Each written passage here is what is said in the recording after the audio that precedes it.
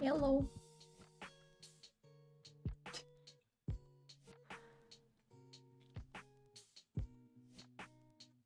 Not me actually trying to do eye makeup today. I'm failing miserably.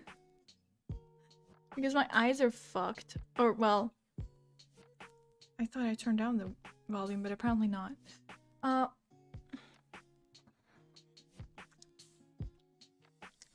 guess it might look okay. I don't know. It looks kind of dark.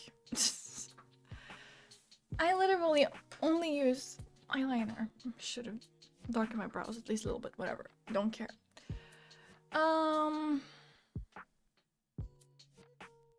Yeah. So basically, I can't see very well with this eye. So if I'm like, I have to like draw the wing or whatever on this side. Doesn't fucking work. The eyeliner in general doesn't work. Like I didn't even manage to fill it in properly because I couldn't fucking see. And it's gotten worse over the years. Probably because I sit with my phone so much, but you know, it'd be like that, I guess. I was born with like this eye was kind of fucked up. Like I had like a droopy eyelid. So because of that, like the muscles just weren't there. So my eye was like, well, you don't need as many like visual receptors to use in that eye, I guess. So just like cut out some of them. And yeah, it makes it awful for me. Like I can see, but it's really, really hard.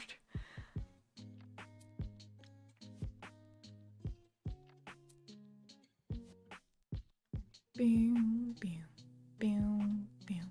Do do do do.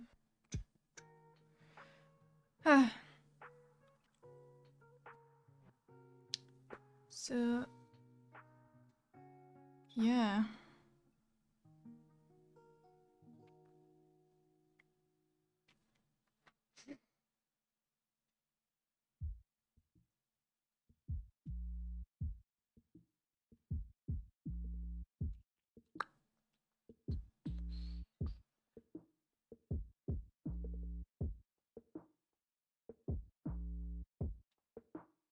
I said, wish I could do it better, but I can't.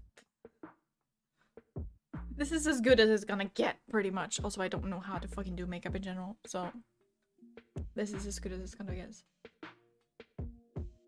I used to make like a decent wing back in the day, but like I said, the vision on this eye has just gotten worse and worse and worse.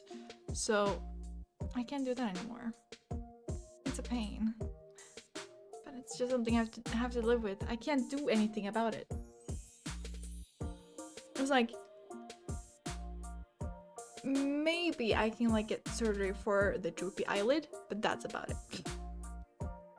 I can't fix my vision in any way. Glasses won't help because, like I said, it's like the visual receptors, some bullshit. I don't fucking know.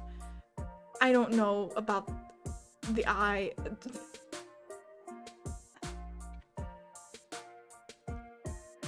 Basically, born with lazy eye.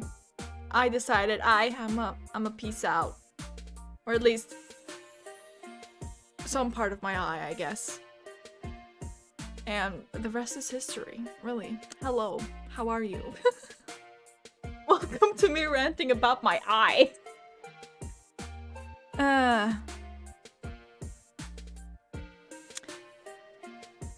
So, anyways, you know what? Fuck it. I'm just gonna get right into it, I think. Because I'm excited. And I'm also kind of scared. Yes. Okay, let's hope there is sound here. First of all, I gotta choose the right. Yeah, okay, there's sound. Lovely. Turnabout Serenade.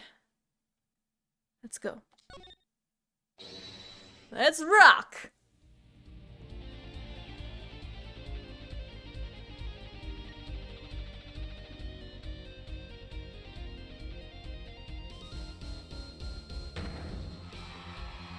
We love you! Sure. Sure you do. Rock on, everyone. This party's not over yet. Get out your handkerchiefs for a special guest. That's right, baby, the night's just getting started. Thank you for coming to the Governor's Guilty as Charged tour. This ends the first part of tonight's show. There will now be a 20-minute intermission.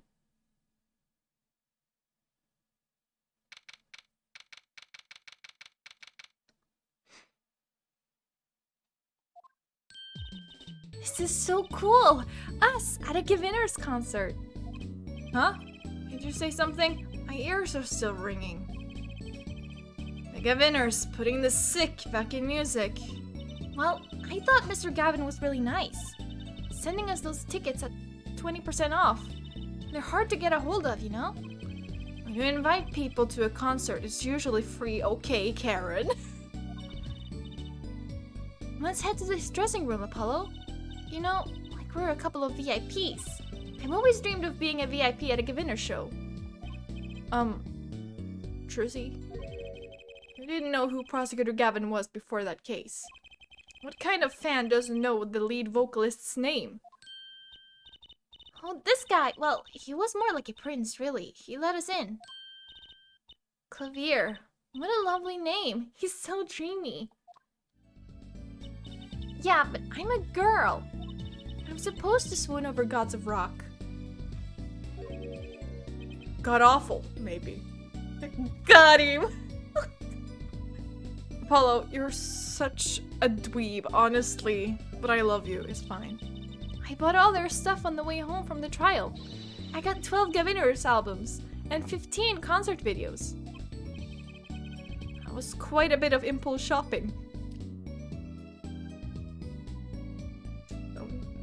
Don't talk to me about impulse shopping because I literally just ordered fucking... I ordered tour goods myself. Like a dumb.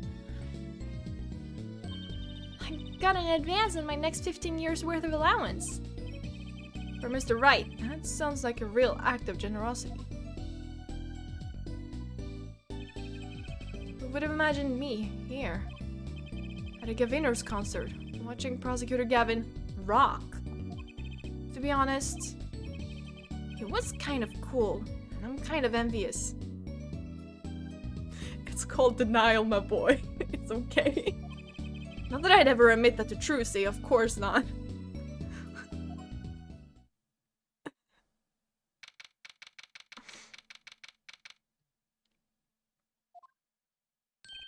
Ah, you made it. Mr. Gavin, thanks so much for the tickets. And the invoice you sent along with them. Hahaha. You were incredible up on stage, Mr. Gavin. Nothing like music to brighten the mood after a trial, yeah? And we're almost ready for our next act. I'm looking forward to it myself. Lamiroir singing, right? The siren of the ballad? Oh yeah. That flyer said she flew all the way over for the show. That's right. I happened to catch her show while overseas. Her voice is divine. I knew I had to invite her to perform with us. I can't tell if I make him British or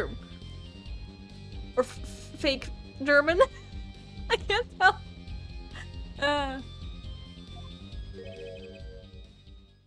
Amirwa says, you praise me too highly. Whoa, who's this guy? He's huge! Ah, allow me to introduce Mr. Romain Letouce. Okay. Lamiroir's... Lamiroir's... I don't know how to say her fucking name. Lamiroir's manager and her interpreter, incidentally. It is a great honor for us to be here, and a great honor for Lamiroir to be heard in this country.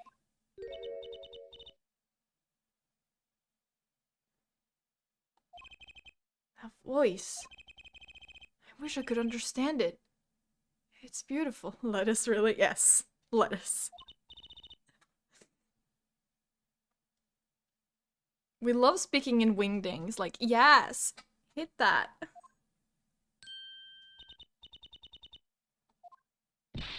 Oh, it's La Miroir!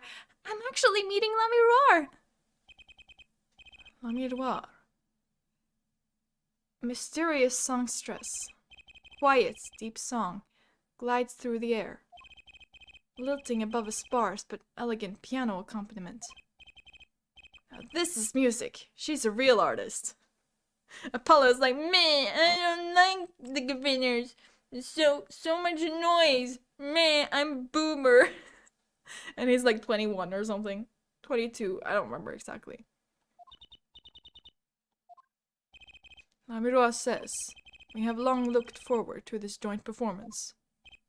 Ah, Lamiroir, your voice. It is art. Yet without his piano to guide me, it is but a voice. God, I love him so much. Look at him. He's so cute. I've seen this kid somewhere before. He plays piano at all of Namiruar's concerts. He's cute, and he's a really good pianist. Good pianists are a dying breed, I hear. Allow me to introduce Maki Tobai. He is blind. So, about his name. I know it says Machi, but his Japanese name is Maki. So I was like, you know what? That makes sense. He's from a foreign country. Maybe CH is pronounced ki there. So Maki. He is blind. This is why he never strays far from Lamiroir. They are always together. They're like characters from some fairy tale. Lamiroir's so, what's that word? Exotic and mysterious. She does seem quite pretty, at least. Sorry. Listen, I'm not stopping for anyone. Her eyes do. At least her eyes do. Hers is a kind of sightseeing musique. Huh? She travels the globe, putting the sights she sees into song. Even though her appearance and voice are exotic, her songs remind us of something close and warm. Sights into song. That's so poetic.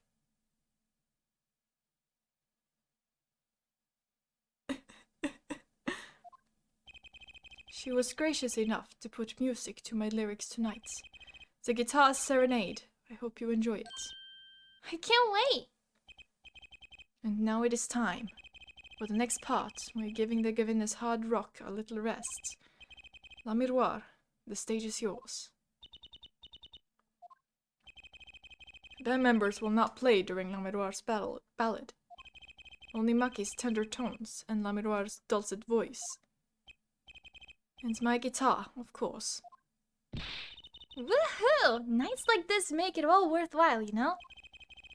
I should have learned to play the guitar.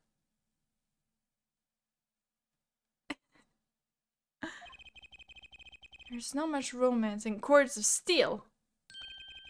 Shall we hit the stage then? Good luck, Mr. Gavin. Take care your hearts aren't stolen away, yeah? Let's get back to the concert hall, Polly. Sugar, sugar, oh, that night in your embrace, when you stole away the keys my heart held on to so tight.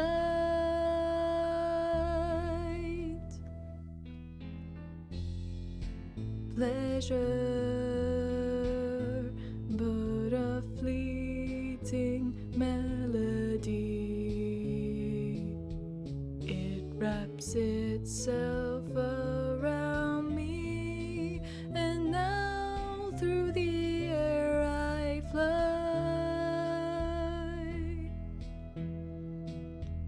Ooh, burning on in my heart.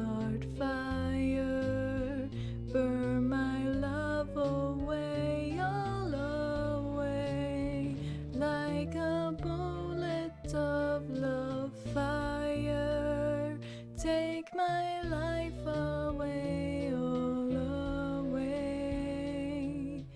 Guitar, guitar,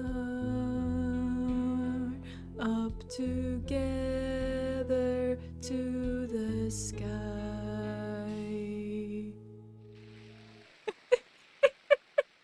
I love here just beating out the fire. That's it. I've been looking forward to that part. It says justice for all.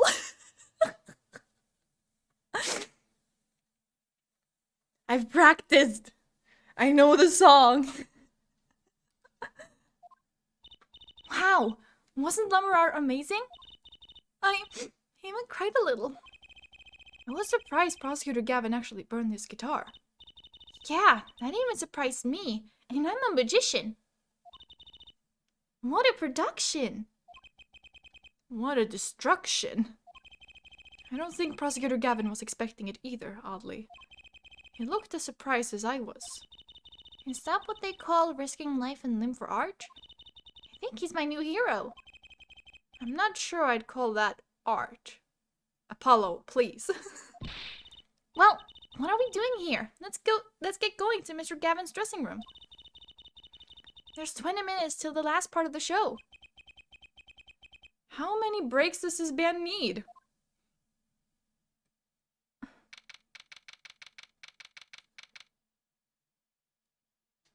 They sing one song and then take 20-minute breaks? Okay. Sure. What the heck was that? I was never consulted about it. Sorry, Mr. Gavin, sir. I've asked the man in charge. I play new rock, not Great Balls of Fire. Speaking of fire, I have a good mind to fire whoever's responsible. He seems upset. Apollo Justice! You were the one who tried to torch me. Hey, I didn't do it! So much for risking your life for art. The guitar serenade is ruined. Ruined! Well, let's try to talk to him at least. I'm not sure that's the best move right now. Look at him, he's so angry even.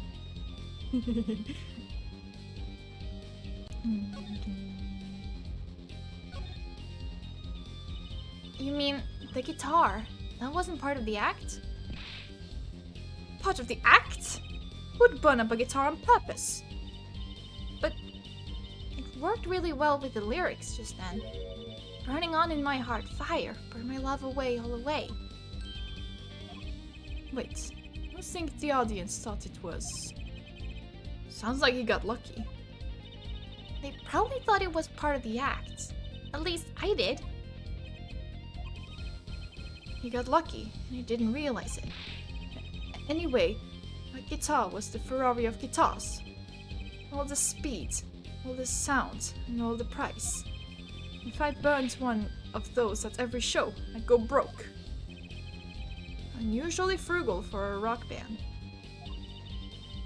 Try saying that to Mr. Gavin. Achtung!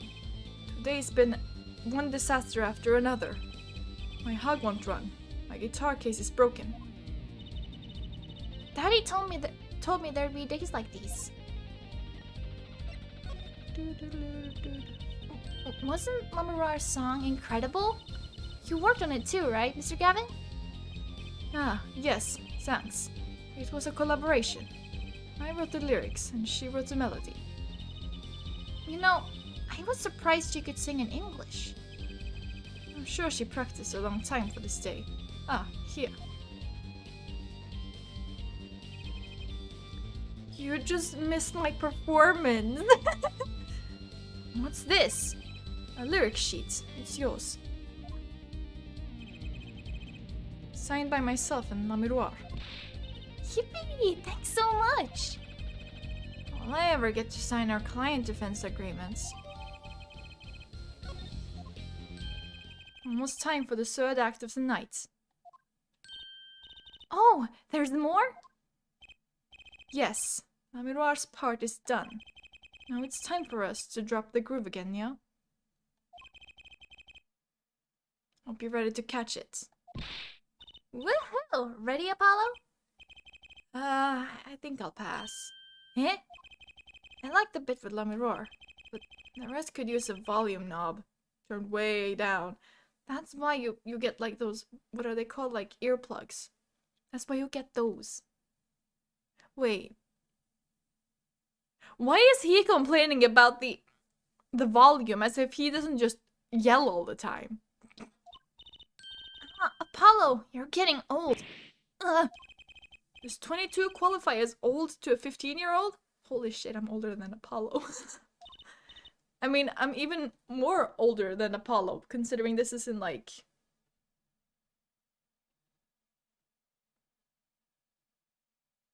When exactly does this take place? 26? 27? Something like that, I don't know. Well, I'm going. Let the old folks rest backstage, yeah? Time to rock. Hey, you're older than I am!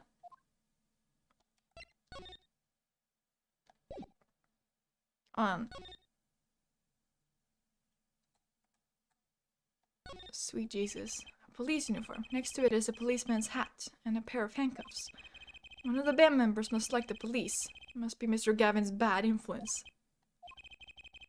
I thought rock and roll was all about being rebellious. Okay, fair enough.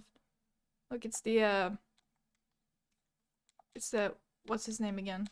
The badger. The bad guy. What the fuck is his name? Whatever.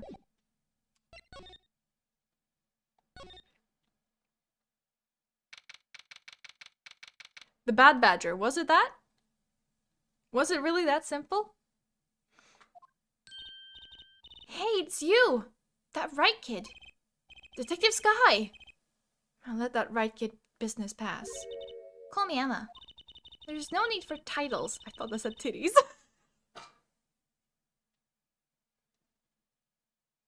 There's no need for titties. For titles. Once you've shared a bottle of fingerprinting powder. They still fucking keep going with this cocaine joke, don't they, huh? That's a new one. No need for titties in here. So, Emma, what are you doing here?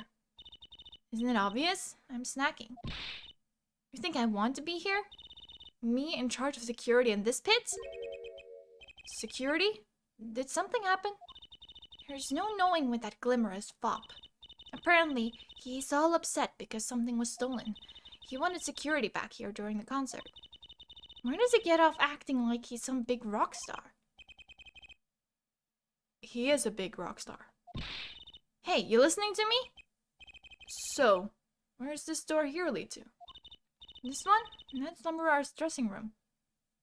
What cocaine joke? So in the previous episode, we meet Emma, and she is just like really upset. And we go and tell Phoenix about how we met her, and he is like, oh yeah, if you look at like in this like blue silk hat I have back in the office, there is this white powder I have, give that to her. And then you get it, and the description says, apparently, allegedly improves detective's mood. So, it's obviously supposed to be like a joke that it's cocaine. Oh god. Don't even think of going in. Don't even think of going in there unless you want a piece of snack ooze in your face. Phoenix is also a dealer now. Yes. Is she ever in a good mood, I wonder?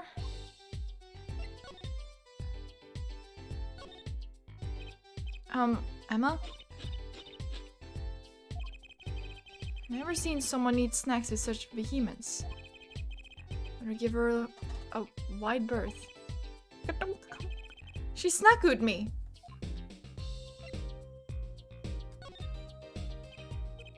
Emma? Okay, she literally doesn't want to fucking talk. Okay, cool. Just throw snack-ooze. Is Emma okay? No. Back here? No, wait, I have to show her something, right?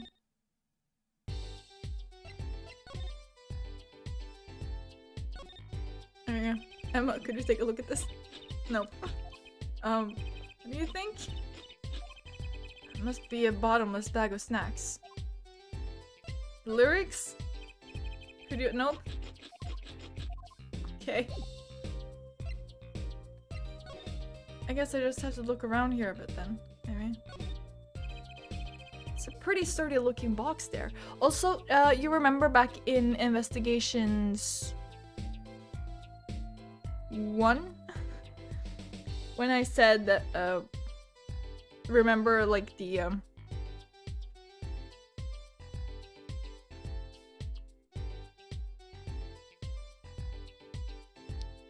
went to this like arena place and there was like this concert that was set up. Yes, the symbol on the stage. It was the Gaviners.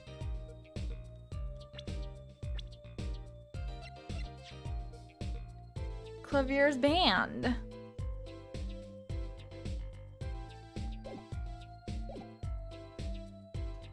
It's a pretty sturdy looking box there. Maybe it's an instrument case. There's a guitar next to it. Don't even think about taking that. I don't think I could even carry it.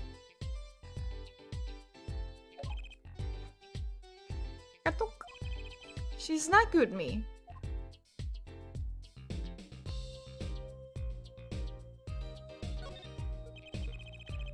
Ah, you're right. You're right, it is. So this is Lamiroir's dressing room. If you even think about going in there, I'll... What was that?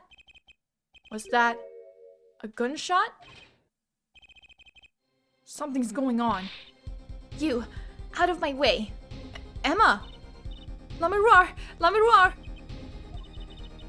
It's not locked. I'm going in. Yes.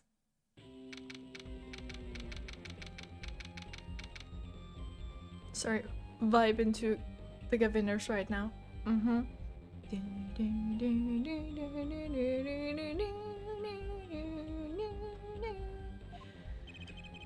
What's that awful noise? Oh, it's the concert. Cut up.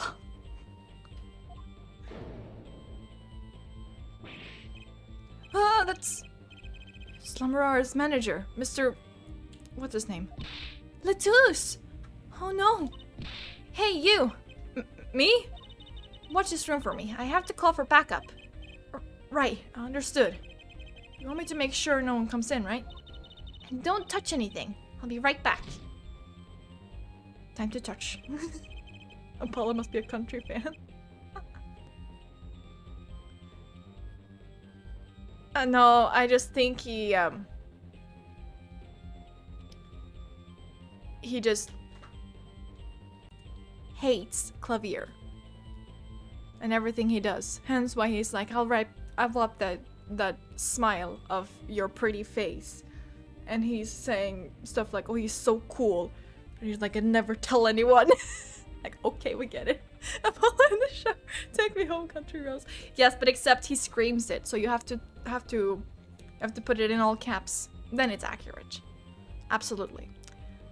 What's going on? I just talked to him and now... There we go. He's alive! Mr. Lettuce, can you hear me? Scream of country Rose. Shot. It was... shot. Who? Who shot you? Don't know. Ask what? Ask witness. Witness? There was a witness? Who? Cold. So cold. Witness. You're cold? Don't worry. You're going to be fine. Help is on the way. Can't see. Hang in there, Mr. Lettuce. Tell me, who was the witness? The witness is... Siren. Siren? How can a siren witness anything?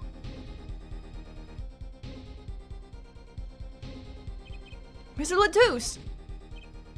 Yipes. Emma? What's that? Who's there? What's wrong? Emma, did you see anyone just now? Huh? No. could have sworn I heard a door close. My concert's been cancelled. Backup's on the way. Is Mr. Litu's... He's dead, isn't he? That's terrible. I lost him! Romain Latouche. Shot. And I heard his last words. The witness is the siren. Whatever that means.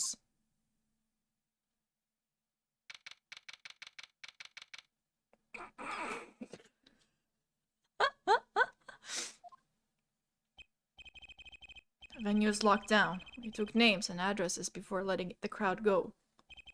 Good work. Darian? Darian? I don't fucking know. Let you know if I find out anything about the victim. Later. Okay. Shark boy. It's investigation time then. Yeah, Fraulein Detective? I don't need some rock and rolling prosecutor to tell me that. One request I must make. Tell no one, on staff or otherwise, anything of this. Ooh, a gag order. No word gets out. Other than that, Mr. Latouche is dead. Snuggled. Emma just fucking like pilfered him with snackoos. That's what happened. No word of the cause of death or of the murder. Tell no one? Not even La Mirror? Not even her. We must keep everything under wraps.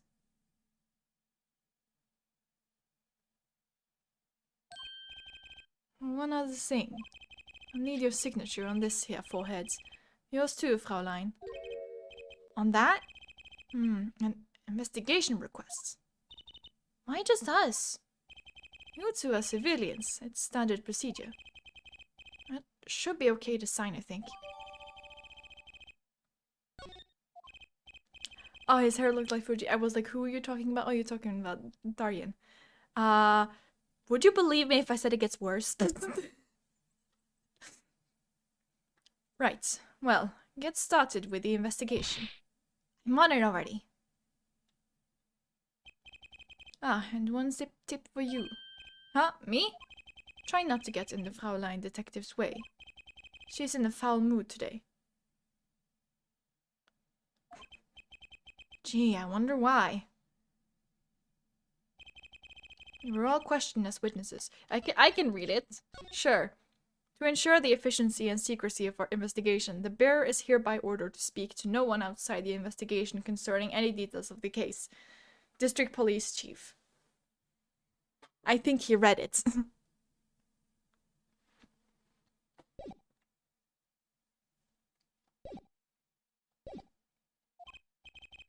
And now, none of us can go home.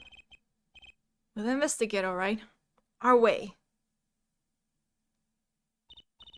Somehow, I don't see us getting back to that crime scene anytime soon. I still can't believe I was there when it happened. Not an experience I care to repeat anytime soon. This is no time for navel gazing. Navel? What? Let's crack this case. I worry about Trucy. Yeah, me too. But dude, like, I'm right there with you. She seems to have a very loose idea of what it means to be an attorney. Of course, it's not surprising considering who her father is. Something the matter? No. Let's get cracking. I'm the only one who was there. The only one who heard Mr. Latouche's last words. The witnesses. Siren. First order of business is to find out what he meant by siren.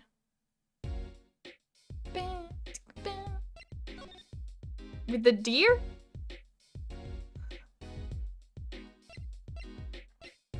No worries. Let's go to the stage. You're too slow. His name is literally Romaine Lettuce. No, I don't think it's weird. Like,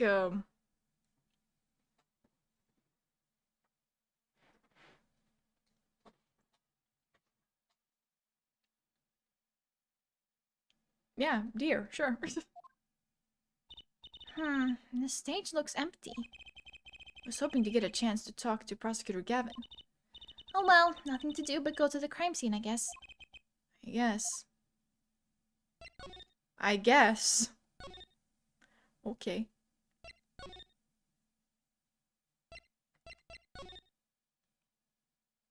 I thought we weren't allowed in there, but okay.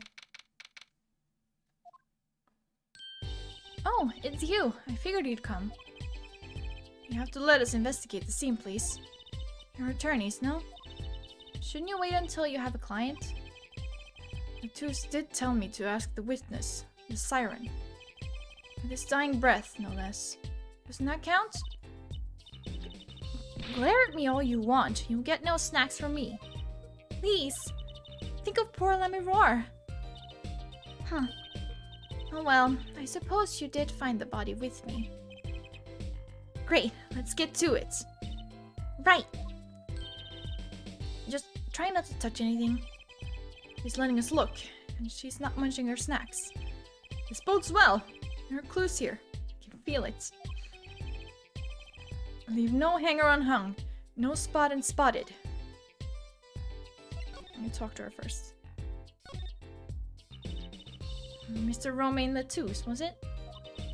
He was Lemiror's manager and interpreter, apparently. This was his first time in the country. So I'm guessing he didn't know many people here. Doesn't seem likely. Nor can I think of anyone with a motive to murder him. Except for one person, of course. One person? Lemiror. No one here might have had a motive, but she's from... What are you talking about? Hey, it was Emma's idea. I said nothing. Always with the snacks. He's a big man. Or was. I don't think even I could win in a fight with him.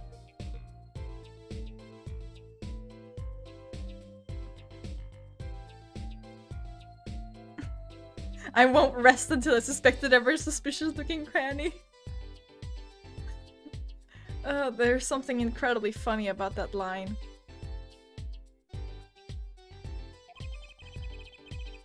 Which is why whoever it was used a revolver, I'm guessing. You've sent a request to the Virginian embassy for more info on him. So, they're from the same place that the dude in the airplane episode was. What's his name again? He's the Karen dude. What's his name?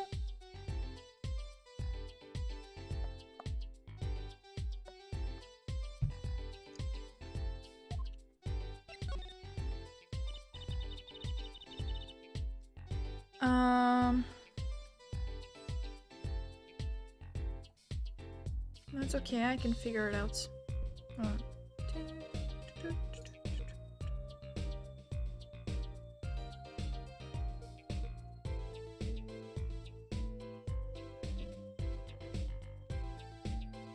His name is Saint LeBlanc, that's his name.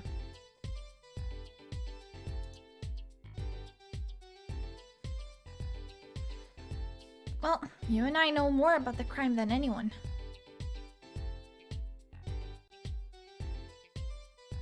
Yeah, I get it. The investigations game are long. They're so long. You do? It's true. It was us who found the body. What? I guess that's what I missed for watching the concert. Hey, I wish I was watching the concert. Anything would be better than this. Well, we know the crime took place during the concert. When we heard the shot and entered the room, the killer was already gone. What? But that doesn't make sense. You came in when you heard the shot and no one was here?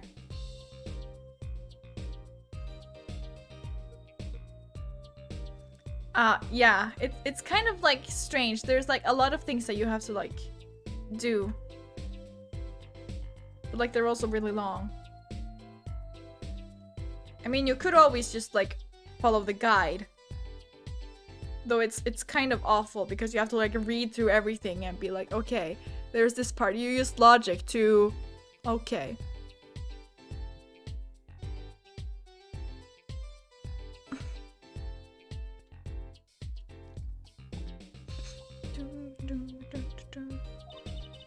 How did they leave the room? The window is a little too small, isn't it? The mystery of the disappearing killer.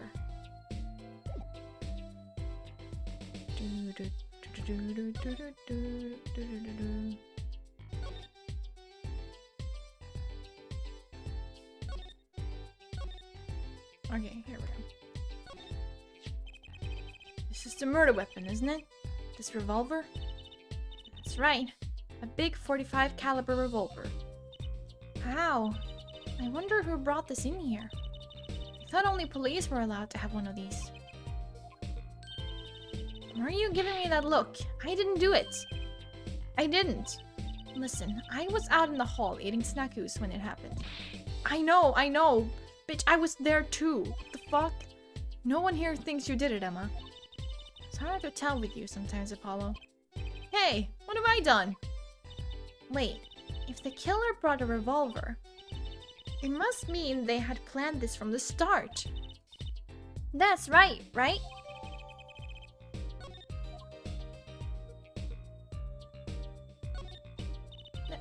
It's a body, isn't it?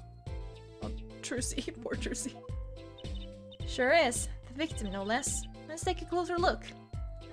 Like, yes, just this 15-year-old at a crime scene. Let's take a look at the body, why don't we?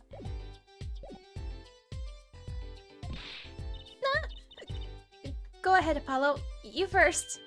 Me? No, you should go first, Trucy, really. Will you two stop bickering and get over here? She's munching on snackoos again. I hope she's not too annoyed.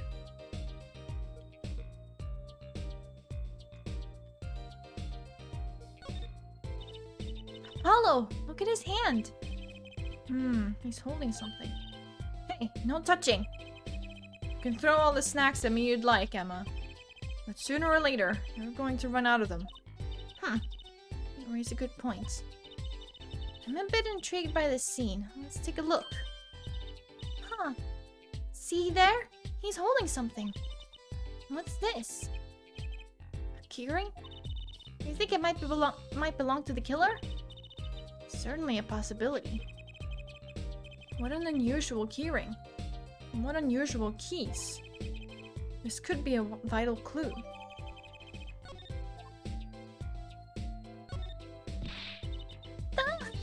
Is that blood? Why don't you examine this one, Apollo? You know more about, red stuff than I do. Yep. Says who? Something is strange about this blood, though. Is that what it looks like? Okay, I guess that's it for that.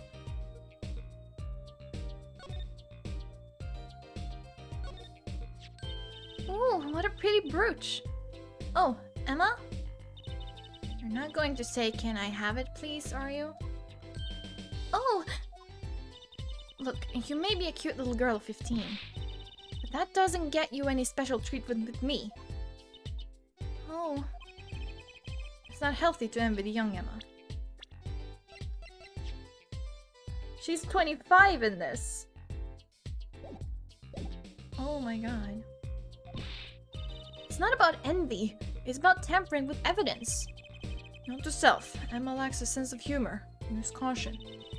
You need to learn to respect your elders a little. Something seems so familiar about that brooch.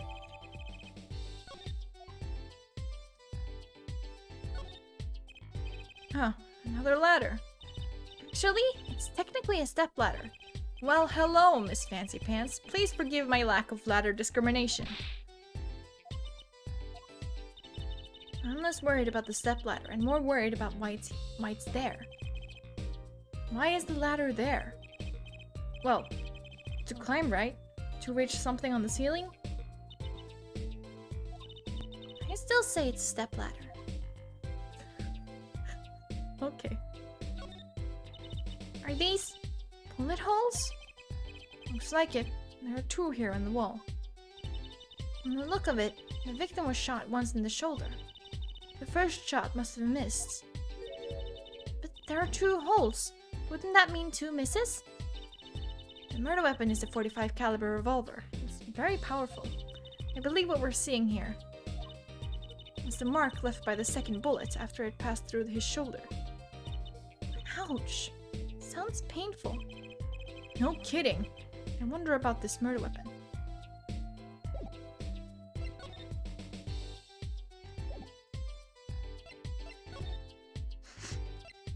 Yes. Always. So this is the murder weapon. This revolver is incredibly heavy. It's been fired twice. You can still smell the gunpowder. That's odd. What's odd? Oh, nothing. Hey, no fair. Tell us. It's just something about this revolver seems strange. Strange?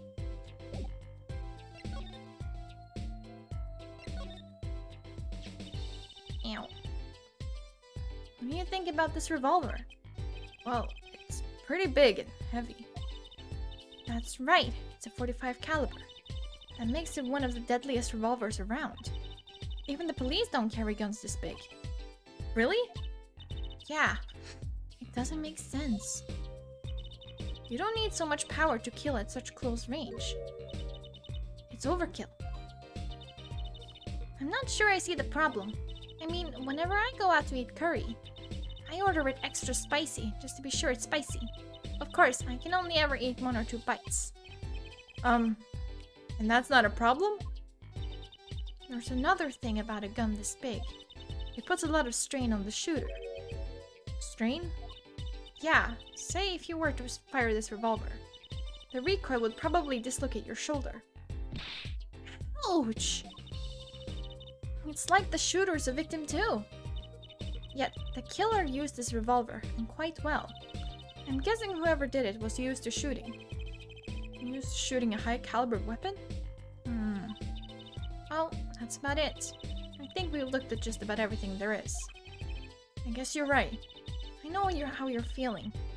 It is hard to know when to stop. But anything more involved has to wait until the squad gets here. I suppose. I'll go report the evidence. Sorry, but would you wait here till I get back? Huh? Oh, actually, we have to... Great! Thanks. She left. What do we do, Apollo? She told us to wait. Great, now how am I supposed to investigate? Oh well, I guess it can't be helped. Let's go! Huh? Go? Time's a wasting, Apollo. We've got a lot of ground to cover. Well, that's true, but... on second thought, why not? I'm sure everything will be fine. Of course it will. Let's go! Oh my god. Why is my nose always itching when I'm streaming?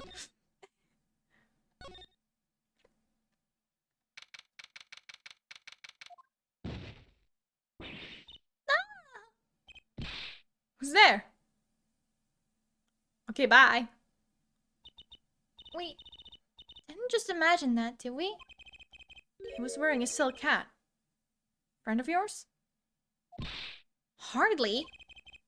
Whoever that was, he sure looked suspicious.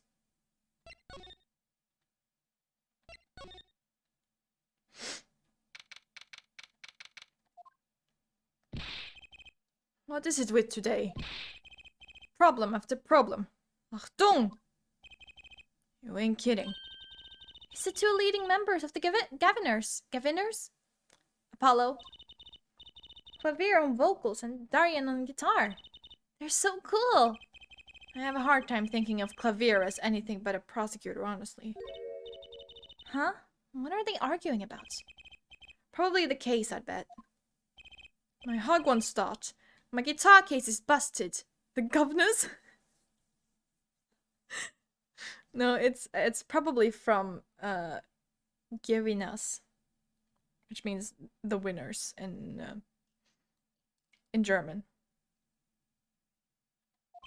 My guitar's been burnt to a crisp, and to top it all off, someone's dead. And then there was that performance just now. What was that all about? Hey man, don't blame me. You were the one who missed the cue. Me? Miss a cue? How could I conceivably get the most important part of that song wrong? How? And what was all that tinny playing of yours? Who are you calling tinny? Sounds like they're having a spat. One of those differences in musical direction bands are always splitting up over. This is hardly the time. What are you two doing here? Hi. We were just discussing the investigation, if you don't mind. Sorry, wait. You were what? Listen. You need to confirm that with the Republic of Virginia, Detective Crescent. Right. Anything else? What did he call him? Detective? Ah, greetings. What the fuck died on your head? Darian Crescent.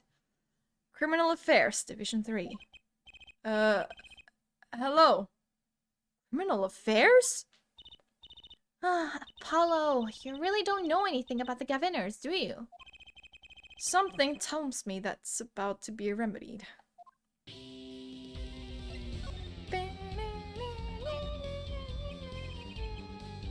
About the crime. Which crime do you mean? The murder, what else? Oh, that's, for me.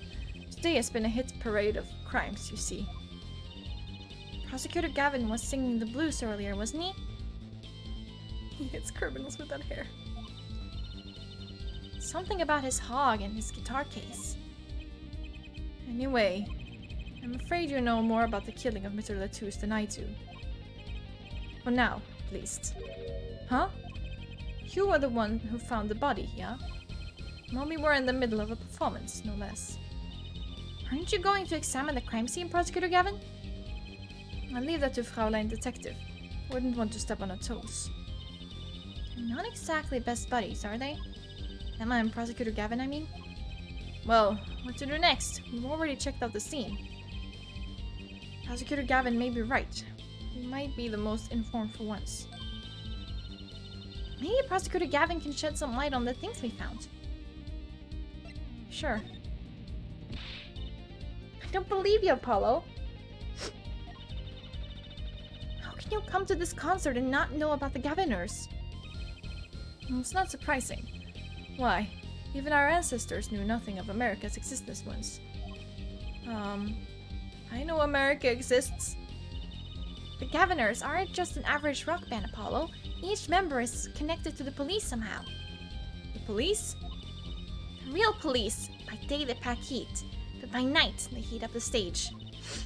By day those lips interrogate, by night they sing songs of unrequited passion. Okay. Debuted 7 years ago, with 13 years Hard Time for Love. Ah, so they had just debuted in the first Investigations game. Interesting.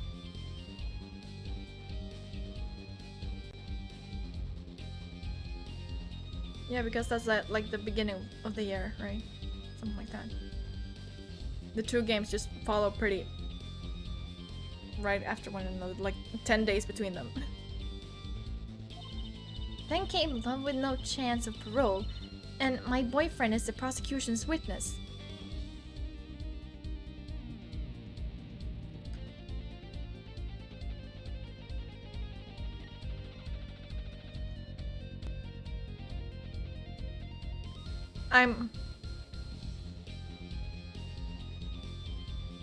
Whose boyfriend?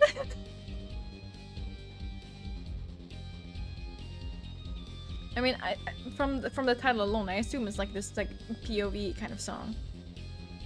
But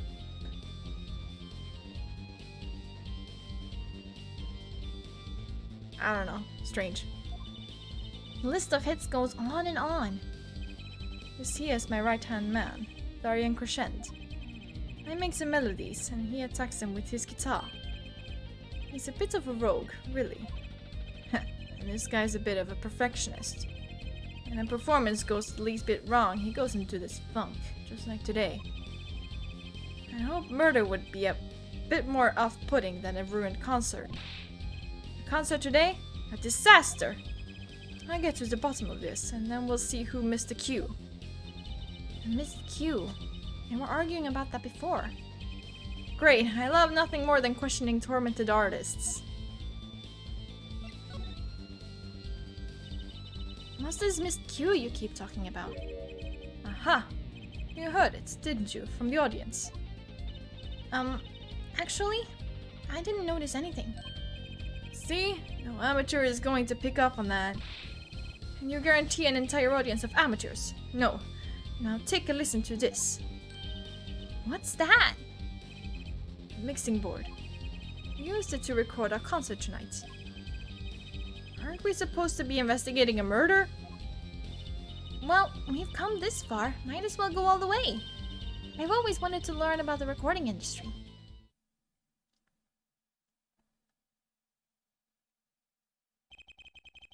This is but one of the devices used in recordings.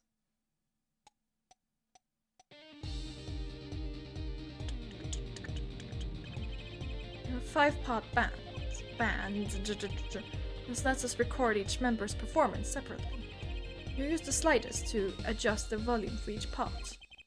Check it out!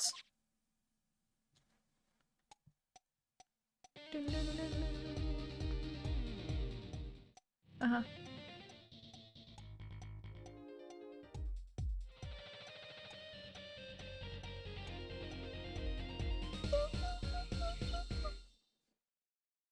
Wow, neat! So, could you say hear only the drum part? Of course! That's how we'll find the criminal guilty of missing his cue tonight. I'm more concerned with the other criminal. The one who kills people. You want help on the case? Then help me with mine. I guess rock and roll comes before prosecuting. Let's begin! First, we bring up the part of the performance in question. You simply choose the section of the song you wish to hear on the bottommost bar. Like so.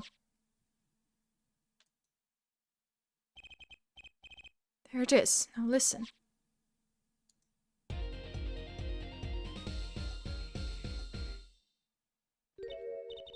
Was something wrong? You couldn't hear it? Listen again, closely.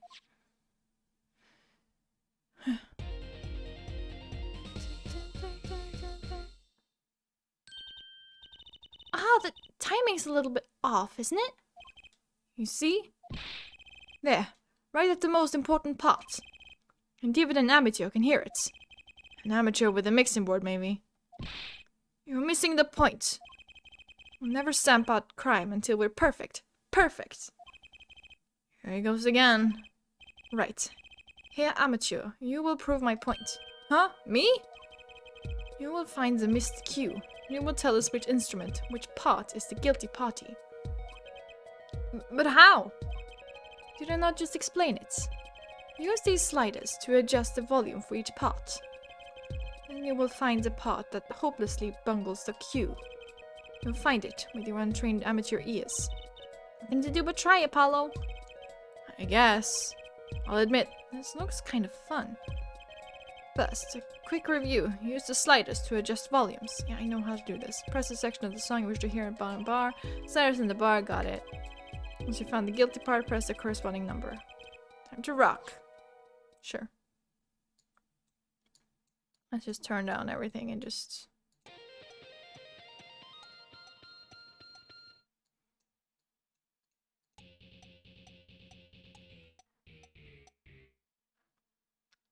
Well, that was easy.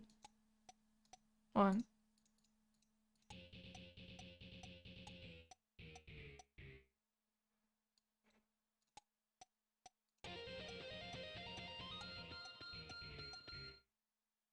I think it's safe to say that it's number 2.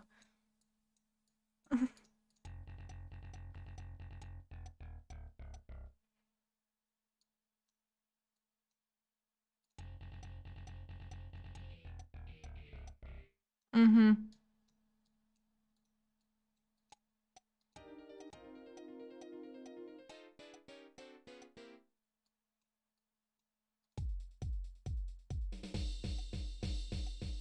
Yes, we were really sure.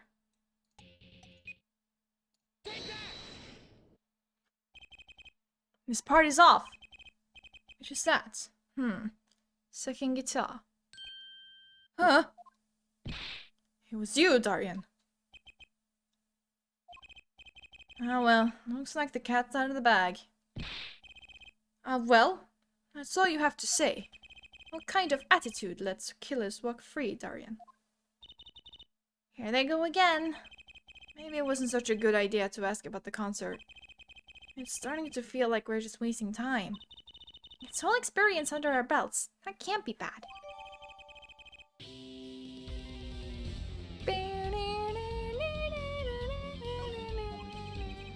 I still can't get over the title for that song. Guilty Love? Okay.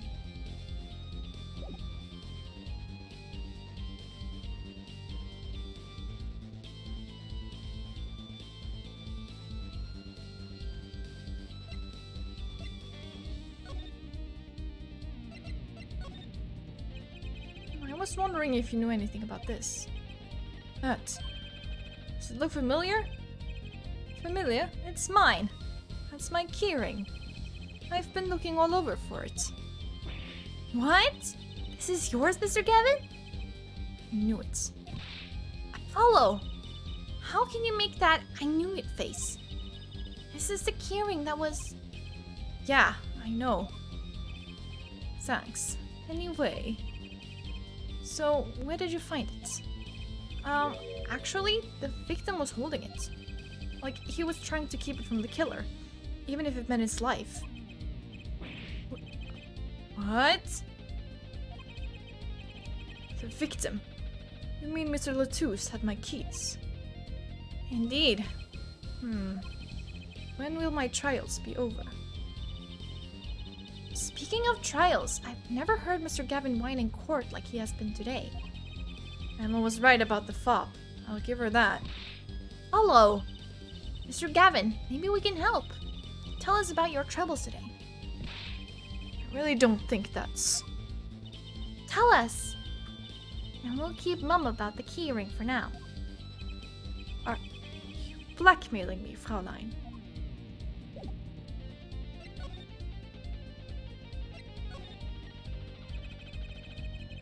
You were saying something about your motorcycle not starting? And something about your guitar case being busted. You're well informed. You mentioned it a few times. Ugh. It all happened this morning. It's all this keyring's fault. The keyring. It's got all my keys on it, yeah? My bike key, my car key, and the key to my guitar case. Wait. So this keyring... It disappeared. I thought I'd put it in my jacket pockets. Prosecutor Gavin's keyring disappeared? I had to come to the concert by taxi. How embarrassing. And in order to get my guitar out, I had to break the lock. Wait, this guitar wasn't the one that... The very one. Up in flames. And right on stage too. I actually thought that was part of the show. Crazy. And to top it off, Mr. Latouche's life was taken. Nobody told me about days like these. Strange days indeed. You think? What's wrong, Trucy? Well, I was just trying to make sense of everything. First, this heart-shaped keyring gets stolen. Then a very expensive guitar flares up on stage. Then Mr. Latouche dies. Yes, and? Could it all really be just a coincidence? Coincidence? Meaning? Darian, can you make any sense of all this? Hey, don't look at me. What do you think, Apollo? Huh? I mean, either Mr. Gavin's having a really bad day, or all this was planned. You. I'm thinking what I think you're thinking. Are you, Fraulein? I am. What? What? Hey, don't leave me in the dark with Spike here. The name's Apollo, but yeah, I agree. Don't leave us in the dark. What are you talking about? Haven't you noticed a connection, Apollo? A curious connection between all of Mr. Gavin's troubles today. Oh. Well... You haven't? I just don't see the connection. Sorry. Well, don't just give up. Give it a little more thought. Wait. You don't mean this, do you? A lyric sheet. A guitar serenade? What's that got to do with anything? It has everything to do with it. Everything.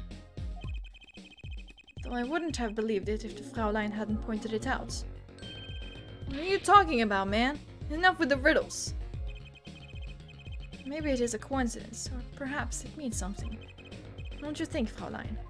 I do. Everything that's happened to Mr. Gavin today is predicted in the lyrics to this song. What? No way.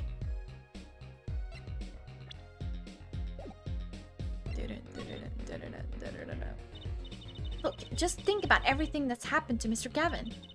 Let's list them in the order that they occurred. While reading this lyric sheet, first the keyring was stolen.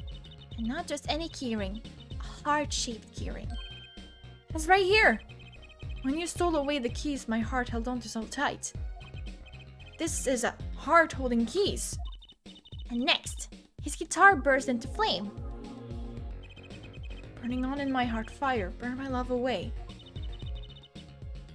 And then Mr. Latouche was killed. Like a bullet of love, fire, take my life away. But that's crazy! Yeah, no kidding! So everything that happened today here. This song predicted it all. Or perhaps it was the other way around. Huh? The criminal could have based his crime on the lyrics. But who would go through all that trouble? Someone who moves in mysterious ways, no doubt. I believe you've stumbled upon something quite vital. And quite annoying, Fraulein. She looks pleased. The lyrics predicting the crime. Clavier? Seems a bit more than just a coincidence to me. I have to agree. The keyring, the guitar, and the murder. The keyring might have been dropped by accident, yet the victim was holding it. Hard to think that it was unconnected. That's true. Prosecutor Gavin's as calm and collected as ever.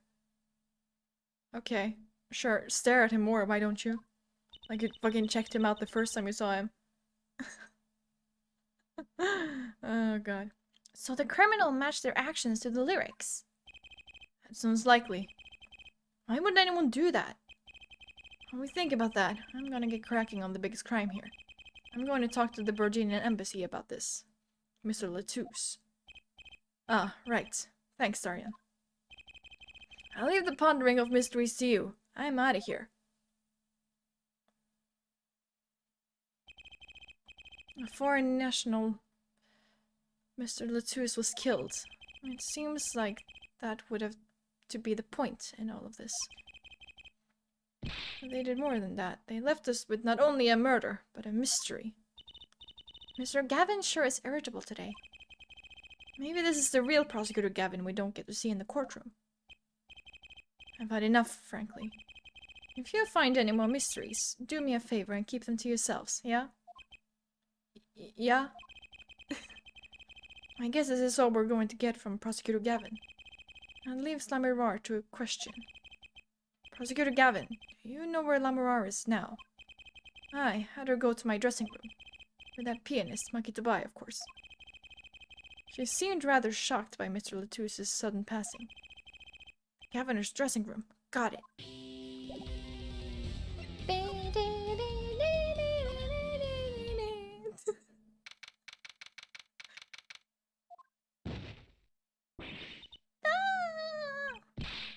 Who's there? Okay, bye again. There he goes again. Who is that guy? Huh? Trucy? You know, he did look sort of familiar. So he is a friend of yours. No, that's not it. Sorry, I don't remember. Curiouser and curiouser.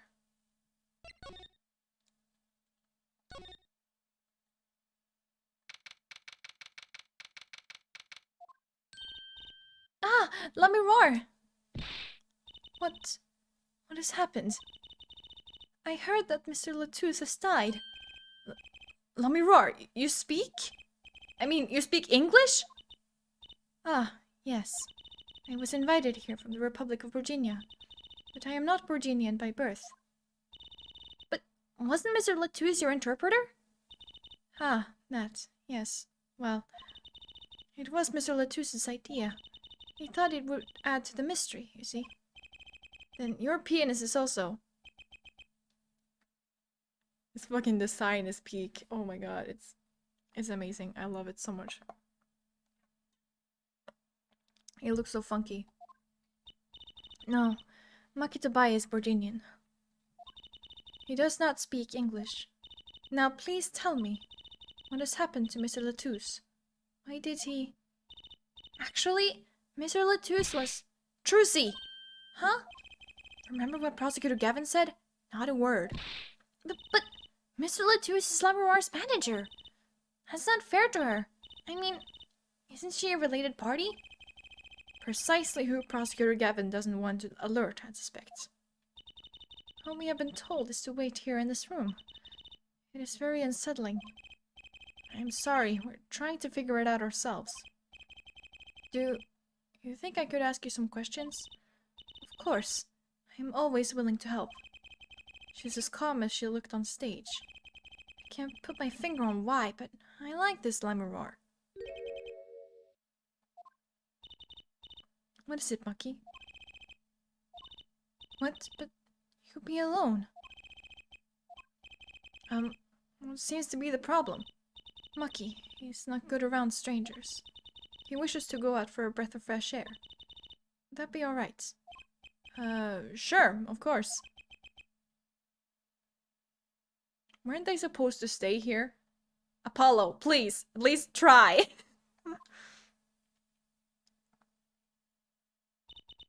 Very well. What is it you wish to ask me about?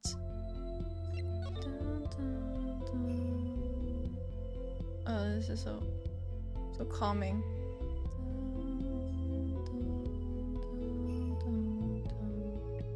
I'm sleepy all of a sudden.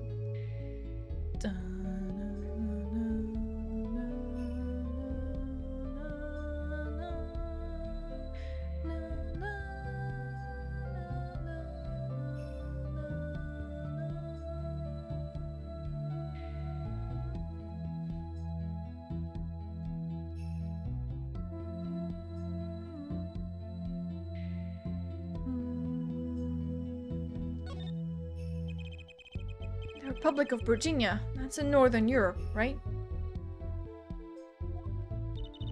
I've never even heard of it. I started out singing in a restaurant, and a producer called me. Before I knew it, here I am. Northern Europe.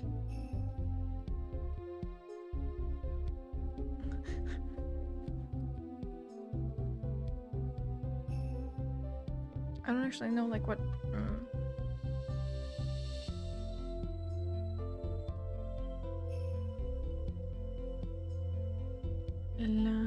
La. Okay.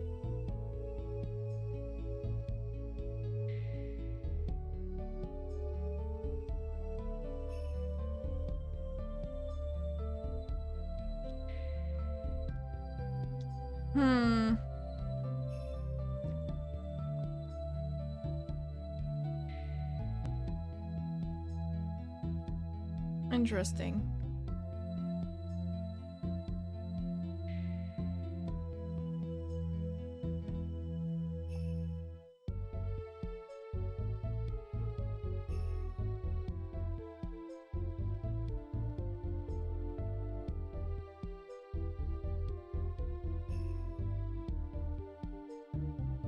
But, like...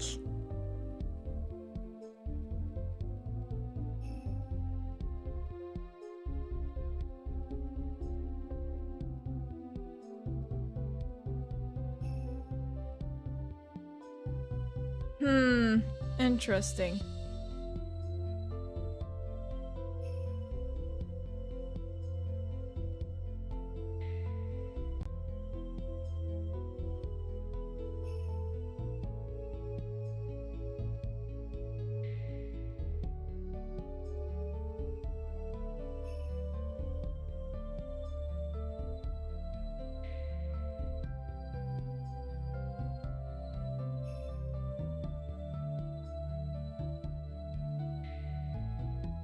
Sorry, Alma.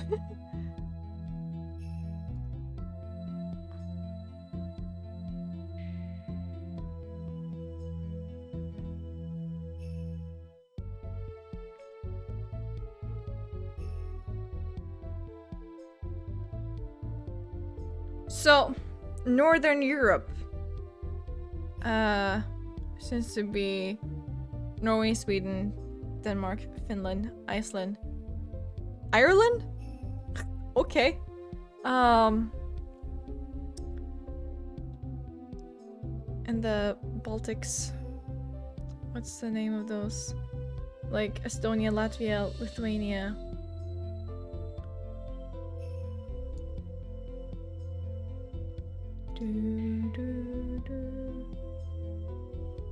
Yeah, I think just that. Interesting. So Virginia is like somewhere around that area. Like you could say like freaking Virginia is supposed to be Norway and it would somehow be accurate. I mean it's not, but because I don't know. I always get like caught up in like the strangest things. I apologize. Before I knew it, here I am. You don't say! You know, my daddy plays piano in the restaurant. Producers tend to look for talent, Trucy. Let me roar. You're not from Virginia originally. Were you born here? Well... Oh, is that supposed to be a secret? Imagine image is everything when you're a star. I know a bit about that, of course. Ah, yes, it is something like this. A contract, you might say. I'm also not to speak anything but Portuguese in public. Image is important, I guess. She's not all image, though. Her songs are lovely. A real landscape painter in sound. A painter in what? She travels the world, turning the sights she sees into music. That's the secret to your music's beauty, right? You're very perceptive. Oh, I use your songs all the time in my stage act. I don't have to pay royalties for that, do I? Stop while you're ahead, Trucy. This landscape painter in sound, too, is an image. Yet without it, my songs would not be so widely heard.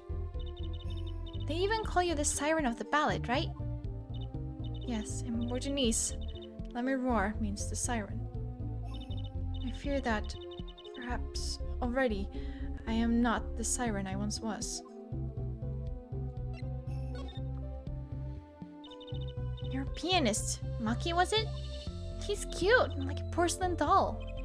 He's very European.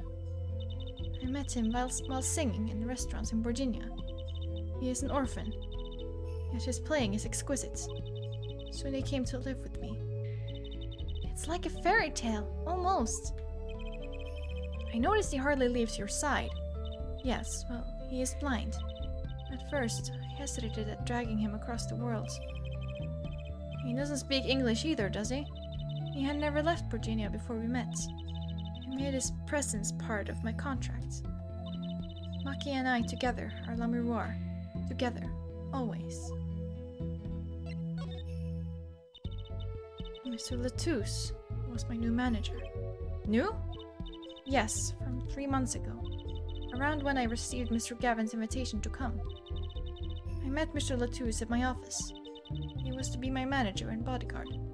And, as it turned out, my interpreter. Interpreter? Even though you speak English? Yes, but We were to visit more places than just here. We had a concert in Japan scheduled after this one. That's quite the jump. Oh, I fear that may have to be cancelled now. Was Mr. Latouche from the Republic of Virginia too? Well, he was only with me for 3 months. I'm afraid there is much I do not know about him. And now, I shall never know. No one will even tell me why he has died. I'm sorry. Prosecutor Gavin said we weren't to talk to anyone. Mr. Latouche was a talented man. The siren of the ballad. That phrase was his idea, you know. I am happy for him that it has become so well known. The siren. That's what he meant! Huh? Apollo? You are the siren, right, Lammeror? That is the meaning of my name in Borginese, yes? It was the name my producer gave me. But why do you ask? It's very important. I had to know for sure if the siren was you. What do you mean important? I'll tell you. You deserve to know. Siren. It turns out that's a very important word in this case. How? When we found Mr. Latouche, he was still alive. What? I heard him say something.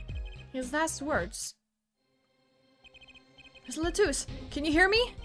Ask witness. Hang in there, Mr. Latouche. Tell me, who was the witness? The witness is siren. He said siren. Really? He was the only one there to hear it, but I'm sure that's what he said. Mr. Latouche said that. Ask the witness. And you're the siren, Lammeror. Did you see what happened? Lammeror? Might I ask, are you with the police? Eh? Well, no, I'm a defense attorney. An attorney? Yet there have been no arrests, yes? Is that a problem? Does an attorney not work for a client? If you have no client, you should leave the investigation to the police, I think. But, Lammeror, I am sorry, but I cannot answer your questions.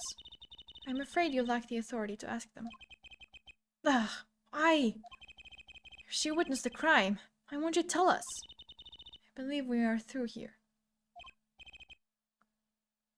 I believe so.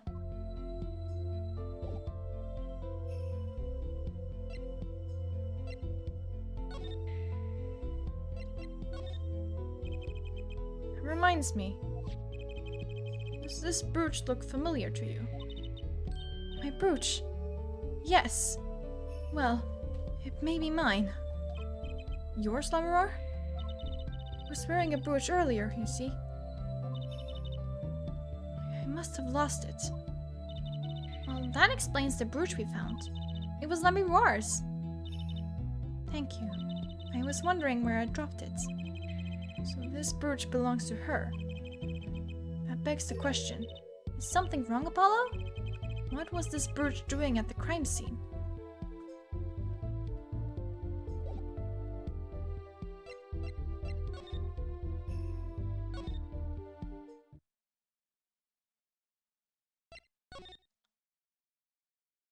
Ow. But... Oh! Dum dum dum dum dum dum dum dum dum dum.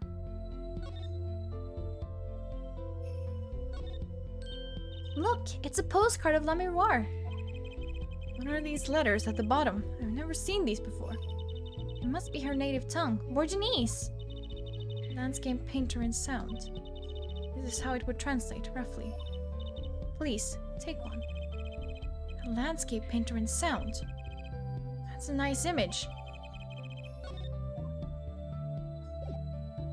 There we go, now we can go back into the hallway. Good. That song was a lot. Whoa, who's there now? Ah, it's you. Where were you? Ah, Emma. Is something wrong? She looks grumpier than usual. You bet something's wrong. The impossible's happened. It's all your fault, you know. Oops. Maybe this is about us leaving the crime scene. What do you mean by impossible? Oh, it's gone. Utterly gone. What's gone? The body, stupid. What else? Mr. Latouse's body has disappeared. What?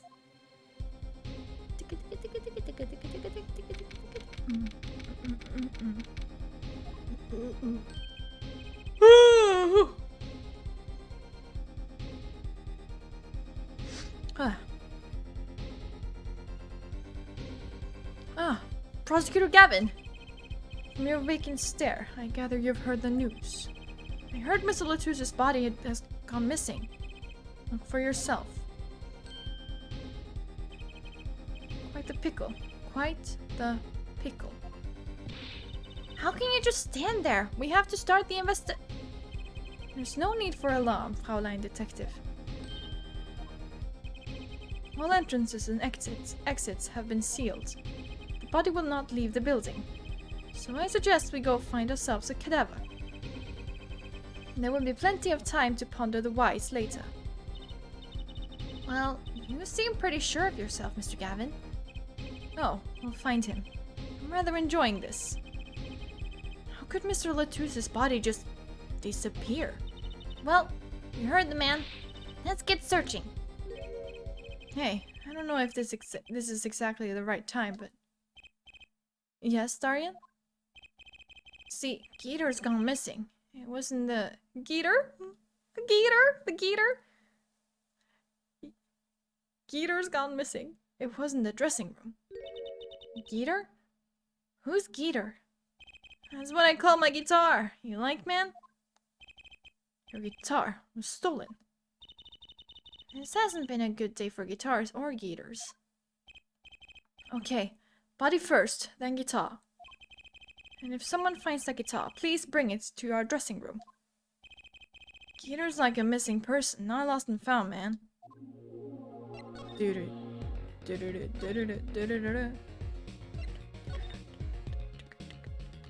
Back to the stage.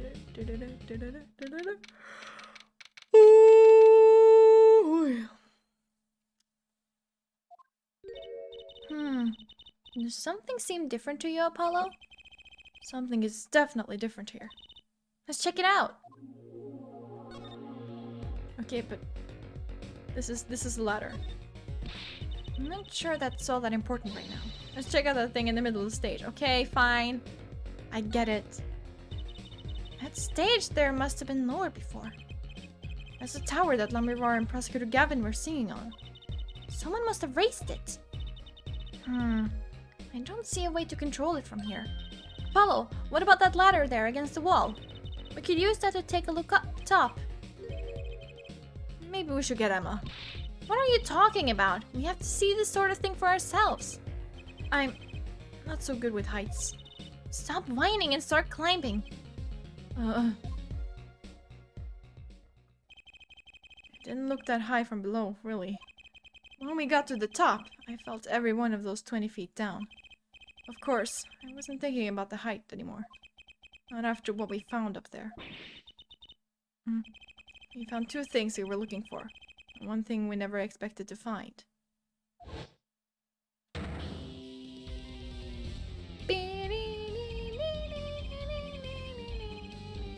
The body. Guitar in hand. And the pianist. Monkey to buy.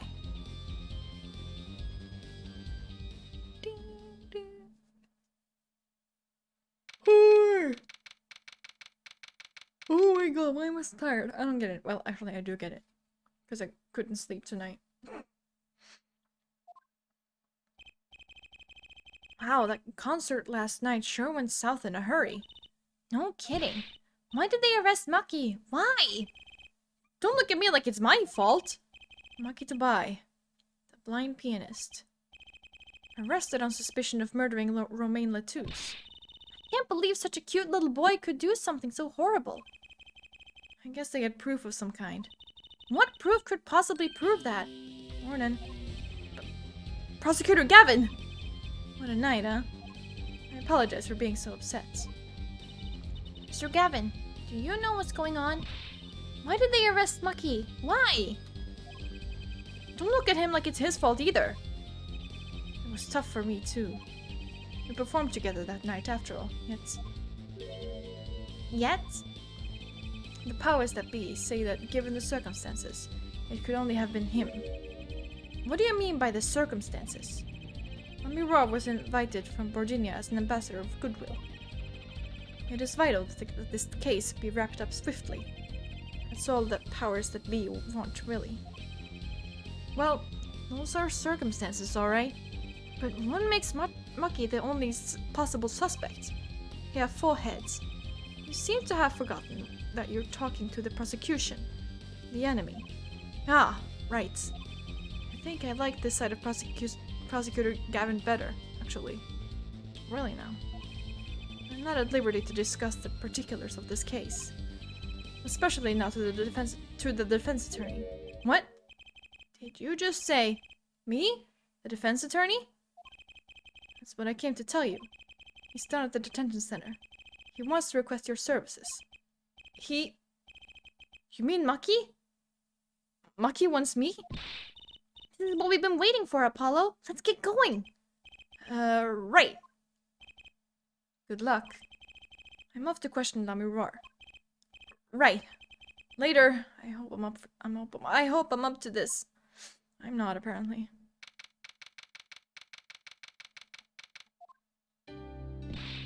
Well, I just don't get it. I refuse to believe a cute little kid like that could do something so horrible. You said that already.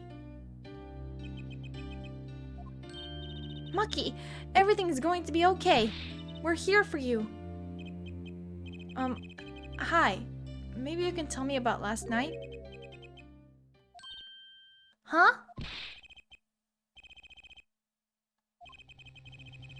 That was when I realized how tough it must be. A little kid like this. In a country so far from everything he's ever known. Maybe Lamiror can help. Didn't Prosecutor Gavin say she was with him? Good luck. I'm off to question Lamiror, yeah. Well, what are we going to do? That's, a good question. I can't think of anything we can do but go with this. Go with this. And hope for the best at the trial tomorrow. I know he speaks in hieroglyphs. Well, he speaks in wingdings, actually.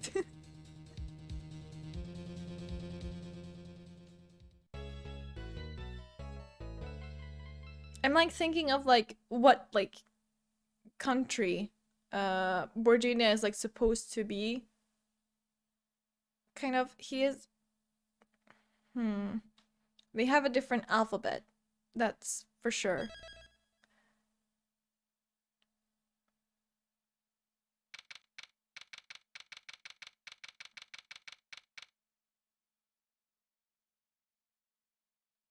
I looked up the countries in Northern Europe earlier. He's from Ireland. He speaks Gaelic. Kidding. The court is now in session for... How do I say that? Mucky to buy, Your Honor. The pixie of the arpeggio. Right. His trial.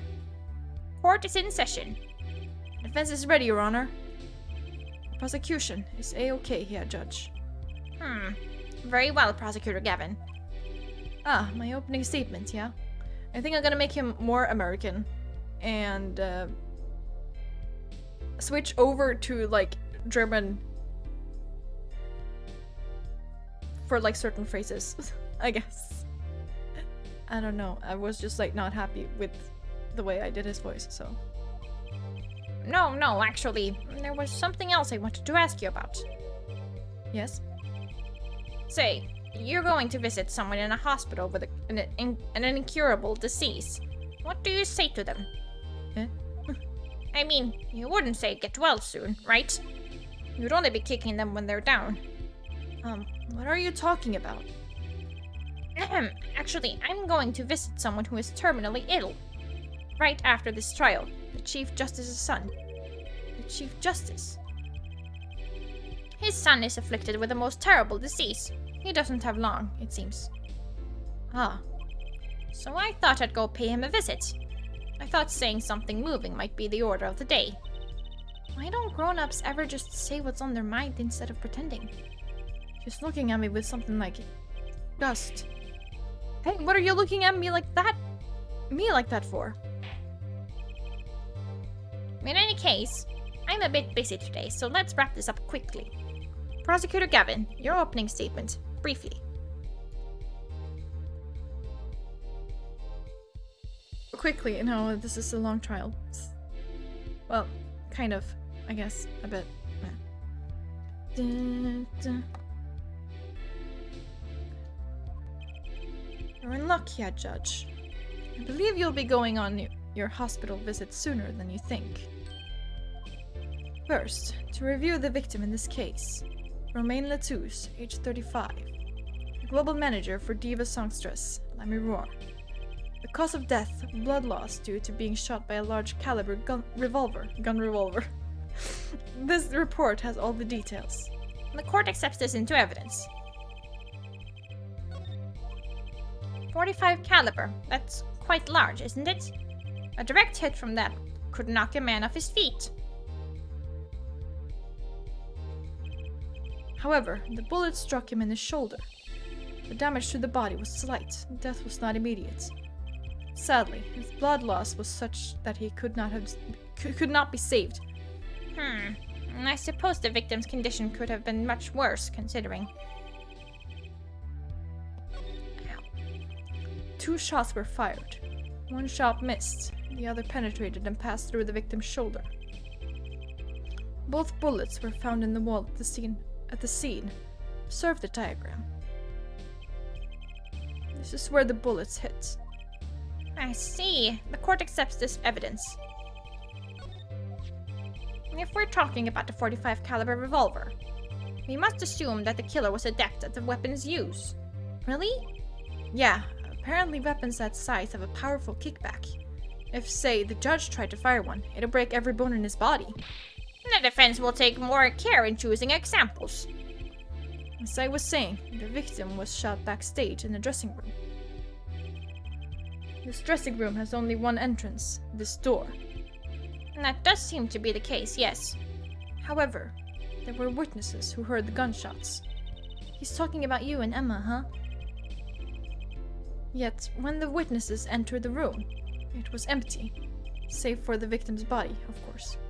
But that's impossible. Exactly. This murder was impossible. For all but one person. One person? That is, of course. The defendant, Makito Bai. Only this defendant could have committed the crime? But how? It's quite simple. The circumstances of the crime scene make it clear. Very well. I assume you have testimony to back up this claim. Didn't we just talk about how wielding that gun would break every bone in the judge's body? How in the fuck do they assume a 14-year-old child to shoot with that gun twice? Listen, this is, I want to say, like, a Courtney case, where I just get so, just to be sure, where I just get so upset because nothing that they're gonna say is gonna make any sense, and I'm gonna be visibly upset and just like, are you fucking stupid?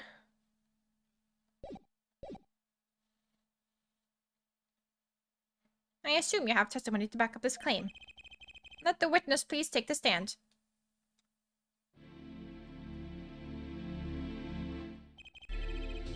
Your name and profession, please. Oh my god. I'm a Sky. I'm a detective for the police department. I was in security detail at the concert forum that night. Emma seems tired somehow. Bitch, me too, what the fuck? Security at the concert, you say? Some security I was. Couldn't even stop a murder. Now don't blame yourself. Things like this happen. I've made even bigger mistakes in my career, you know. I'm sure that makes her feel much better. I want to hear about these bigger mistakes. In any case, because you were on security detail, the crime was quickly discovered, and we were able to identify the killer. You may give the court your testimony, if you would. Describe the circumstances of that day and your discovery of the crime, please. Alright.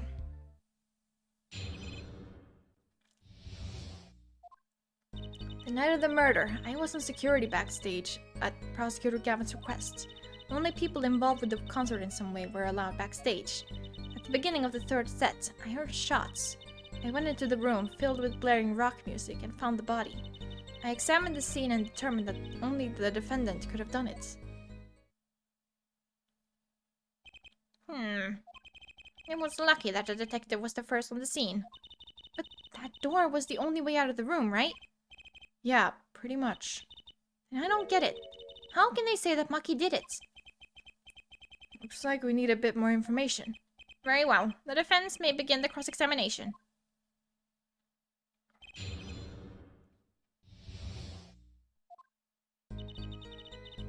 I have to press everything. Lovely. The night of the murder was the night of the concert, yes? That's right. What was the detective doing on security detail, might I ask?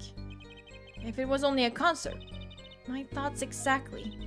But orders are orders, even when they come from rock gods. Prosecutor Gavin? Yes, allow me to explain. I smelled something that day, you might say. The stench of conspiracy. That day at the concert hall. Conspiracy? Well, isn't it obvious? My keys. That whole morning, no, the whole day was ruined. And it's all because someone stole my keys. I couldn't ride my hog to the show. I couldn't open my guitar case. There he goes again. Isn't it possible he simply misplaced them?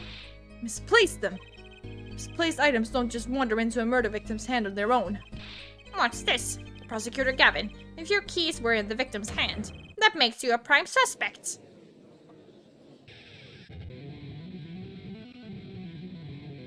Bing. Yes. Love, slow acting and new. Atroquinine is waiting for you.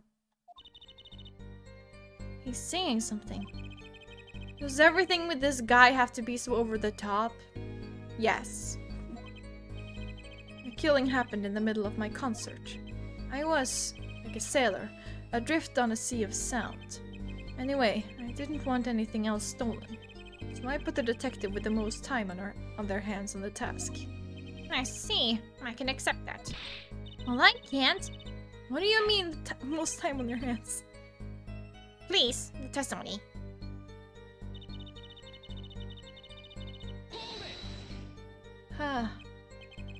You were let in, though.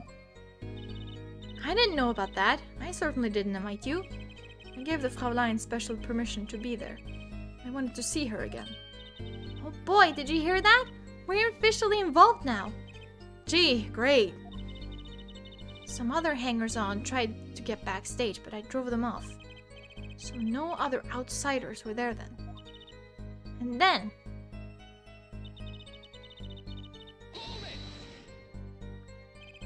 I believe we were having a chat when we heard the shots. You were the one chatting. I was eating snackoos.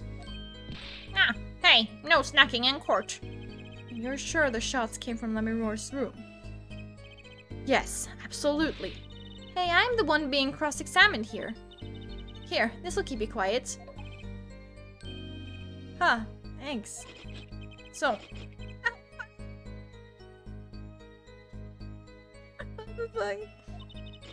We were right there. Hard to be mistaken about that. Please, either talk or eat, not both at the same time. Right, so after that, me and Mr. Lawyer there opened the dressing room door. Went into the room. The body... No, wait, go back. Go back. Go back. There we go. Rock? Blaring, yes. When you say rock, are you referring perhaps To this rock and roll music that's so popular these days? That's right. When we went into the dressing room.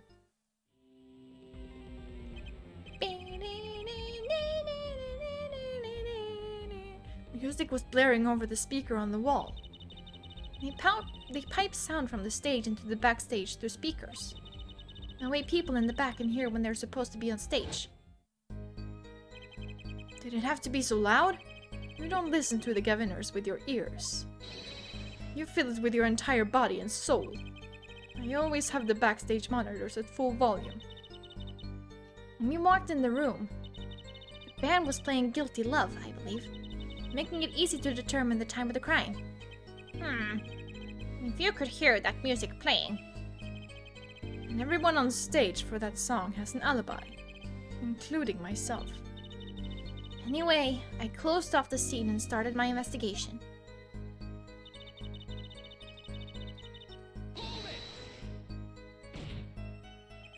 How could you know something like that? As I said, it was clear from the circumstances. Listen, we know there was only one exit from the room, that door. The small window only opened a tiny crack, and I was standing in front of that door. So how could the killer have fled the scene? There's only one possibility, the air vent. But that air vent was too small. Who could possibly... Exactly. There's certainly no way you could get through, nor me. The only one who could fit through was a child. A child. Remember, access to those rooms were limited. Only those involved with the concert were allowed. And of all the people involved with the concert, only one is small enough to be considered a child. Now, the defendant. The pixie of the arpeggio lit it up toward the sky and disappeared from the scene of the crime. But that's just conjecture. Oh, there was no other way out of that room. You were there. You should know, Herr Forehead. And there is another vital piece of evidence. Evidence? What? Marks were found on the air vent grill. Traces that it had recently been opened. Wait, what? And something else was found quite clearly. The defendant, Makitobai's fingerprints. What?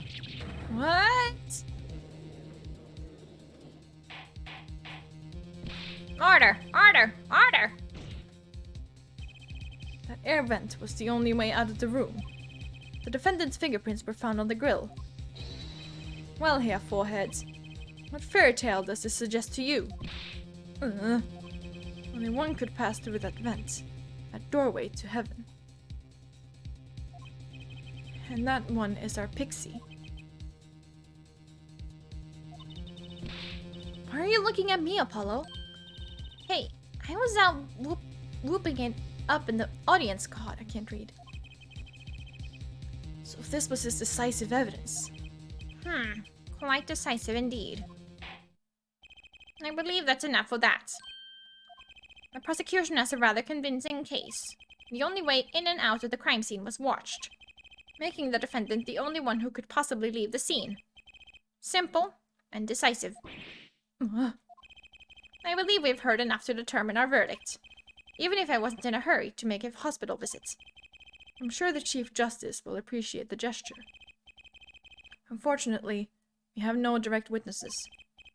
Fortunately, the criminal left decisive evidence for us. That will have to be enough. It can't be over already.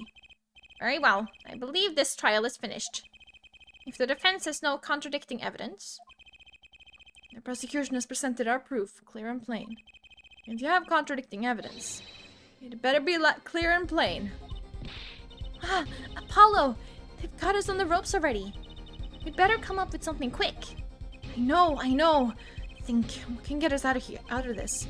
We need evidence, or a witness that can prove Maki was innocent beyond a doubt. Without that... Mr. Justice, do you have contradicting proof that can overturn the prosecution's case? If you do, you'd better tell us about it now. This is it. And so soon. If I mess this one up, it's all over. The court wants contradicting proof? Witness. Prosecutor Gavin, you claim that there were no witnesses to this crime. Are you absolutely sure? Absolutely. I'd swear it on my career as a prosecutor. And on my million-seller hit song, Atroconine, My Love. There he goes again. That's too bad, because there was a witness. Ho ho, really now? But how did you come to possess knowledge the prosecution clearly does not? Because I am the only one in the world who knows this. What's going on? I just talked to him and now... He's alive! Mr. Latouche, can you hear me? Cold. So cold. Witness. You're cold? Don't worry. You're going to be fine. Help is on the way. Can't see. Hang in there, Mr. Latouche. Tell me, who was the witness? Witness is... Siren. What? The victim said this before he died? Perhaps he did, and perhaps he did not. What do you mean by that? All we know is what her forehead says he said. It's no testimony, especially since it comes from the defense attorney himself. But it's the truth! He said it! I even told you about it, but apparently you ignored me completely. It's my policy to fully investigate everything I deem relevant. Clearly this rookie lawyer thinks he can tell me how to do my job. That's enough. Mr. Justice, we need clear contradictory proof from you. This witness of yours, unknown to the prosecution. I hope you're right. Failure carries a stiff penalty. Perhaps a stiffer penalty than usual is called for. There's no backing out now. Let's hear the name of your witness, Mr. Justice. Lamiroir? Recall Mr. Latouche's last words. Yeah, we get it. The witness is Siren, yes. And the siren. Aha! He meant the siren. That's right. The siren of the ballad. Lamiroir. Lamiroir was only on stage for the second set. And she had access to the backstage area. She could have been a witness. I see. Well, Prosecutor Gavin? My claim still stands. There was no witness to this crime. Very well. Let's hear it from the horse's mouth then, shall we? We will now take a break from Detective Emma Sky's cross-examination. Please show Lamiroir to the witness stand. Lamiroir would say nothing the night of the murder. Not today, though. Today we'll drag that story out of her, no matter what it is.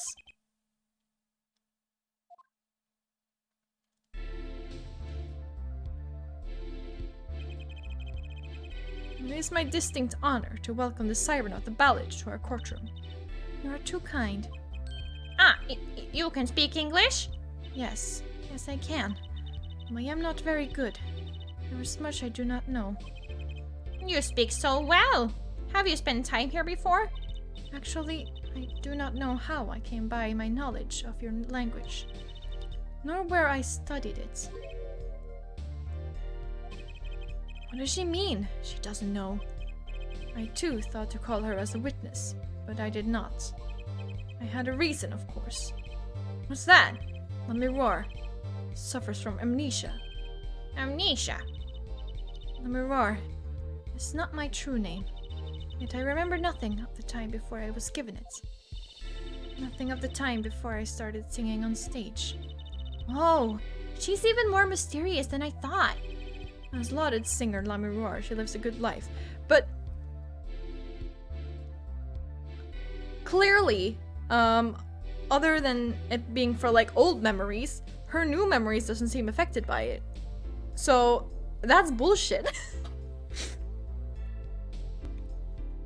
Right, because amnesia isn't just amnesia. Like, there are several types of amnesia. Like, there's the one where you can't create new memories, and there's the one where you can't remember old stuff. There probably is more to it. I don't fucking know. I don't know enough about amnesia, but I know, like, amnesia isn't just one thing. So just because she suffers from amnesia, you can still call her as a witness. Because chances are she still remembers what happened.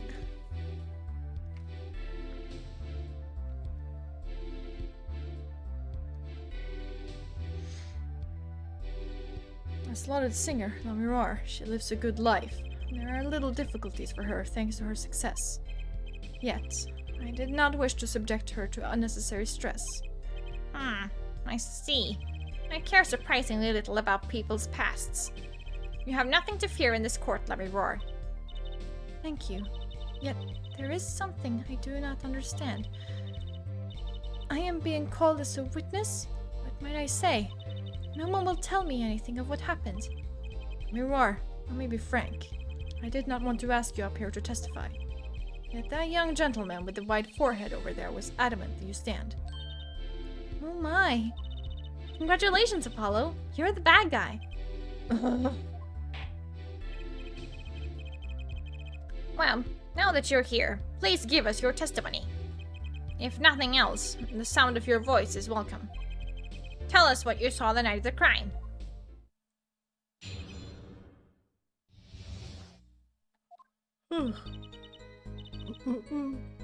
As for what I saw nothing. That night, I was invited to sing on stage, and this I did. I did not return backstage after the second set, and I was led by the police to Mr. Gavin's dressing room and told to wait there. That was where I learned that something had happened, but I wasn't told the details.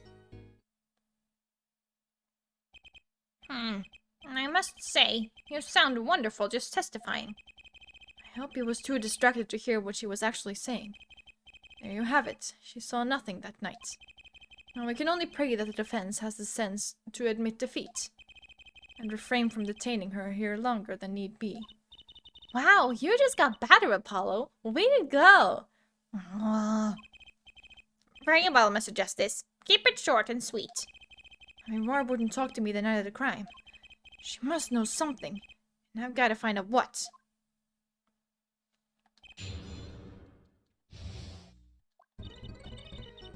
There we go. Oh. I'm sorry, Lamirar, but I'm having trouble believing you. You remember this brooch, do you not? Well, that's Lamirar's. She was wearing it for her song. Care to add that to the testimony, Prosecutor Gavin? What? This brooch was found after the murder took place, at the very scene of the crime. What? Haha, get wrecked. Lamirar, how did your brooch get backstage if you did not go there yourself? And as Prosecutor Gavin has just told us, you have been wearing it during your performance that night. What is the meaning of this, Lamirar? Please explain. Lamirar.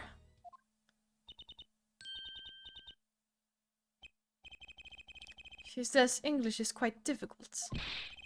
That trick's not going to work here. Your forehead may be large, but you are a lawyer, truly. You have missed one important fact. Oh, now. In fact, at the time of the incident, I went backstage, but only for a moment. What? Think back to the moment of the crime. You know whereof I speak. Is she really saying all that? What's she talking about, Apollo? Right when the incident occurred. Ah! Is she talking about that? Where's this room for me? I have to call for backup. Right. Understood. You want me to make sure no one comes in, right? Mr. Latouche, can you hear me? Cold. Yeah, so cold. We get it. You're cold. With the siren. And then you heard a noise and yipes, Emma, who's there? What's wrong? Oh, did you see anyone just now? Huh? No. I could have sworn I heard a door close. I looked into the room. Just a glance, mind you, but this was when your brooch dropped. That explains that. It does. There was no other time I could have dropped it. That's ridiculous. You only looked in for an instant, but you dropped your brooch? You have 4 heads. She has raised a possibility. The only thing that can counter that is evidence. So she looked in at the crime scene. Actually, I intended to go into the dressing room. I knew nothing of what had happened, of course. The moment I opened the door, I heard a horrible voice. Herr Forehead shouting who was there, no doubt. A horrible voice indeed. I closed the door immediately. Well, that explains the brooch. Let's return to your testimony. It's too convenient. She's hiding something. Let me roar. You did look into the room, though, right? Yes. Testify as to what you saw. Very well, though it was only in the briefest of glimpses. When my performance was finished, I went backstage for just a moment. I saw nothing. The late Mr. Latouche's body was behind a wall.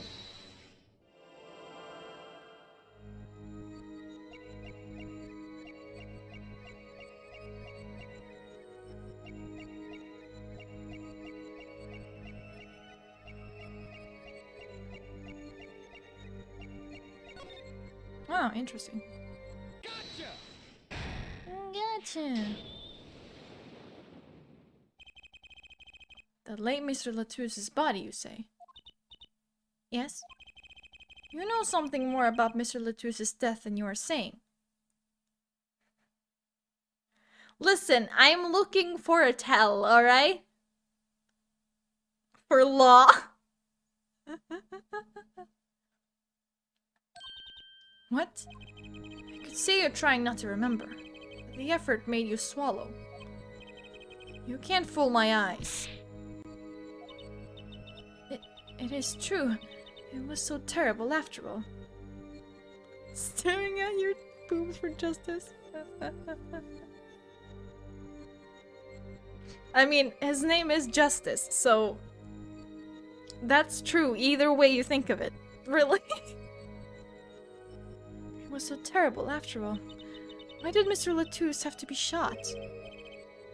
One moment, let me roar. Yes? What was that you just said? Why did Mr. Latouche have to be shot? Yes? She was hiding something. I knew it. Let me roar. I'm afraid you haven't realized it, but your words just now contradict your testimony. How could that be? Take this. Let me roar contradicted her own testimony, and I have the evidence to prove it.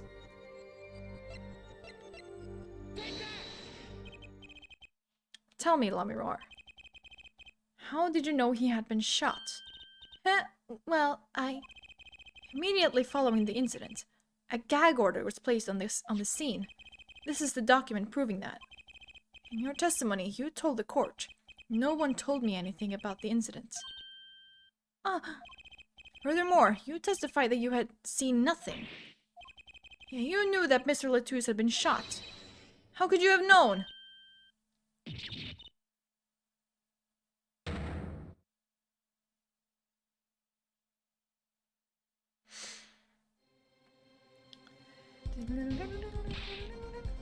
Let me roar. Let me roar. You aren't hiding something from this court, I hope. That sweet song of hers was sounding a little too sweet. Now I remember. Please, allow me to add to my testimony. Of course. What we want to know is the truth. She looks kind of pale, huh? She saw something. I know it. I know it. Know it. Know it. Let me roar. Even the victim said so. I saw bullet holes in the wall and knew Mr. Latouche had been shot. Oh, did you now? I know that to be bullshit for a fact. Considering that you couldn't have seen shit. Let me roar. They call you the siren of the ballad. But lies are hardly becoming of such a creature.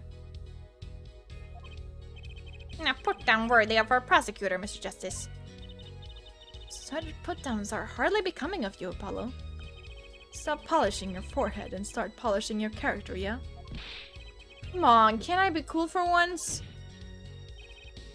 Observe the diagram.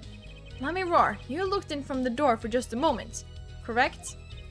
Yes, that is so. There were bullet holes in the room, yes? If they were in the wall, the door is on. Eh? You see, assuming you merely glanced into the room, you couldn't have seen those bullet holes. Let me roar. Yes? I am afraid the defense has raised a good point. It appears you have been holding back something. And I must tell you? I must tell you what it is that I saw. Yes. The happenings in this trial are being recorded, and I am certain it will be on the news in Virginia. You understand your reputation is at stake. It falls to you to avoid tarnishing it. Personally speaking, I still believe that cross-examining her will yield us absolutely nothing. But she knew how Mr. Latouche died, and he named her as a witness. You must have seen something, let me roar. Very well. Let me roar. Please continue your testimony. Very well, I shall.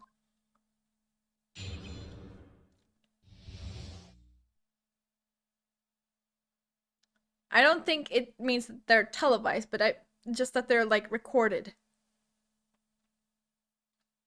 Either by video or sound, or maybe just like as like a transcript. I don't fucking know. I don't know. Never been to court in my life. I can't speak on the courts. I was on my way from the stage to the backstage exit. There was something like a little window there. That's how I saw it. There were 2 shots. I couldn't do anything to stop it. But it wasn't Mucky. It was a grown person. I know it was. So you did witness the crime. Judge Judgy. Oh my god. And the killer was a grown person, you say. Ugh. This is the first time hearing this, I assure you. Nice play here, forehead. Very well, Herr. Mr. Justice, you may begin your cross-examination. Where are you going, Apollo? You were right about Lamuror. What's wrong? You don't look too happy. This whole thing smells fishy. That's what's wrong.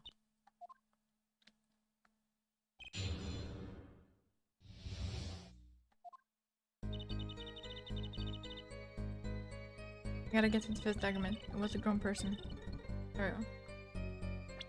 I gotta press. A grown person? That's a little vague. I'm sorry. My skill with your language is lacking, I know. Certainly you could at least see whether the shooter was male or female. It was a man, a young man. And you're sure of that? Yes, his voice was quite clear. Voice? Looking at this diagram, it seems the dressing room is quite cluttered. It does seem likely that you wouldn't have had a clear view of the shooter. As a singer, I rely more on my ears than my eyes. When I hear a voice, I do not forget it.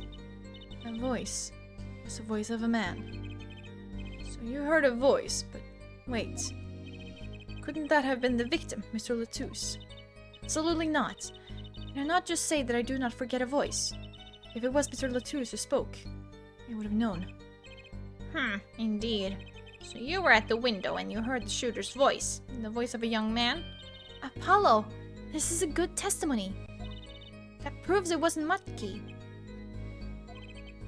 Indeed. Oh my god. If this turns out to be true, it would cast this case in a considerably different light. What is the defense's opinion on this testimony is contradictory? It pains me to say this. There's something about Lamurar's testimony that rings false. Heh. Bravo, Herr Forehead.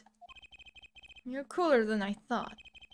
I'm sure you remember what the problem is as well as I do, Gavin. As has been established, no grown man could pass through that air vent. He couldn't have fled the scene of the crime. But that means Lemiror has to be lying. I know, and I know it's bad for our case, but I can't shut my eyes to this. Believe me, the idea was tempting. It is as Herr Forehead says. Yet, this is not the only contradiction within her testimony. What next? What's he talking about? Lemiror, I understand why you would want to protect Maki. And remember, you are the siren of the ballad, and lies do not become such a creature. What does the prosecution mean? Paulo, what's he talking about? How come no one bats an eye when he says stuff like that? I recall the state of the crime scene quite well. The state of the room? Yes, and when the murder took place, that window was closed. I find it hard to believe you could hear a voice through it. What? But I'm sure. Lemiror, I have nothing but the highest regard for your musical sense. But my opinion of you as a witness is somewhat lesser. But she's the only eyewitness we have. So you say. Ah, you feel it too? I didn't want to point it out. I mean, one of the penalty lines in like one of the later games literally has Phoenix call Edgeworth Daddy.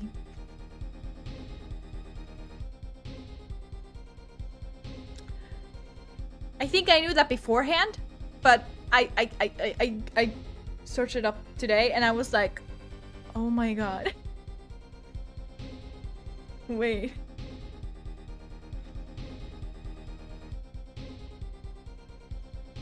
Also, apparently in this game, there is gonna be this one girl, and Trucy's gonna be like, she should sell herself. Though I couldn't find anything about that, so who the fuck knows when that is, but... Well, so you say. And the victim named her, the Siren, as the witness. That's right. That's what Mr. Latouche, we heard your claim. We even entertained the possibility, and it brought us to this. She's like, oh, she's so pretty. She said she should sell herself. At least that's like the context that I've gotten from just like reading about it, and I'm like, Trucy, Truce, girl. Yeah, Judge. Yes? The prosecution requests that the witness be excused. Please. I'm afraid I must honor the prosecution's request. There is indeed a question of the witness's credibility. But if Lemiror can't testify, then we don't have a chance of proving Maki's innocence. This cross-examination is over. Prosecutor Gavin, you may continue making your case. Danke. Now, where were we? Yes, I would like to hear from Fraulein Detective again. Wait, let me hear Lemiror's testimony one last time. But the cross-examination is already over, until such a time as the need arises. This witness may leave the stand. I'm sorry I could not be of more assistance.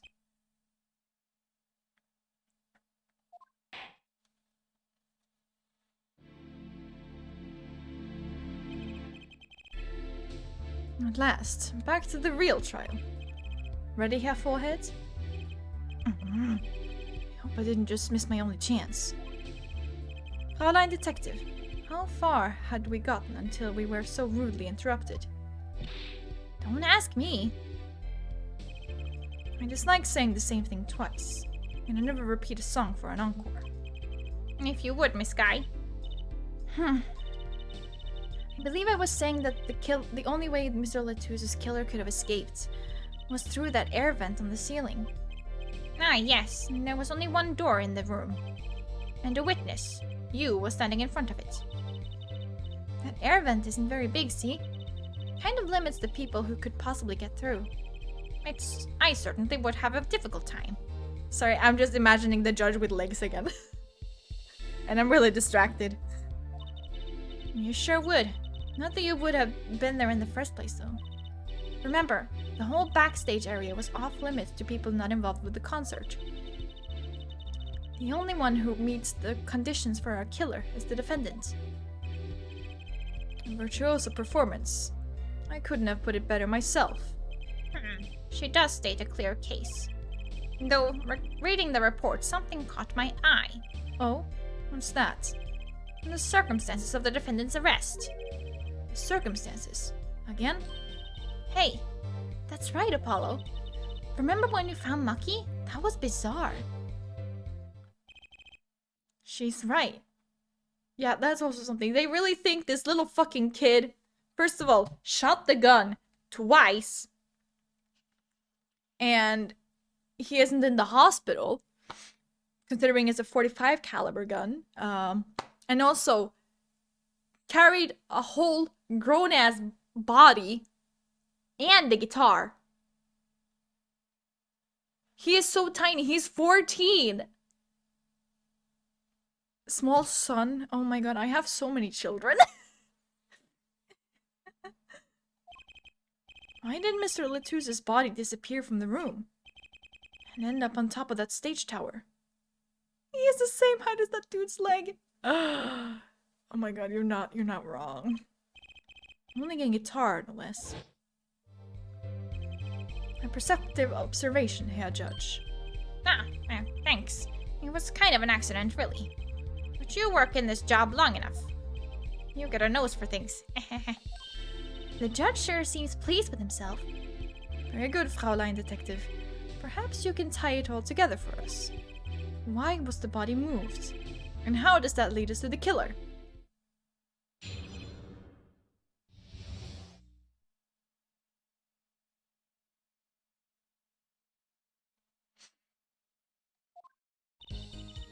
I believe Maki stole the body because of some lyrics. He moved the body to match Lamirar's song.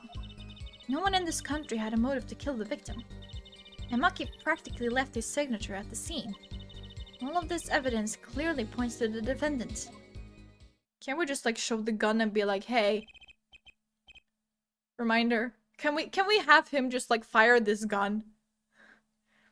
Like fucking right now. And see what happens? Lamirar's song?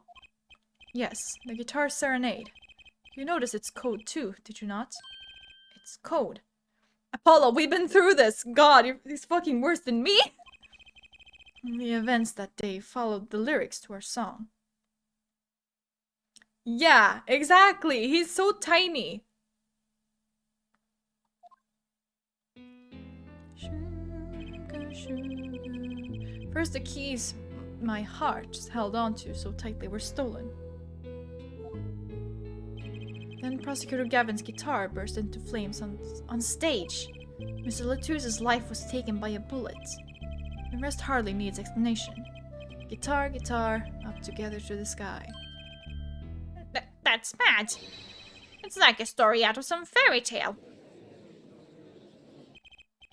I admit, I've forgotten about the song. But there it is now, waiting for me. The grand finale, as it were. Hey, you know, I was the one who first noticed that. I've heard of jumping rope to songs and counting to songs. But killing? It's a wild world out there, Herr Judge. Very well. We've heard one song and dance. Let's get on to the next. The cross-examination. I'm not so sure I'm going to be doing much singing.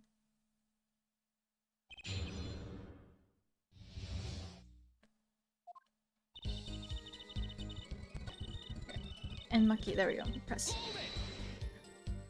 What do you mean by his signature?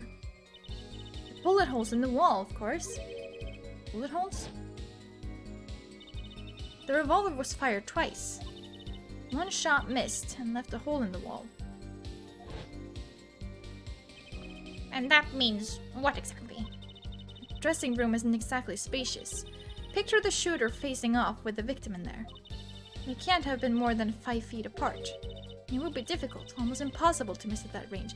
Okay, yeah, but you're also missing the fact that Okay, if we have Romaine Latouche, we have Maki. It's like, I can't get any. Hold on, actually. I got. If we have. Damn it. I can't get any further up. Okay. We have Romaine Latouche. We have Maki. But it's even lower down, you know. Ah.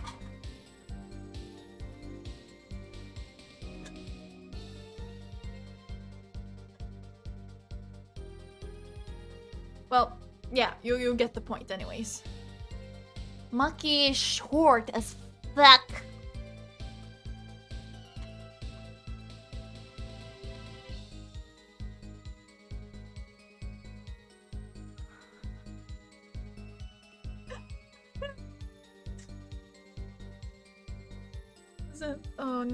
Oh no, I just thought of the 6 games names. Oh, those are the fucking worst names in the entire series.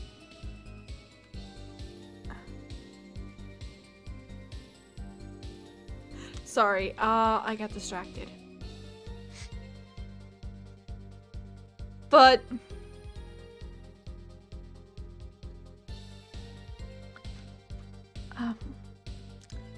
yeah, anyways, there is no way he would have been able to shoot Romaine where he was shot. Where was he shot? Do I have the autopsy? Yes, I do. So it just says to a bullet wound, but he was shot in the shoulder. There is no way Maki would be able to shoot him in the shoulder unless he held the gun like up here. That would be even fucking worse. You know? Like, you need to hold it like up here to be able to shoot him there. So like really, the bullet should have hit the wall like this. Because he would have had to aim upwards to be able to shoot him in the shoulder. He would fly away! If the boy was standing on the ceiling, who the fuck is he, Spider-Man?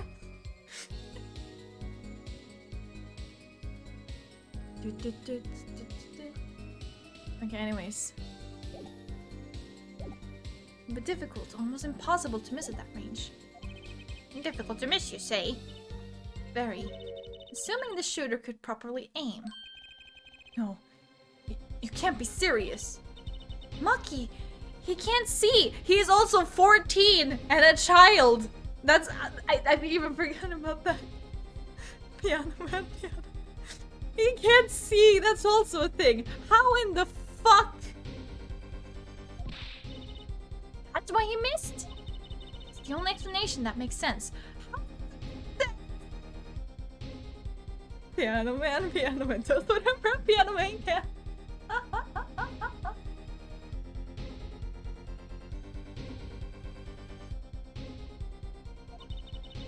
He used sound and other senses to fire the gun.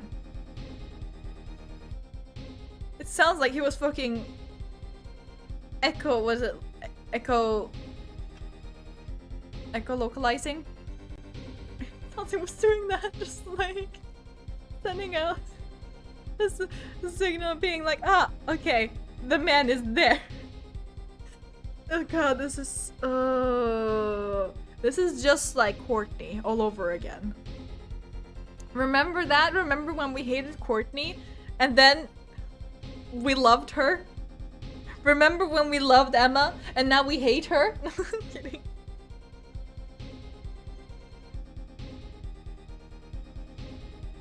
It makes him a bat.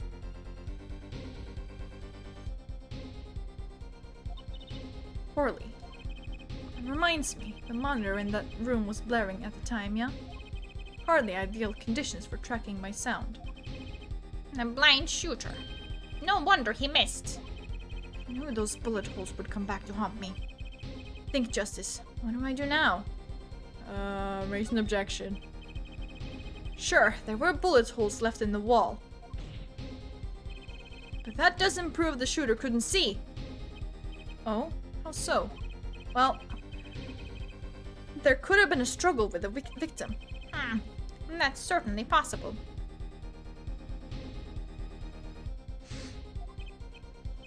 And it might have been the revolver's fault. The revolver. The revolver was a very large caliber, correct? If the shooter wasn't used to firing such a large weapon, why, it could just dislocate their shoulder. Yeah, exactly. And now... Does Maki have a dislocated shoulder? Huh? Does he? Does he? Does Maki have a dislocated shoulder? Does he have a dislocated shoulder? No? Then what the fuck are we arguing about? Anyways.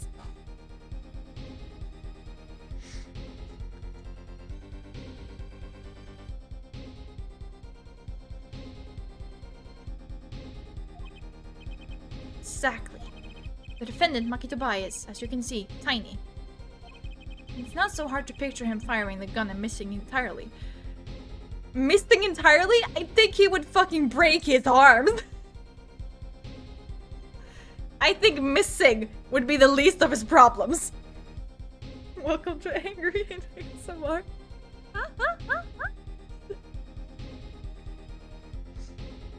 Because we stand the innocent boy. The kickback alone would throw off his aim. It would throw off his arm. A convincing argument, to be sure. What, you want him to fucking try again? If he can hold the gun, then that's proof in itself that he didn't fire it. Like... Haha. Take that, smug prosecution. I see. I see what you're doing, Apollo. Apollo? So does Trucy? Huh? What? That bit about Maki being tiny. And the gun throwing him off his aim. Aren't you kind of, admitting that he did it?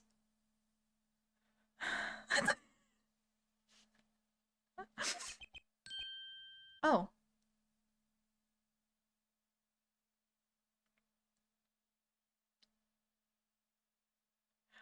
But why does no one bring up the fact that his arms are okay? Ask him to play the piano. Is it able to do it well? Oh, that's proof he didn't do it. Like, it's so simple. Fucking make a drawing. I don't fucking know. It does not matter why he missed. What matters is that the shooter was, without a doubt, the defendant. In what fucking world? Bitch, fight me! Even the defense seems to agree on that point. Cripes, I really put my foot in it this time. But let's get the facts of the matter on the record. Ah, damn, you jinxed it. You gotta knock on wood, you know.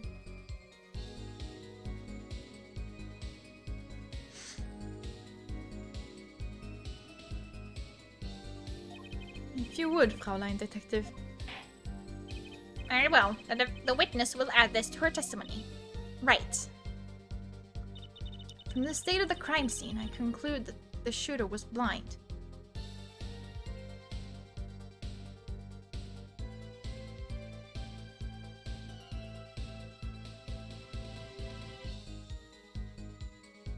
It's not even a rifle, it's a handgun, but it's a .45 caliber handgun. Yeah, exactly.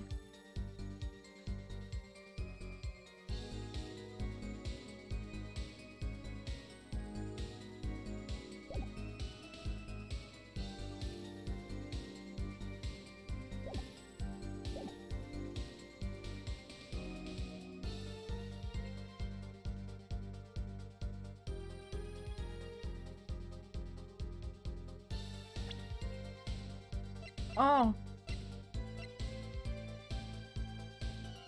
The shooter was blind. Yes, sorry. I got confused. Objection! Prosecution holds that the shooter couldn't see. A scientific conclusion based on a thorough examination of the crime scene, yes. Apparently not thorough enough. I have a certain piece of evidence that completely overturns your claim. What? This is that evidence. The photograph of the crime scene. I don't care much for the smirk on Prosecutor Gavin's face. But this is no time to think twice. Time to press on. Yes, Your Honor, the crime scene. There is something in here that decisively contradicts the prosecution's point. Then perhaps you'd best show us this something. Get your finger out of the breeze and put it to good use, yeah? Out of the breeze? Okay, that's a new one. Very well. Show us what you're talking about, Mr. Justice. Contradiction at the scene of the crime is...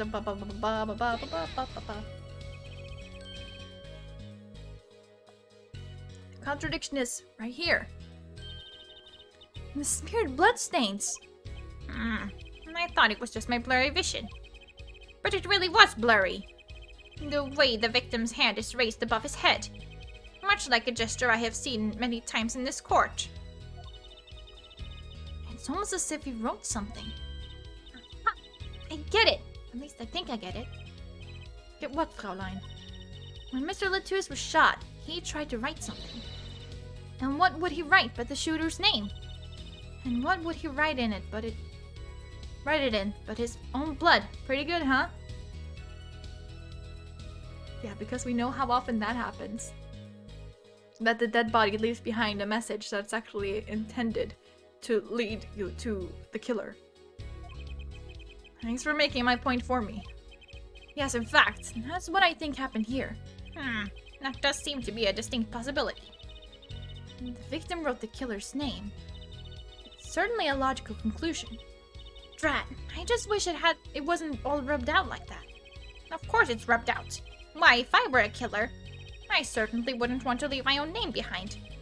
Neither would I.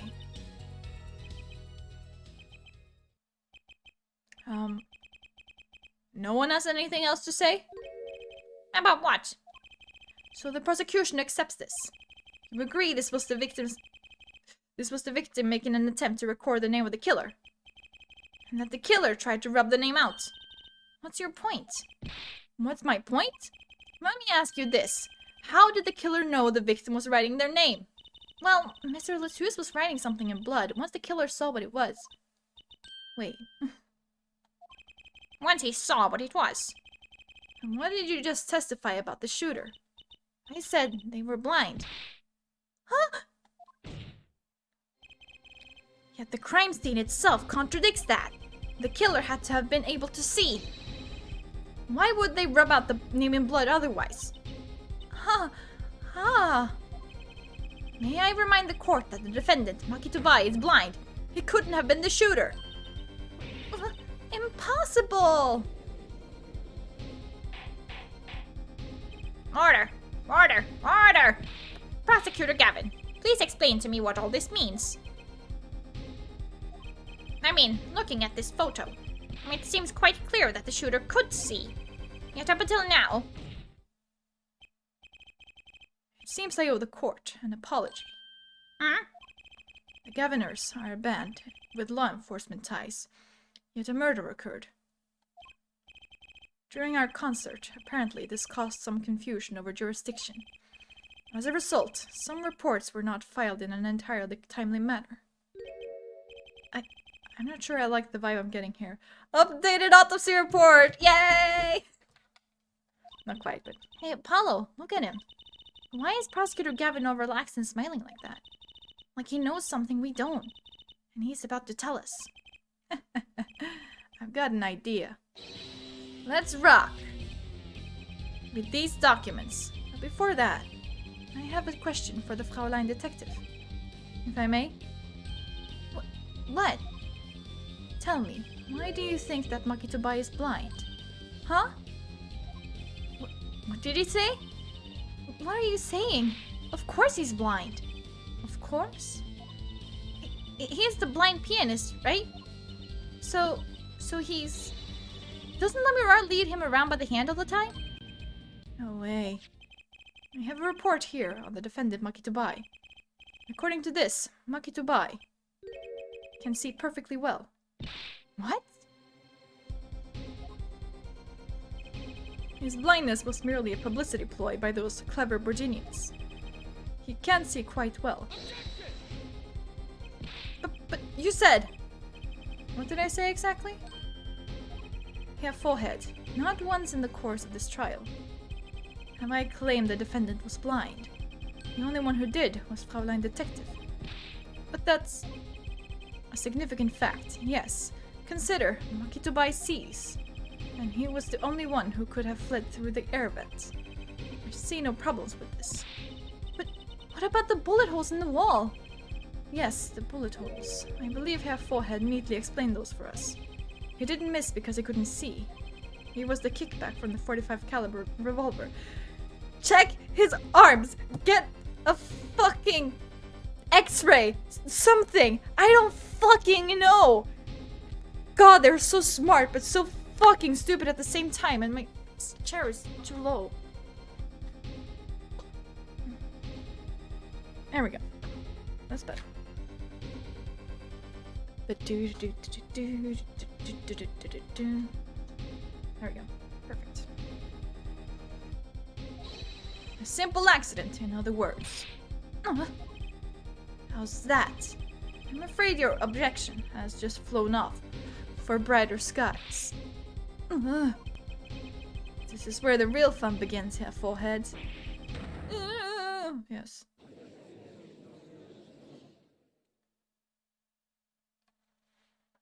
Why are everyone so fucking small-brained in this? I knew you didn't have what it took. You jerk! Just what was I here for? Comic relief? Yeah, apologize! Oh, sorry. That's no way to apologize. He's angered the Trucy now. Look out, the Trucy. Ahem. If we can please end the bickering now.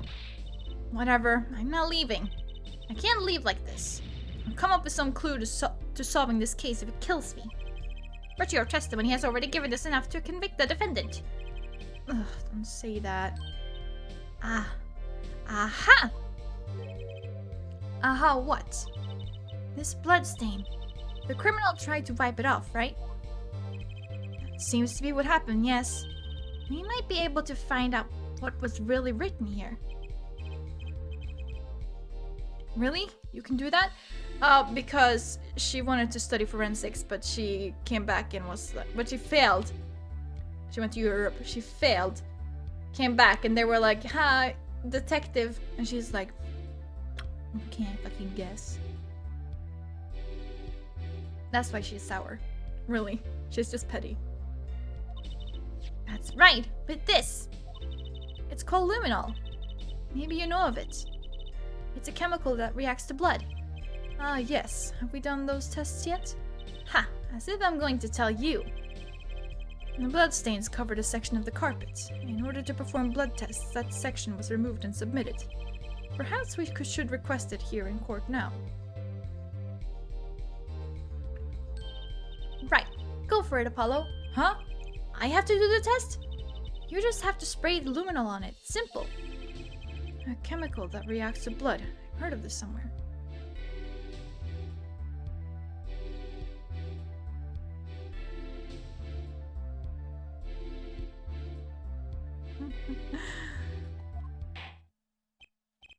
Yes, I believe an analysis is called for. Have at it. Right, ready? I know it's easy as pie. Just touch the screen.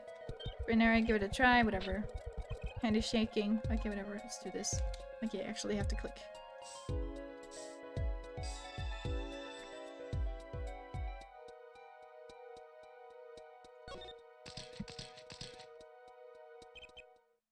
Wow.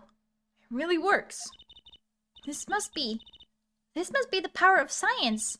It says IPXX pi. 314206. Is that the killer's name? Maybe it is. If the... Okay, I didn't get to read that, but okay, sure. Aha, I have it. So what is it? I thought those letters IPXX looked familiar. This is an Interpol ID number. Interpol? You mean the International Police Agency? We're just bringing up things from the investigations game all over. Like, really, it's like... We have Borginia, and we have the Interpol, and Interpol has the pool cleaning company. Oh. Yes, most are undercover agents working to solve international crimes. But why would he write that number? Imagine if Long just came walking through the door. That would be amazing. Alas, that's not gonna happen. He's not in any of the latter games, unfortunately. I'm upset.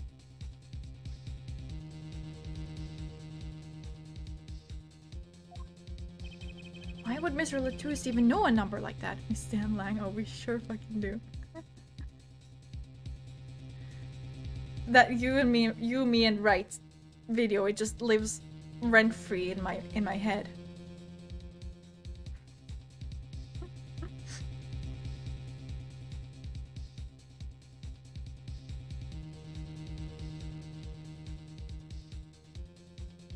Would Mr. Latouche even know a number like that? Good show, Fraulein Detective. Rock on. Huh? I'm just thinking of that one. Yeah, it literally lives rent-free in our head. Oh, lovely. Your Honor, we can verify this number immediately.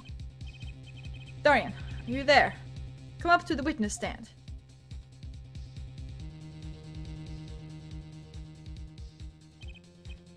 Dorian, you heard what we need. Go check into this Interpol ID number. Sure thing. Give me 30 minutes. No, give me 27. That's practically 30, but okay, sure. I'm not sure what to think of all this. The prosecution's case is airtight, or so it seems. Yet if this number is really that of an Interpol agent... Oh, wait, I know. What if Maki Tobai is really an undercover Interpol agent? It would be a possibility. A possibility, yes. And one that would mark him as the killer for certain. Why did Latouche know an Interpol ID number? That's what I want to know. And we have some time while we await Dorian's report. Let's work on unraveling another mystery, shall we? A curious mystery concerning Maki Tobai. What are you talking about? Fraulein Detective, please accept my apologies. I received word that the defendant could in fact see just before the trial began. It seemed too much of a bother to tell you. You had me until that last bit. This does not raise a rather straightforward question. Well, sure. Why did Maki pretend he couldn't see? Exactly. It makes little sense. What do you think, Half-Forehead? Huh? Me? Maki Tobai pretended he was blind. Do you know why? How could he know? Wait, Prosecutor Gavin knows why, doesn't he? He's known from the start of the trial. He's been leading us on the whole time. Something wrong? Do you think perhaps this is all some kind of game?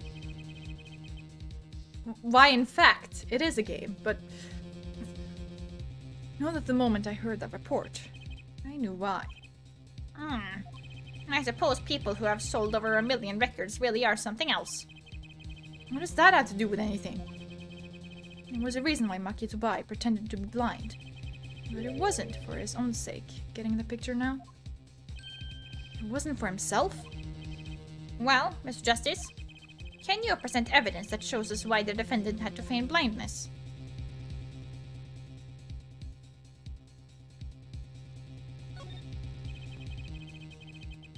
Maki had no reason to pretend he couldn't see. Which means... No, he couldn't be. Good show, Half-Foreheads. It seems you've thought of something. Can't I figure these things out on my own? I hate having to take my cues from this guy. Very well, look at this. This is why he was pretending he couldn't see.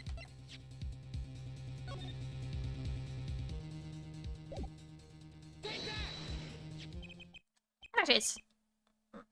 La Miroir? La Miroir and Maki Tobai. Recall their relationship. In particular, the unique arrangement over the years before visiting our country. La Miroir and her pianist. They would always walk together, she leading him by the hand. Even when they got on stage, she would lead him to the piano. she would walk all the way over there with him. That's right, because he was blind. She led him at all times, never letting him go. All times.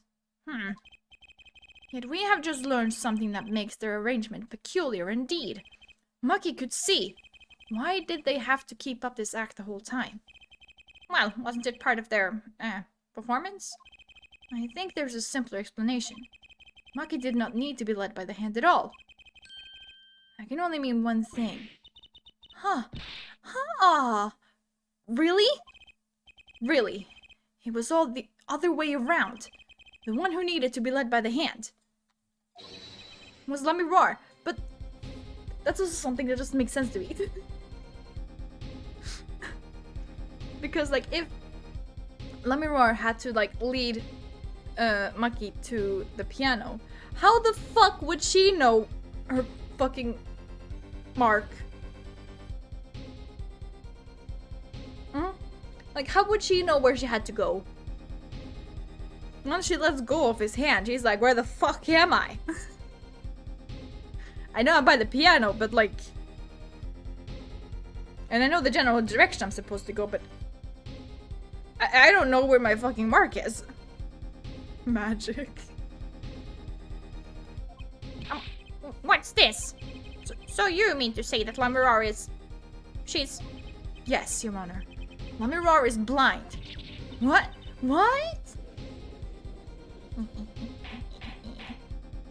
Order! Order! Order! This is crazy! Prosecutor Gavin! Is it now? Please shed some sanity on this madness. The defense has made an outrageous claim. The only thing outrageous I see about the defense is his vast forehead. Okay, we get it. It really is just ha-ha forehead. Yet I see it is not vast in vain, this time. He's quite correct. But that makes no sense. Yeah, wasn't she supposed to be the landscape painter in sound or something? Well, since we have her here, why not ask Let Me Roar herself? I believe she is still in the witness waiting room. Apollo, what does this mean for our case? Don't ask me. I had no idea she couldn't see. I hadn't even imagined it until now. Bailiff, bring in Let Me Roar. Let Me Roar. Roar. Let Me Roar. It pains me deeply to call you before us again in this way, and yet I must. Please, do not be concerned on my behalf. Those eyes. She really can't see? Really? It is true. How funny it is that a tiny lie born in the Virginian countryside would one day grow to entangle the entire world. She says these things, and then she's like, I do not speak English that well. But she knows entangle. And certain other words that don't make sense. So you are... Yes, as I mentioned before. I have no memory of the time before I became Let Me Roar. I know too that my memories begin in darkness. The word light has no meaning for Let Me Roar. I see.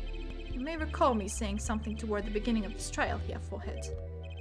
What's that? I believe I said it was unfortunate this crime had no direct witness. Ah. Now, Let Me Roar, I must ask you to stand once more.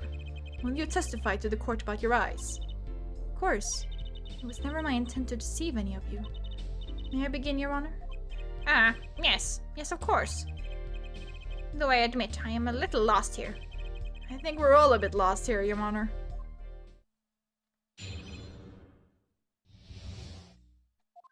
I have no memory of the lights. Debuted in the world of darkness and sound. The producer came up with my PR line before he knew this. So silly as it may sound, I had to pretend I could see. Everyone on my staff knew, of course, but no others. But this is a murder trial. I apologize. It was part of my contract, you see. I was to keep my blindness a secret, no matter what. Music is everything for me. I never imagined something like this would She told us the truth in the beginning, and she said she saw nothing. Very well. Does the defense have anything to add? I'd like to cross-examine. But what is there left to ask? There was one thing in her testimony that bothered me. Perhaps it is best we let you get it out of your system. Someday you'll come to understand the importance of thinking for yourself. Very well. The defense may proceed. However, be aware this court will not tolerate any questions deemed too stressful to the witness. Okay. There was only one part that bothered me. Just let me ask about that and I'll be happy. Okay, cool, sweet.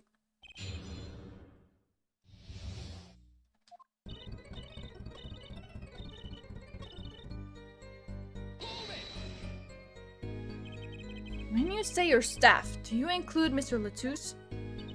Of course, he was my manager. So he knew. And that's what's been bugging me. Something the matter, Mr. Justice? I believe I know what is bothering our young defense attorney. You were thinking of when you discovered the body, yes? Is he right, Apollo? Yes, I was.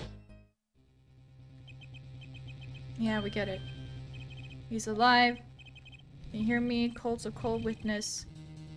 Cold, don't worry, gonna be fine. Help's on the way. Can't see. Hang in there. Tell me, who was the witness? The witness is Siren.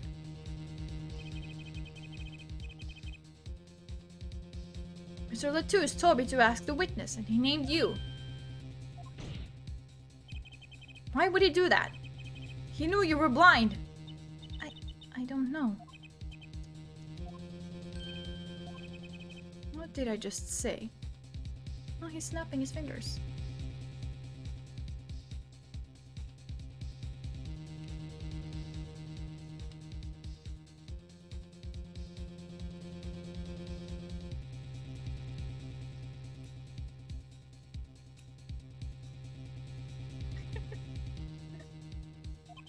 You need to learn to think for yourself. Meaning what? There's no mystery here if you recall everything he said. Think of his last words once more. The witness. Siren? We've heard them many times, along with a little play acting by our defense. I remember them well myself, but that statement is not to what I refer. I mean what he said before that. Before? What came before that? Ah! That's right. He tried to tell you. When he said can't see, he wasn't talking about himself. He was talking about the witness. I see. Too bad the defense did not.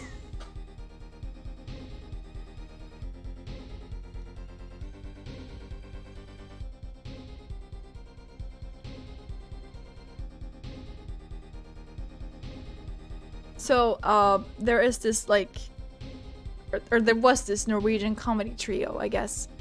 And they call themselves Raske Men, which means, like, fast men.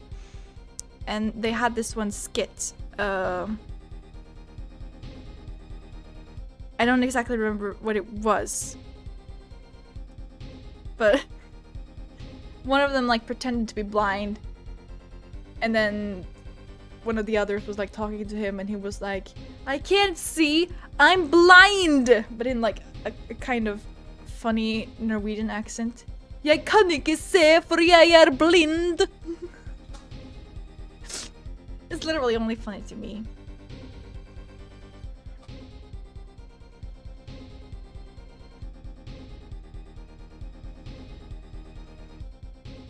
So, whenever someone says, oh, I see, I just think of that. And Clavier made a similar joke. I love that. Well, here, forehead. Try relaxing and looking at the facts first next time.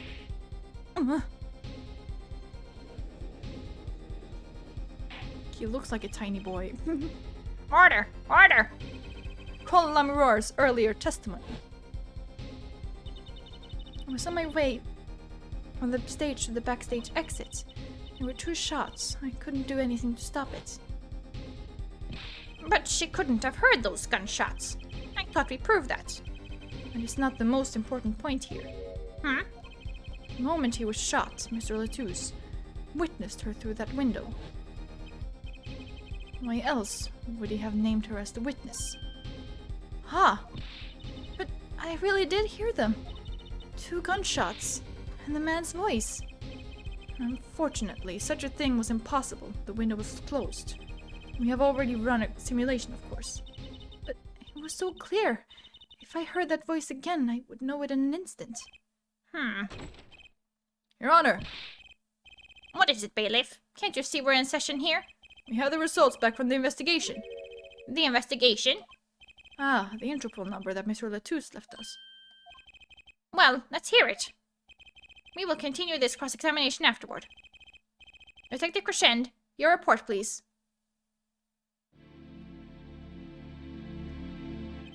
I asked Interpol about that number. I'm sure you'll find their answer intriguing. Quick work as always, Darian. Well, tell us about the number. Is the defendant a secret agent? PXX 314206. The agent registered under this number was Romain Latouche. What? Our undercover Interpol agent was Mr. Latouche himself. He was apparently in the middle of the operation. So when he wrote those letters, he was trying to tell us his own identity. And a cautious killer tried to wipe them away. Mr. Latouche was an undercover Interpol agent. So him being Lamirar's manager Was just a cover, most likely. There's one other important detail I found. Well, out with it. It concerns that .45 caliber revolver, the murder weapon. Apparently, it belonged to Romain Latouche. He had an Interpol permit to carry firearms, and the registration number on the revolver matched. So the victim was killed with his own weapon, which makes sense. It's hard to imagine someone who wasn't an Interpol agent with such a large revolver. But apparently you can imagine a 14-year-old kid shooting it twice and not fucking breaking his arm off. Okay, sure. So the victim was an Interpol agent on an undercover op. I wonder how that ties into everything. It's gotta tie in somehow, you think? Yeah, somehow. Thanks for looking into that for us, Detective Crescend. It's a great help. Oh, no problem at all, Your Honor. I'll be heading out.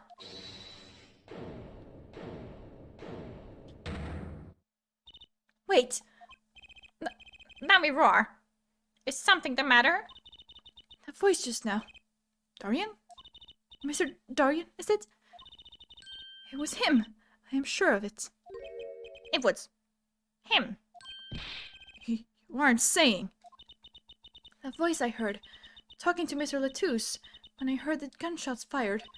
It was him. It was Mr. Darian.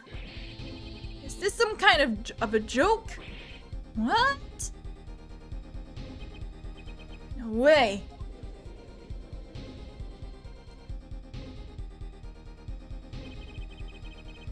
The courtroom fell into such a chaotic state. The trial had to be suspended temporarily. I'd never seen that happen before. Of course, it's not every day that you'd get an accusation like that one. Let me roar. Fingering Darian Crescend!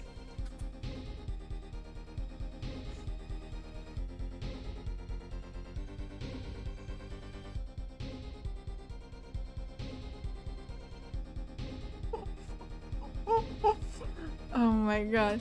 Not only is he a guitarist, he's a detective. Could it really have been his voice Lamoureur heard? Things were changing fast. That's the wrong time. Please tell me you got the part where Apollo said that Lamoureur fingered Darian because you missed the fingering.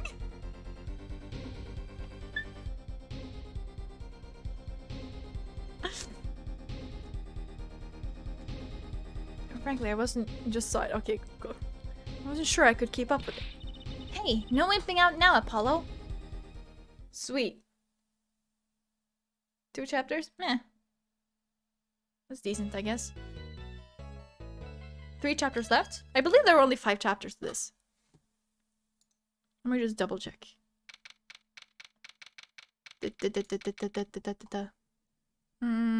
Yeah. We have 1 investigation, 2 left, and then 2 trials. Easy peasy. I thought it was longer. Hey, Hey, Apollo! What? Well, actually, nothing. I mean, something, or maybe not. Out with it. The suspense is giving me an ulcer. Well, the trial today, I was thinking, if you gave it a score, what score would you give it? Score? Gee. I guess I would, or maybe, well, I'm just as bad as you. See, it's so vague. Clearly. Maki avoided a guilty verdict, which is something. And I can't say I'm any less confused about the case. I asked Interpol about that number. I'm sure you'll find their answer intriguing. The number. The agent registered under this number was Romain Latouche. And the victim, Mr. Latouche. Who would have guessed he was actually an undercover Interpol agent? What a mess. And we don't have any idea what he was investigating. Well, true, but we know who shot him now. Lamiroir told the whole court. Wait, a voice just now. It was him, I'm sure of it. The voice I heard talking to Mr. Latouche when I heard the gunshots fired. It was him. It was Mr. Darien. It's another mystery, Apollo. I love mysteries. I don't.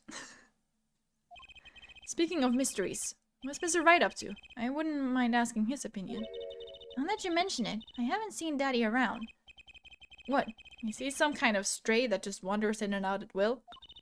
I wouldn't say that, but he has been going out a lot. Some top secret mission, he said. Top secret.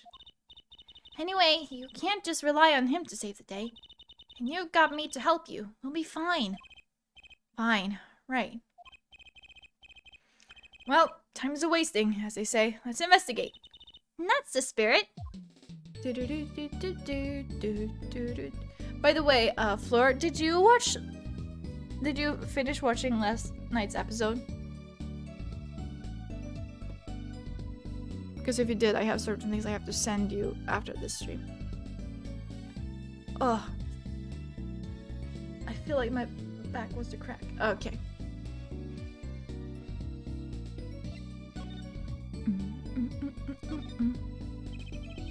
Lamiroir dropped the bomb in court today.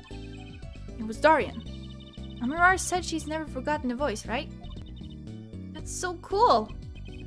I guess. What's that called again? Elephant ears? I bet that's what they're called. Somehow I don't think that means what you think it means. And she has to be wrong this time. Wrong? Why? I mean, look. Those gunshots were right during the concert. That's right. I was burning up the dance floor at the time. Right. Did you happen to look up on stage? Maybe Darien even? You bet I did. He is one of the governor's guitarists after all. He's so cool. Oh. Right. Well, the governors have a rock-solid alibi.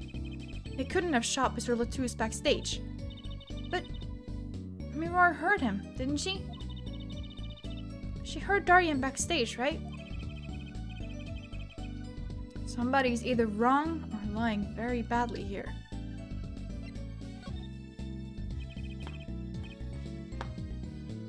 An Interpol agent. I was wondering, what is Interpol anyway? Huh? Interpol? They're the guys who catch international criminals.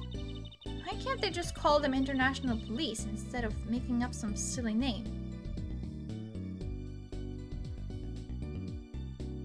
Trissy, think about your words a little bit. Just like,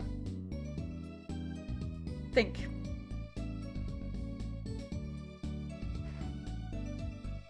It's not as if it's like in the name or anything. Oh, Trissy, do I have some news for you? Yeah. Anyway, you think he was investigating Lamiroir? What? Why would anyone do that?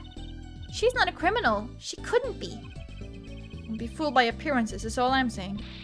But remember, I'm a magician, Apollo. I can spot a palmed coin at 50 paces.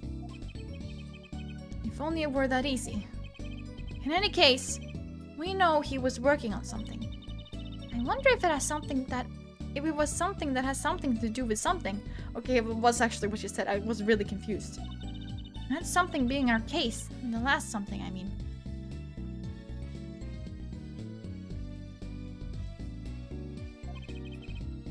Something like that. Frankly, the whole thing is making my head hurt. What was Mr. Latouche up to?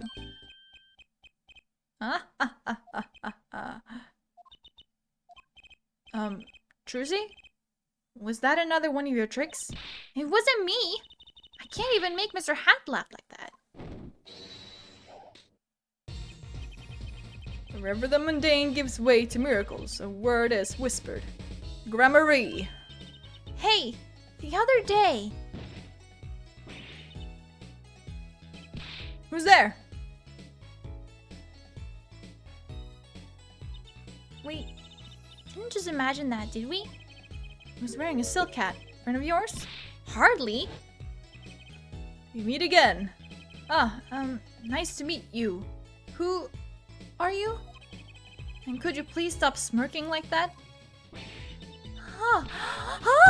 It's you! Uncle Valent! Uncle Valent? He's your uncle? No, silly. It's the great Gramarye, Valent Gramarye. The Grand Magician. Yes, it is I, the great Valent Gramarye, as seen on television. And could you please stop smirking like that? It's been a while, Miss Trucy. 7 years, to be exact. My, how you've grown. Good to see you again, Uncle Valent. You look exactly the same. I hate to intrude, but what is a great magician doing paying us a visit? I believe it was you who wished to see me. So be quick with your questions. And do not quail, quake, or quiver. I am quite tame. Though my stardom may sear the sight, I am quite down to earth when need calls. He does have a certain aura to him, it's true. Let's ask him about the case, Apollo. His aura sure isn't lost on our magician in the making. She's practically drooling with enthusiasm. After all, Uncle Valent's one of Daddy's best friends. That's why I call him Uncle. What? Daddy? You mean Mr. Wright? No, I mean my real daddy. Trucy's real father?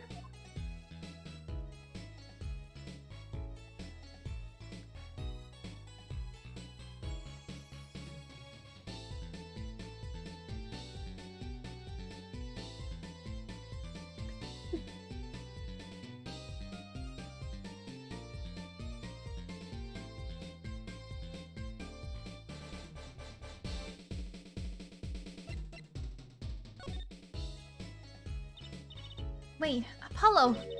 Don't tell me you don't know about Troop Gramarye. The Troop Gramarye? Huh? No? But it does sound kind of familiar. Oh, lost life!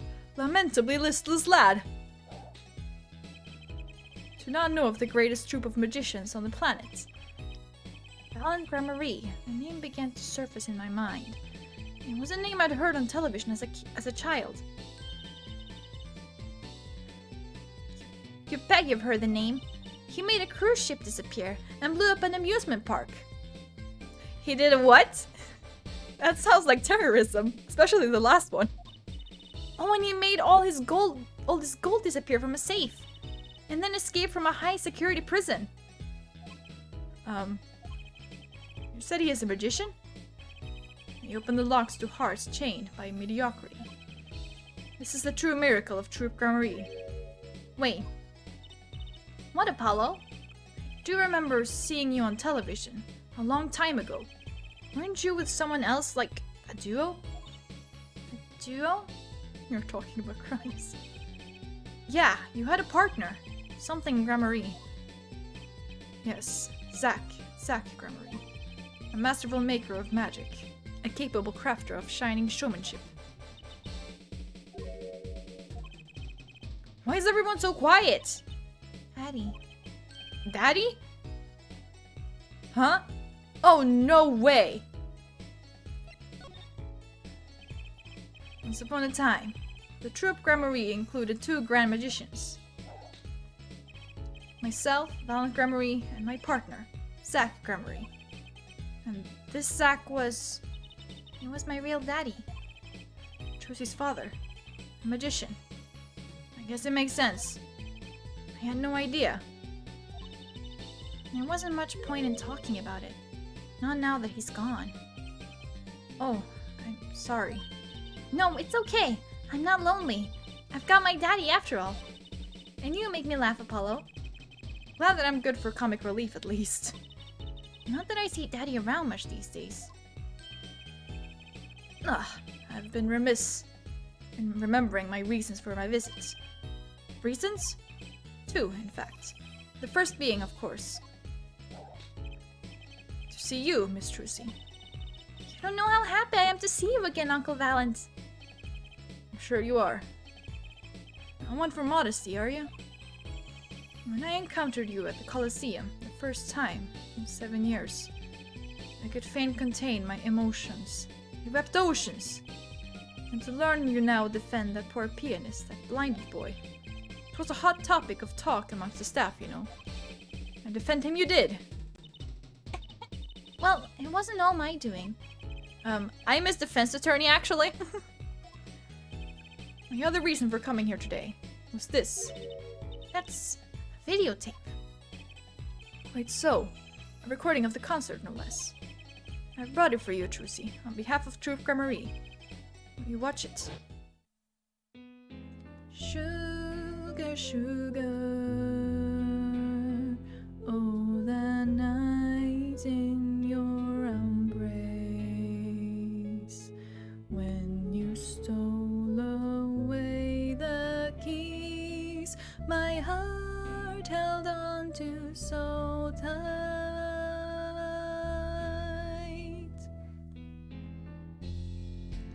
Pleasure, but a fleeting melody. It wraps itself around me, and now through the air I fly.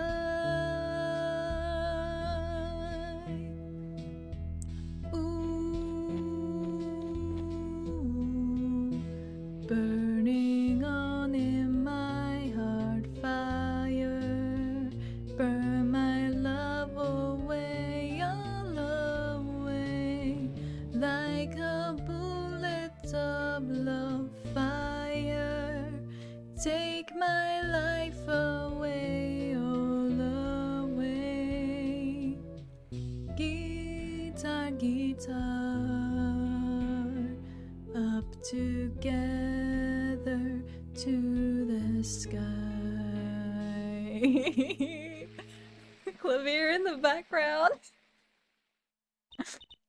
Wow, it's almost as good as it was live. So, what's the word? Mysterious. There are more mysterious things than her song going on. Way more mysterious. This Valent Grammary has good reasons to be here today. But I wonder what his reasons were to be at that concert.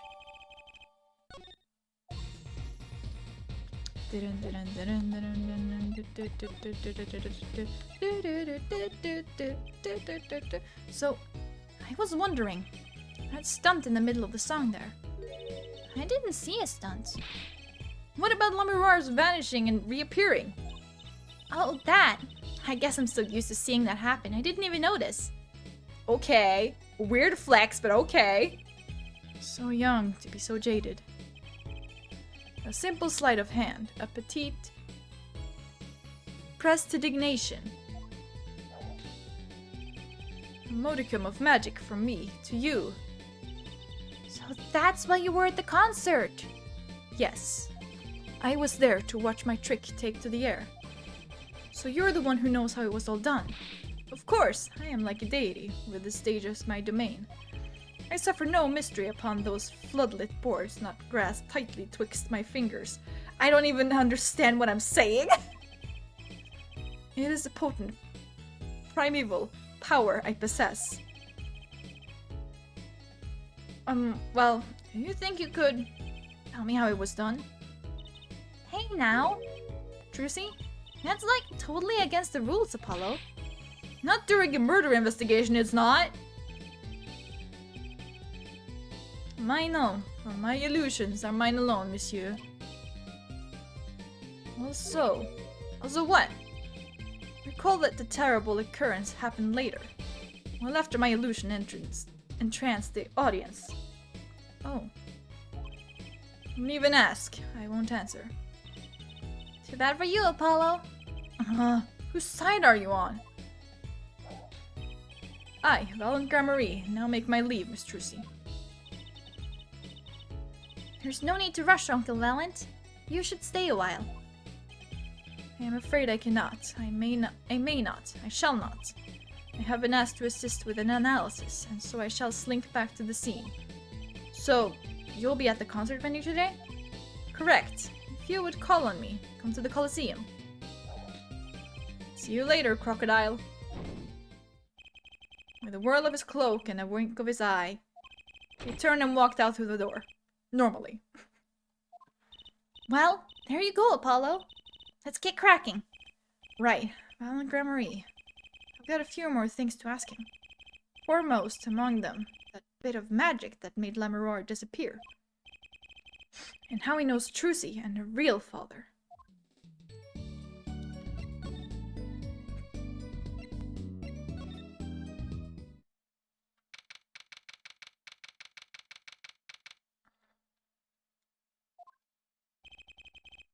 Maki may not be guilty, but he's still a suspect. But they don't have any decisive evidence. Yeah, but only someone as small as him could have gotten out of that room.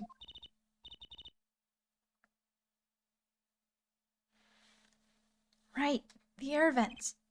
And he lied. Lied? Makitabai can see.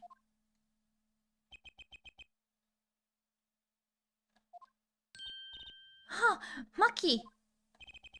Speak of the devil. He looks like he's doing okay. I forget. Why did we come here? It's not like we can talk to him or anything. Words are overrated. Feelings are what matter, Apollo. Can you not, like, gesture what happened?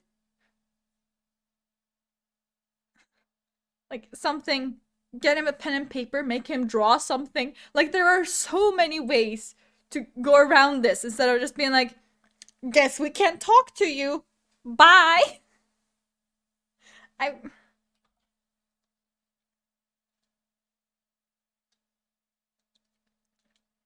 Yeah, they do. They love to bring it up when it's about an adult, but when it's about a kid, nah, he could do that perfectly fine. He's actually secretly swole. It's kind of hard to build a court case on feelings. Sorry. I just was thinking of the next game. I only have like one more episode after this, and then I'm on to the 3DS games. I'm going way too fast. It's fine. But since we're here anyway, might as well get what I want to say off my chest. If you need someone to complain to, I'll listen. I think she is actually worried for me. He's so tiny. I love him. Look at his hair.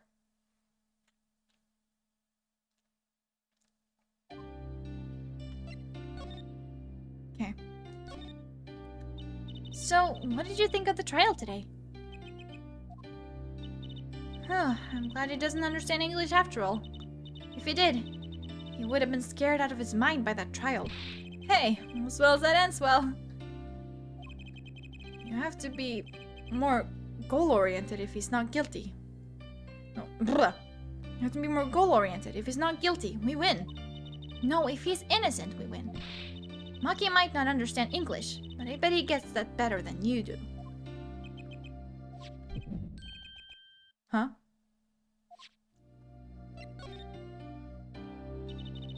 I'm glad Lamoureux testified. What a great person. She even got Maki off the hook by naming another suspect.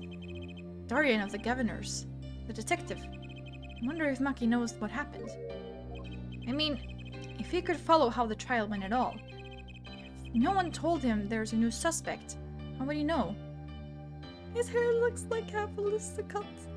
You're not wrong. You're not wrong.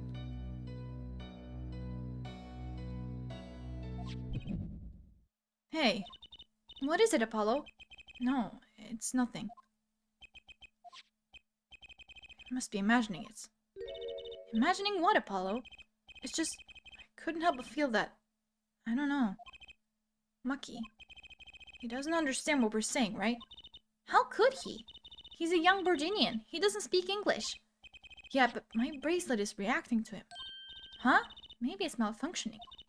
Or it's scared because you keep making those I'm so mad faces. Was I that bad? Maki lied about not being able to see. And what if that's not all he lied about? If you're curious about it, there's only one thing to do. You should ask him. I think it'll take something big to get to him. Some kind of undeniable evidence.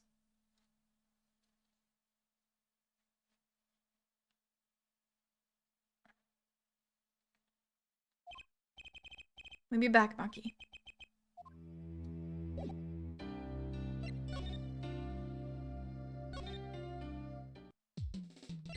Okay,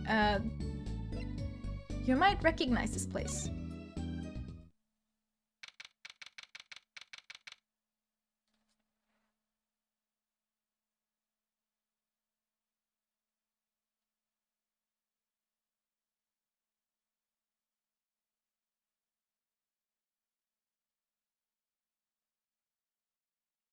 Very prevalent in the second investigations game.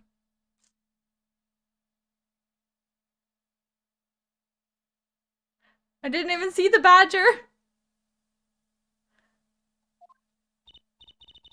Whoa! What a great day! It's perfect weather for sleuthing. The weather matters for an investigation? Don't some days just feel like magic days or defense days? Sure. Let's get started, shall we? Right on! Show us your stuff, Apollo. What stuff? Your voice training! This is the perfect place for it. I did enough at home, thanks. Aw, there's no need to be shy.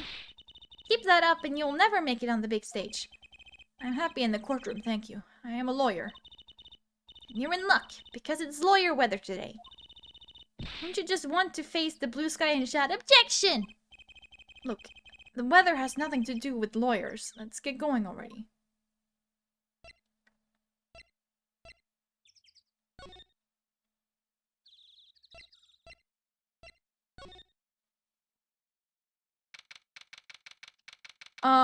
Hold on. Let me see if I can find something.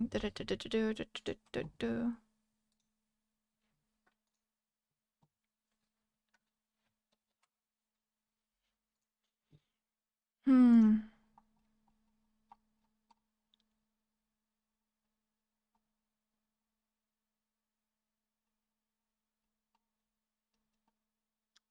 Damn, it's not there. Ow. I guess it's not really that prevalent, but it is in the second investigations game. If not also the first. No, I don't think it's in the first, but it's in the second.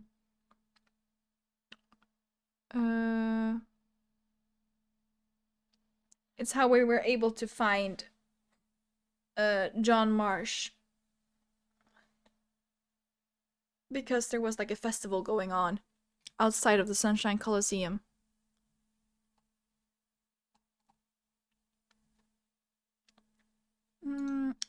Where can I? Locations, maybe?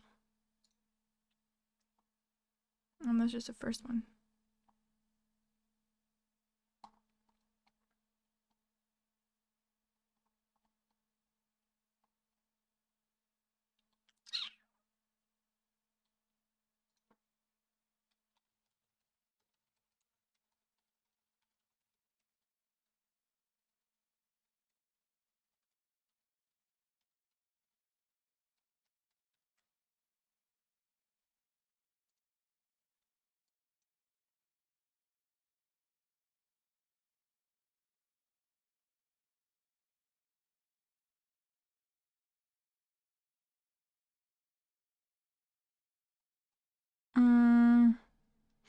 Yeah, it's when Sebastian the Best went missing before the trial of Patricia Rowland for the murder of Horace Knightley. Miles Edgeworth enlisted Regina Berry and Simon Keyes to help search for him. The pair decided to search at the Sunshine Coliseum, but to no avail, as Edgeworth had already found the prosecutor at Blaise the Best's home.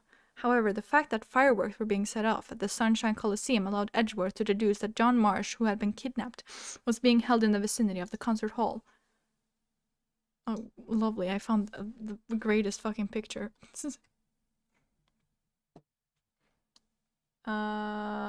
This is what it looked like. Back then, anyways.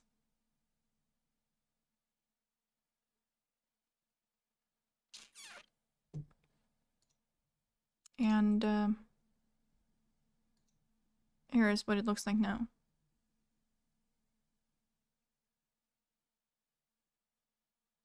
I guess this is from like the HD version, which I don't have access to because it's not on the App Store for some reason for me. I don't know. Anyways. Back to the game we go.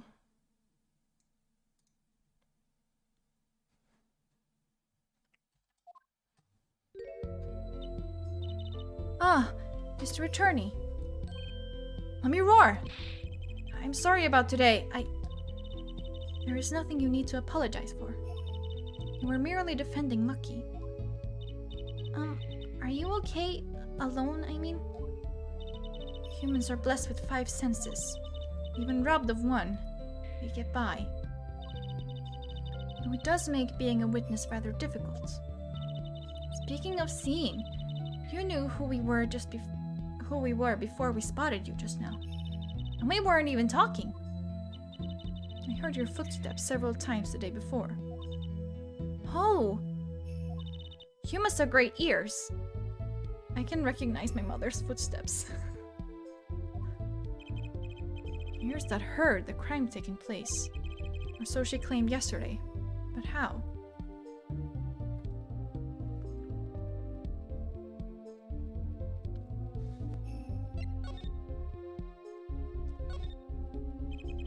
That was quite a statement you made today in court. About hearing Darian Crescen's voice at the scene of the crime. I did not know his name, but I never forget a voice. Wait. Let me roar. Is something the matter? That voice just now. It was him. I'm sure of it. No way. As I said in court, I was on my way backstage from the stage. That is when I heard his voice. I'm guessing Darian and Mr. Latouche were talking about something. The next moment, I heard those gunshots. Why didn't you call security? To be honest, though the noise was quite frightening, I never imagined the gunshots might be real. And I was in quite a hurry myself. I left the scene at once. So, it really was Darian's voice that you heard? Yeah. At least, she certainly thinks it was. I met Maki before my debut as Lemiroir. I was singing in a restaurant in Virginia. And he was playing the piano? Yes. He was very kind to me when he learned I could not see. Is that when you started playing opposites? With Maki pretending he couldn't see? Ah, no, it wasn't then. That began after our major debut. After I became known as the landscape painter in sound. It must have been tough for Maki. Pretending he couldn't see, and all the while acting as your eyes. We held hands, always. He would write with his finger on my palm to signal to me things I should know. He's a smart, gentle boy. I think I see what she's getting at. Maki would never harm a soul. About Mr. Latouche. Ah, yes, he was an Interpol agent, I hear. So you had no idea? Of course not. No one did. I guess that's what it means to be undercover.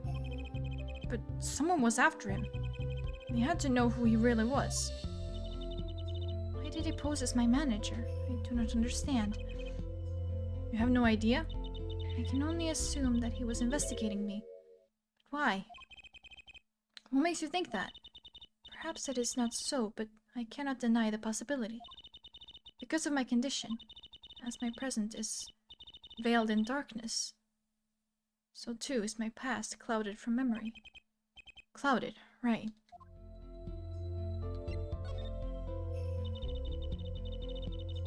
The darkness that I fear is not the darkness that I see whenever I open my eyes. The real darkness lies in my heart. In your heart? I have no memory of the time before I became La Mirror. I awoke from darkness and into darkness, you might say. I was singing in a restaurant those days. What was it that she said about not being able to remember the light? I do not know my past. Perhaps I committed some terrible crime in my past. Everything before becoming a La Mirror is lost to me. But I don't think you... I can think of no other explanation. Why else would an agent of Interpol approach me? You think your past may be related to this case? No way! That seems really unlikely to me. I mean, you're such a sweet person, La Mirror. I thank you. Maki too tells me this often when I fear who I might have been. Anyways, do you want to watch a video? We took a look at your performance again. It was even better the second time. Thank you.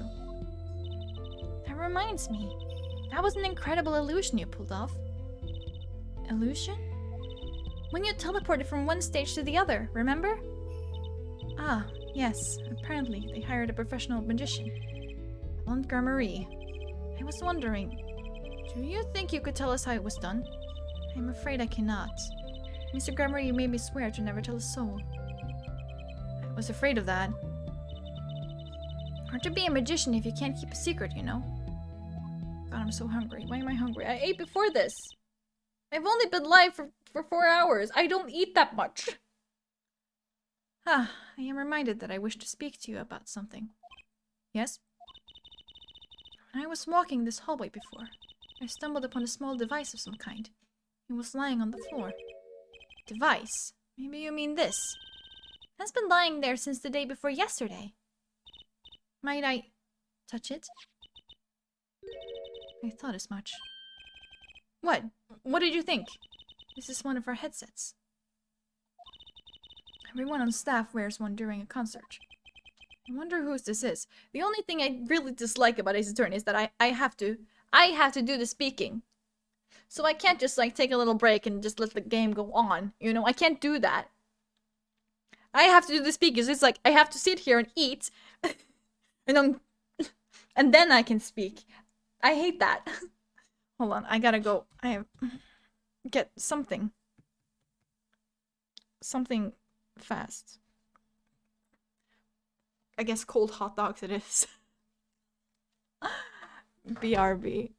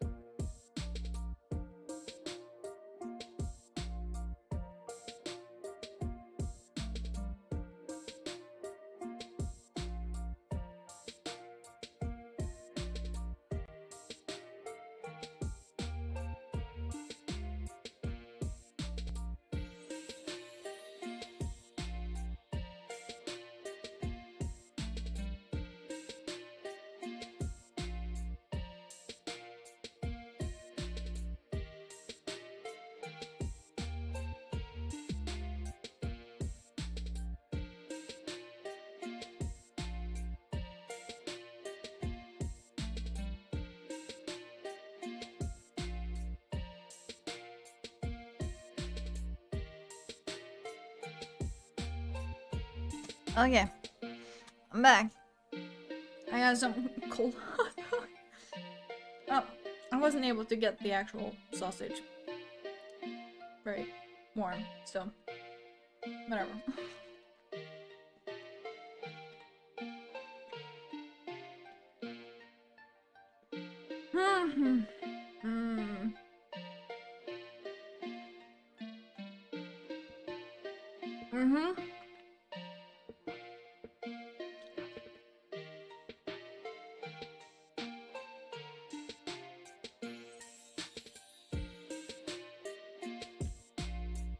I literally got this like this bun from the freezer. It's been there since last year. It was in the freezer, perfectly fine. Put it in my combi oven, just like put it on like defrost, and then it practically did itself. And I'm like, ooh, fancy! We love this. We love to see it. And then and that was the hot dog. That was a bit. The actual sausage, that was a bit more of a tricky one.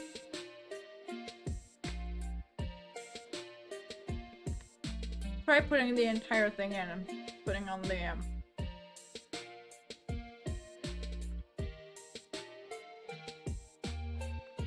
Oh my god, no, I hate that.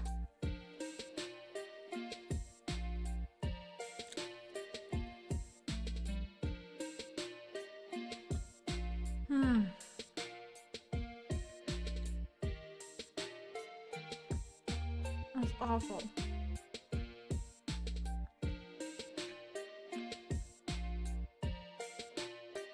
Well, sorry for making you jealous by eating it right in front of your face.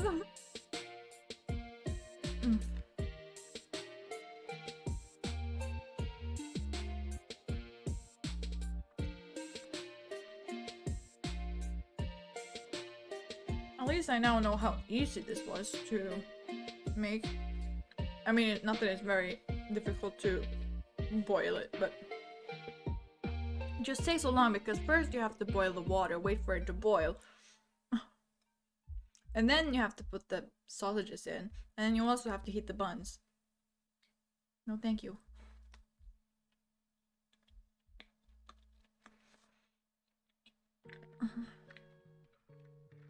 So like I have this like microwave slash oven. It's like a combination thing.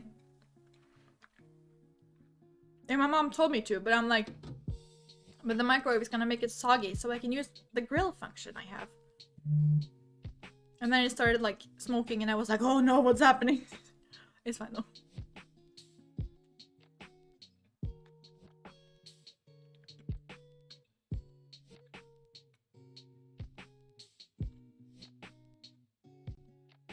Yeah, same. But like, I got it to use it for those kind of things, so like, why not use it, you know? And it's so fast too, I don't have to wait for it to heat up. It does it. It heats up rather fast.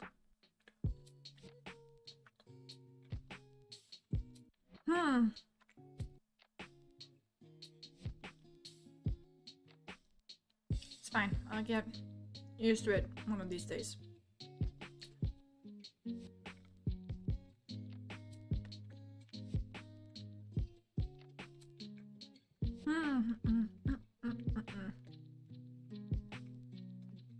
Yum.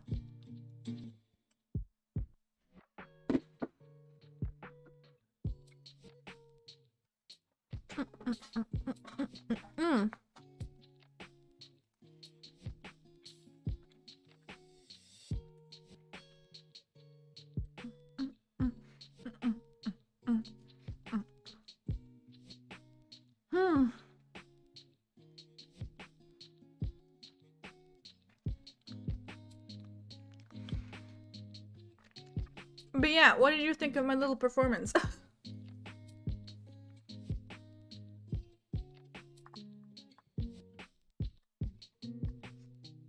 I learned the song just for this.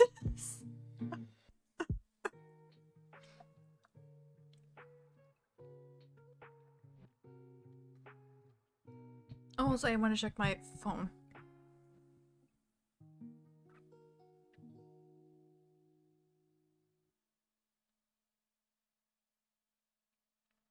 So my mom told me that she was gonna let me know if there was gonna be like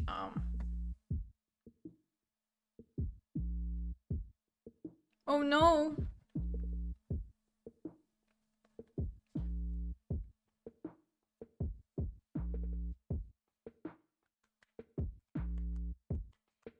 It's fine. We still have several times to go through that video.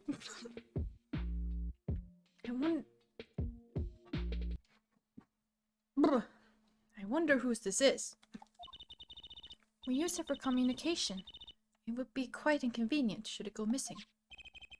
We'll hold on to it for you then. We'll give it to Prosecutor Gavin when we see him.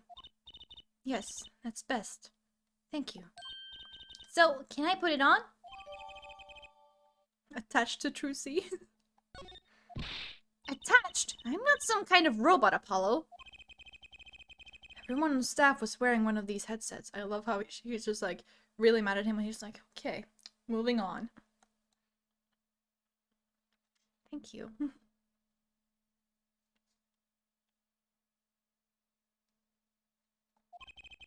This might warrant some further inquiry.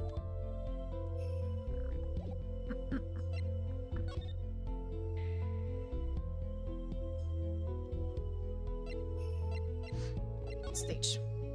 That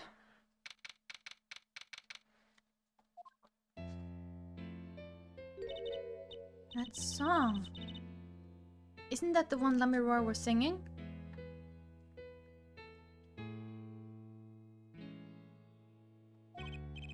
Yeah, you're right. The Guitar Serenade. Wow! I'd love to do a show on a stage like this. I'd come to see that.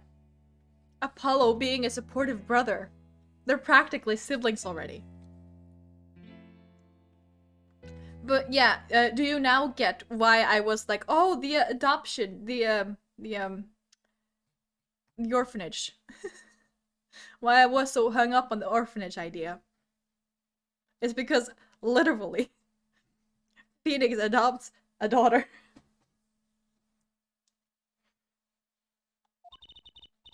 The house is full. And as one, the audience sighs with wonderment. There I am, singing my ballad, rose petals swirling through the air. Not bad. Wait, aren't you a magician? Oh! That's right, I was a magician, wasn't I? I mean, you could do both, baby girl. It's perfectly fine. Some dedication. Aha! If it isn't Miss Trucy. And indeed it is. Uncle Valance! What exactly are you doing here? I take real responsibility in tasks undertaken. I am inspecting my equipment of illusion to make sure naught is amiss, miss. The Lamiror teleportation illusion. Ooh! Should anything go wrong, it would reflect poorly upon me and my troop. We will figure out why. As I went about my exacting examination, I happened to notice that piano. And I remembered that fair lady's melancholy melody. Hey, Apollo! Maybe Uncle Valen can shed some light on this whole thing for us. I was wondering about the show of the night of the murder. Lamiror's vanishing act was your illusion, right? Indeed. The purple prosecutor petitioned my performance. He likes speaking with alliteration. Oh my god.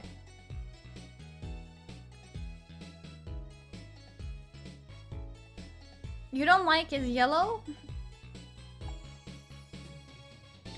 At the climax of the song, he said, "Make her disappear, like a dream."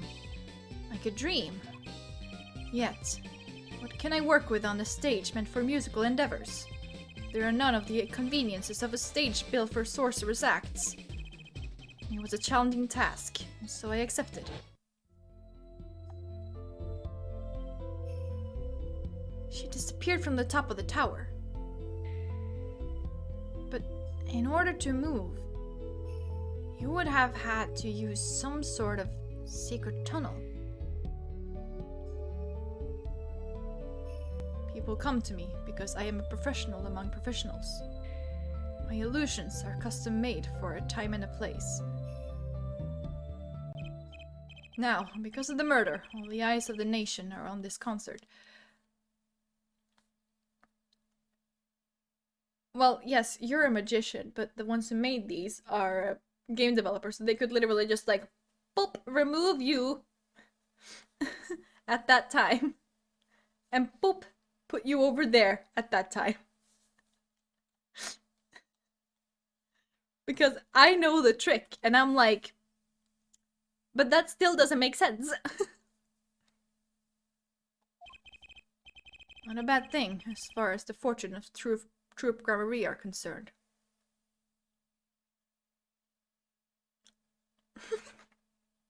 Press the sprite, reduces scale, yes, magic. Exactly.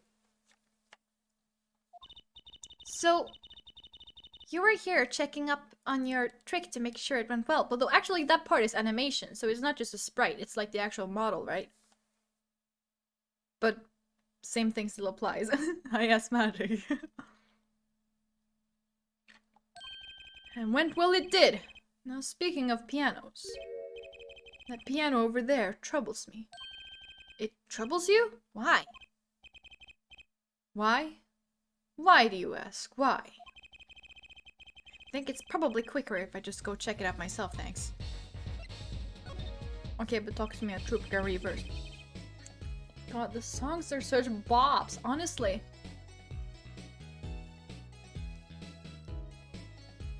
I know what you are thinking in that head of yours. Gramarye, yes, you say. I recall seeing him on television. Something of that sort? Actually, yes, you're right. Wow, he just read your mind, Apollo. Or everyone tells him that and he made a good guess. It was 20 years ago.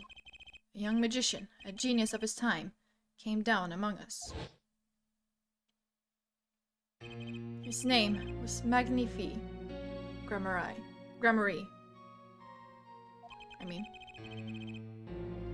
He was the one who began the great Troop Gramarye. At his prime, not a day passed that he did not play upon the screens of every TV there was. I do have a vague memory of someone like that on TV, yet several years ago. That time came to an end. My troupe pulled the vanishing act, yes. Cries for magic no longer heard. The TV screen a barren waste, stripped of illusion. It's not true! I still went to all your shows! Like that one in the parking lot down at the supermarket. You start playing supermarket parking lots, you know you're in trouble. We hone our skill at these small venues, always awaiting our time.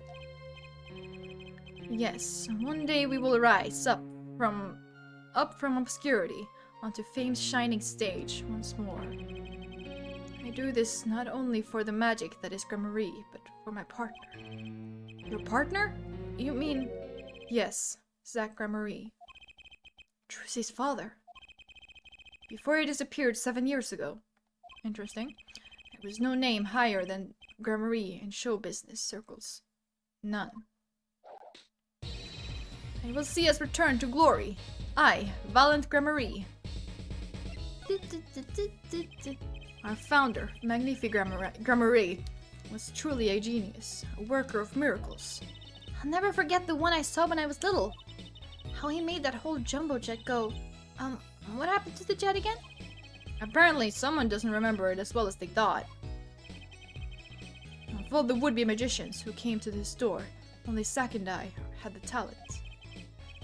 In no time at all, Valiant and Zack were the shining stars in the Gramarye crown. Cool, huh? And Zack Gramarye's my daddy. Now that Magnifi and Zack are gone, I have but one wish. Let it be I, Valiant Gramarye, who brings the Gramarye miracle back to the big stage. I'm rooting for you. Miss Trucy, you cannot grow up quick enough. I need your skill by my side. One skill coming up. How do we manage to get off the topic of the case so quickly all the time? Apollo just wants to defend. That's one big piano. I've never actually played one.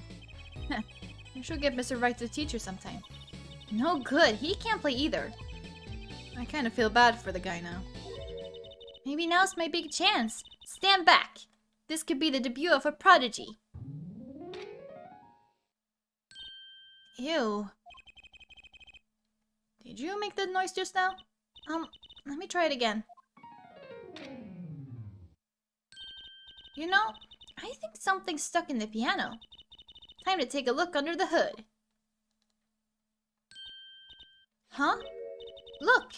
This was stuck between the strings. It looks like some kind of switch. Someone must have thrown this into the piano.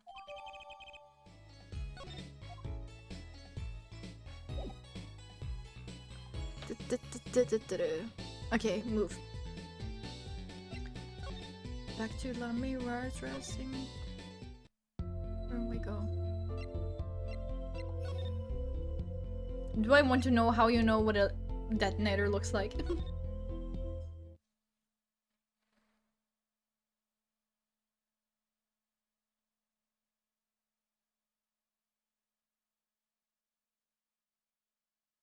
Ah, okay, that makes sense.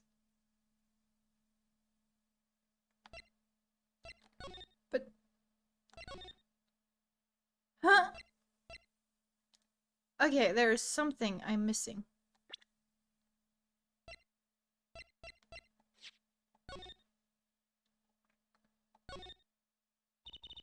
This switch sitting here, tempting you to push it. Don't, you might blow up the whole Colosseum. Hello, please. I think that every strange switch triggers a bomb. What kind of old-fashioned crime drama thinking doesn't cut it out and cut it in our busy times? That kind of, okay. Alright, Truzy PI. Please enlighten me. What do you think the switch does? Maybe it turns on the electric razor in Prosecutor Gavin's dressing room. A switch as big as a razor to turn on a razor. Okay.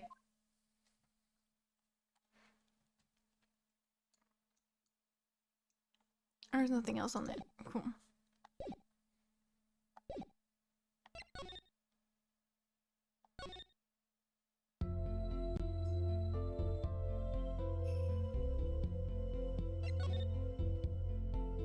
Do I have to show her something else? Present videotape, headset. I've showed the headset, haven't I? Ah, no, I haven't.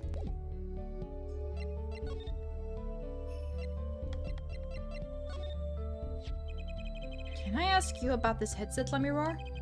You said that all concert staff was wearing one. That's correct. You need them to communicate across such a large stage. Everyone on the staff had one, of course. And all of the band members too, I should think. So Prosecutor Gavin and his lackeys had them too. They're quite helpful, though limited. They only work within 30 feet or so. After all, only for use on stage. And a stronger signal would interfere with the sound system. Makes sense. You'd think someone would notice if they dropped their only communications lifeline. So why was this one lying here? There we go, now we can go into the dressing room. Nice. Gee, I wonder. Uh-oh. There's only one person I know who can munch with such venom.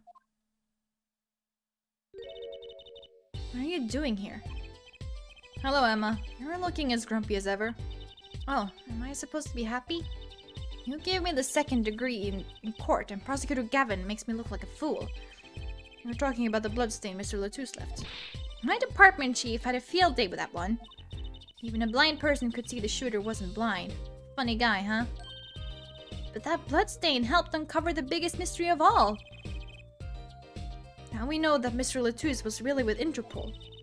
He wouldn't have found that out without you. I suppose. Maybe that's why the chief gave me these after he was finished chewing me out. Said it was my reward.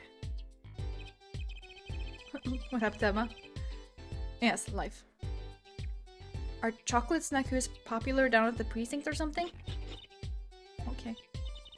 I was hoping we could check out the crime scene again. Be my guest, you're not going to find any clues in here. I did find something strange. Something strange? Met my embarrassment quota for the year, that's for sure. Well, that's a good thing, isn't it? How? I mean, think about it. Now you don't have to be embarrassed about anything else all year. If only it worked that way. It just bugs me to think that little kid outsmarted me. And it makes him even more suspicious now that we know he can see. He could have seen the air duct and he could have shot that revolver. But that's not how it sounded in Lamirar's testimony. I mean her saying she heard Detective Darian's voice at the scene. That's right! Why can't we have a normal, straightforward killing once in a while in this country? I'll pretend I didn't hear that. Was that true what you said in court today? You know, about the case? About how everything was happening according to those song lyrics? The guitar serenade, you mean? I found the link, you know. First, Prosecutor Gavin's heart-shaped keyring was stolen. Then Lamirar flew through the air. And Prosecutor Gavin's guitar caught on fire. And in the end, a bullet took Mr. Latus's life. And he went up into the sky with the guitar. Well, 30 feet up at least. And it's kind of hard to chalk it up to coincidence. I know! And I found it! You think the same person did all of this? Don't ask me, I didn't do it. Neither did I. I couldn't fit through that air vent anyway. What? You all think I did it? Sometimes I worry about that girl. You're both strange. So, what did you find? It's so little. I must have passed over it yesterday. I found it under the sofa. What is it? Part of some device, I think. I haven't a clue what. A bit sticking out from the end looked familiar, so I had it examined. Turns out, it's an antenna. Oh, like on a beetle? Like on a cell phone. On a what? This device must use an electronic signal of some sort. An electronic signal, you say?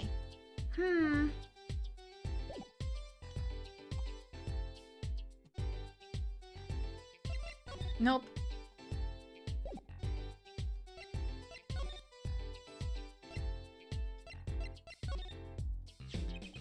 You think you could take a look at this?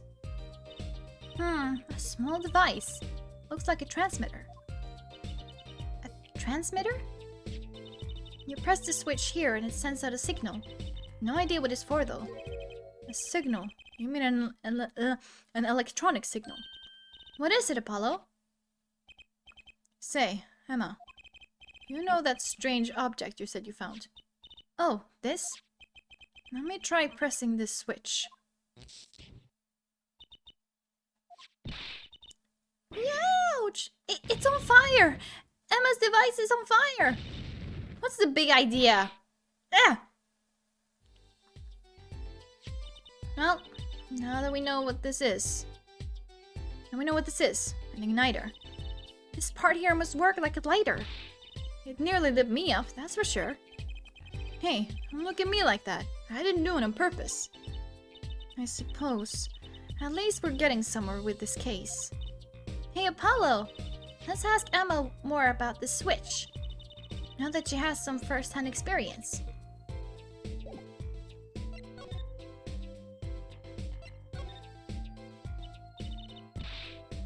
What are you trying to do? Burn me alive?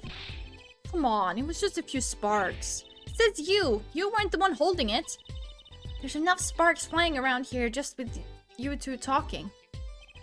Anyway...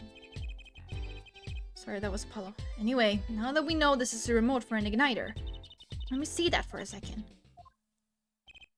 Well, this is definitely a little transmitter. The signal's weak, probably only reaches 30 feet. A transmitter, huh? Incidentally, if you look at a cross-section diagram of the stage area, let's see, 30 feet from Lemuroir's dressing room. That covers the backstage completely. It also looks like it would cover the stage. Kind of seems unlikely anyone would use this on stage. Guess I best be getting on with my investigation. We're off to look for more clues elsewhere then. I feel better just knowing that what this thing is now. I'll have to look into igniters a bit more later. Good luck! I'd like to know a bit more about igniters myself. Okay, sweet.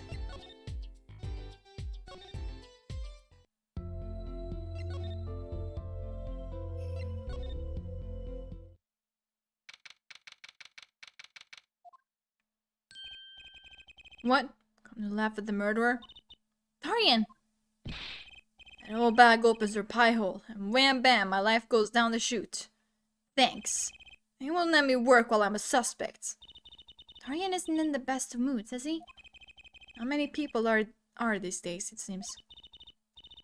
It is a crime scene. Not exactly the happiest place to hang out. And Gavin had to go rub salt in the wound. My alibi's rock solid. Rock solid! Your alibi. So, about your alibi. You have to ask? The shooting happened right in the middle of the third set. That's right. The music was blaring when we heard those gunshots. And found Mr. Latouche dead. I've got 10,000 witnesses who saw me too. 10,000? Damn. Right there on that stage. Your guitar playing was something else. Thanks, little lady. See? This whole thing's a sham. I can't believe they aren't letting me work. There's no need to yell at me. It's Lemuroir's fault. She was the one who said she heard his voice at the moment of the crime. Man, I never even talked to that old windbag. How could you possibly identify me? They won't let you work. He won't let me work. Gavin says I gotta lie low. Till the suspicion is cleared. What suspicion? What suspicion? He can be such a stick in the mud. Mr. Gavin? A stick in the mud? He may look all flashy and showy, but he's straight as an arrow, man.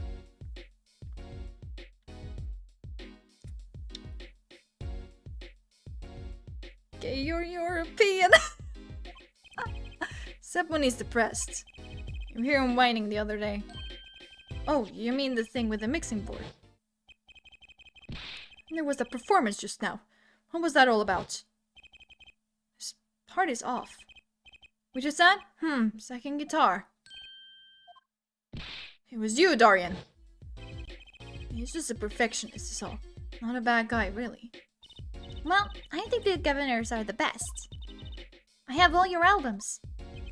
The band's fine too. Gavin can write a good tune, I'll give him that. Come to think of it, I haven't seen Prosecutor Gavin around much. Oh, him? He's down at the prosecutor's office, most likely. The prosecutor's office? I've never been there, have I? The data on the victim should have come in from Interpol. Normally I'd be down there dealing with it. Normally. Apollo, let's go check it out. I've always wanted to see the prosecutor's office. Maybe that's not such a bad idea. Right on. Say hi for me, okay? Oh, and screw you.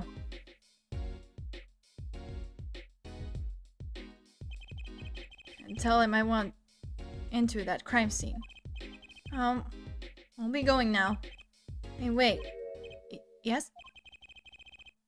What do you really think happened? Really? You don't think I did it, right? Well, great. Wait a minute, still a guy with some confidence. Just remember, I was ripping it up on the stage when it happened, okay? Ripping. Don't get led astray by some siren song, eh? Get this one wrong, and you'll be eating humble pie for a year. I'll bake it myself.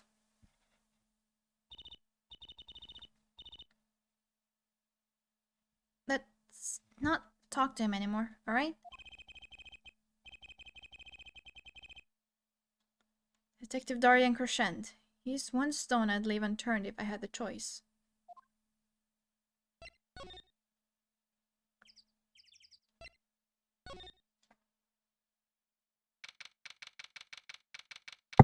Hey.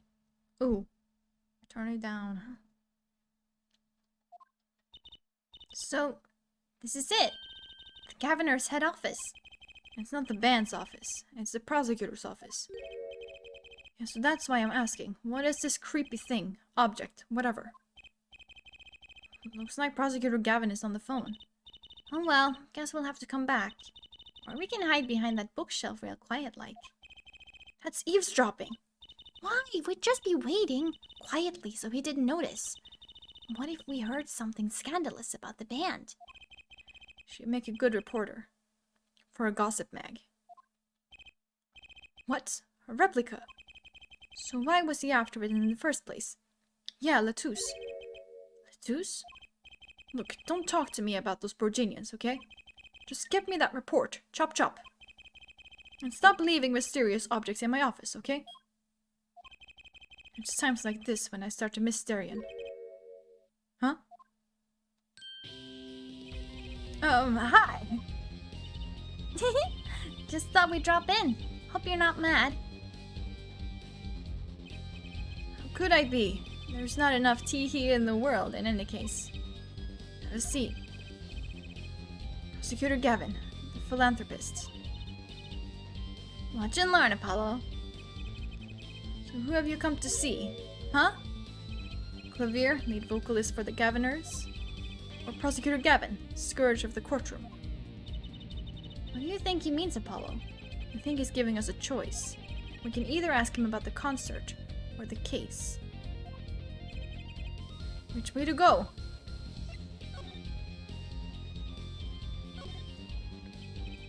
Ah, that reminds me.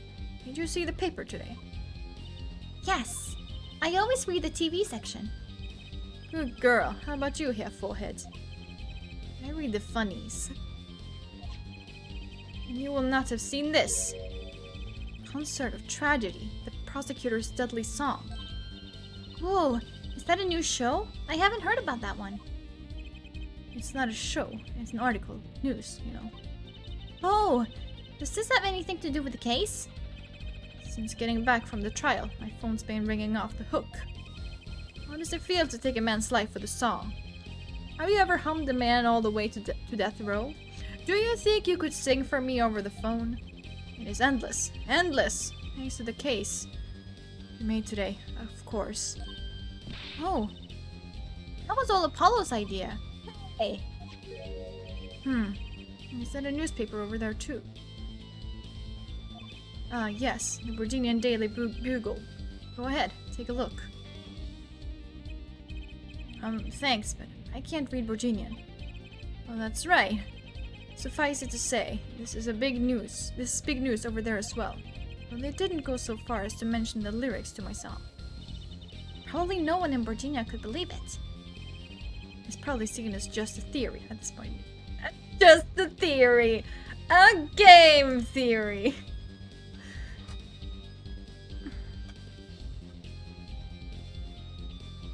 Hold on.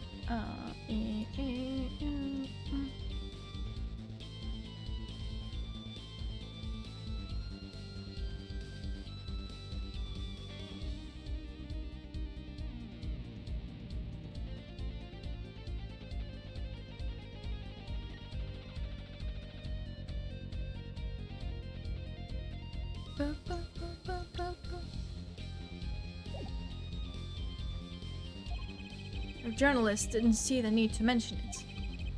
That makes sense. I hardly know what to think of it myself.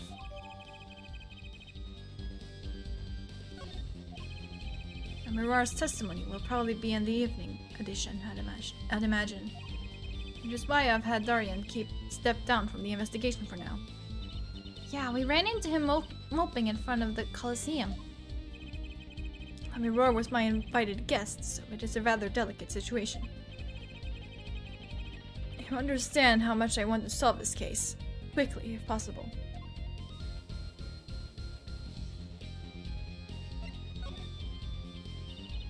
I really love that song. It has such a great atmosphere to it. You co-wrote it with Let Me Roar, if I remember correctly. That's right, it was last year. I had gone to tour Virginia's legal system, as a matter of fact. And that's when you heard Let Me Roar's voice. It was at a small jazz club. I wept that night. I knew I had to meet her, to talk with her. So I used my influence, which is not inconsiderable, to arrange a meeting. God, I can't read. Wow, prosecutors really have a lot of clout. There it is again, clout! I knew they said it in this one. I knew it. I was like, huh? Though I guess this is more understandable. But still, that's twice. What? I think he's sort of a special case, Trucy. Thankfully, she liked the work I did, and wrote a song right there, backstage. Maki on piano, that dulcet voice, and myself on a guitar that I borrowed from Let Me Roar. Music history was made. Probably not an experience your average lawyer would ever have, like Apollo say. It is a memory I hold dear, and the song we wrote that night was this. And that very guitar is right over there. You mean, this charred lump? Don't call it a lump. That's a piece of history. And it's only browned, not really charred. No matter, I shall never sing that song again. I wouldn't have used that guitar again either, even if I could have. What happened during that song anyway? Why did his guitar suddenly catch on fire?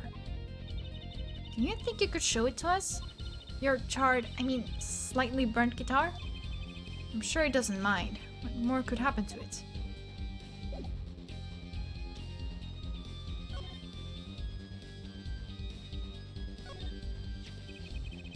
It was an impressive bit of pyrotechnics that did this. It's the guitar from the concert, isn't it?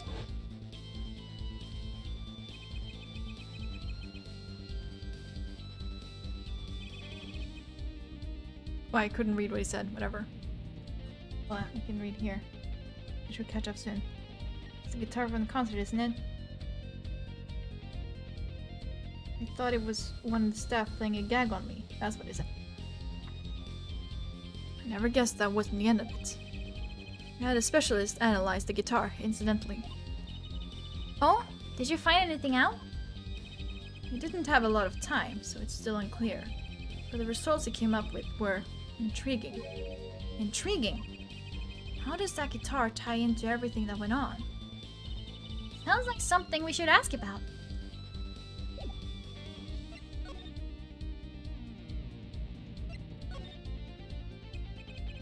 It was a beautiful instrument. It was played lovingly for many years. A guitar befitting a woman like Let Me Roar. How did it end up here? She gave it to me. I mentioned how much I enjoyed playing it that night, and she made a present of it. So this guitar is from Virginia? That it is. We couldn't carry it on the plane. Changes in air pressure and humidity ruined the wood. So we vacuum packed it in Let Me Roar's studio. I used a special shipping service available to me for transporting evidence. He brought it right up to my office for me. Pristine and untouched. See? Prosecutors do have a lot of clout. Again. I still think he's a special case. Such a valuable guitar. It's too bad it got burned. What was it that you were saying earlier? Something about intriguing results from an examination of the guitar. That's right! What was that all about? Well, you know how guitars have a round hole in the front. It is called a sound hole. Ah, so that's what it's called. Well, they found something attached to the wood just inside the hole. A broken device of some sort. A broken device? Yes, this in fact. Interesting. The examiner is busy with the evidence for the case now, however. So he'll be checking this out once he's finished with everything else. Odd. That device looks strangely familiar.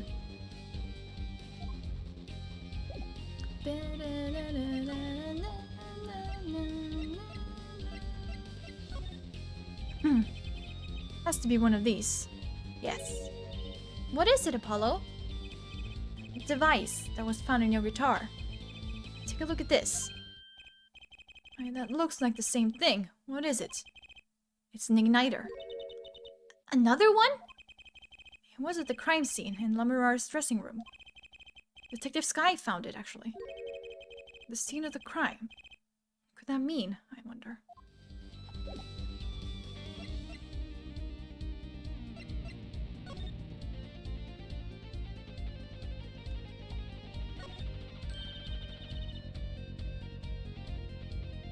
What's that on the plate there? Is that gum? Gum? Maybe he was chewing it when the phone rang. So he put it on the plate for later consumption. You think a rock star could afford a fresh stick? Oh, you'd think a rock star could afford a fresh stick. Don't jump to any conclusions now. There's no chewing gum. Take a closer look. Although I really shouldn't be offering, should I? What is that? A butt plug.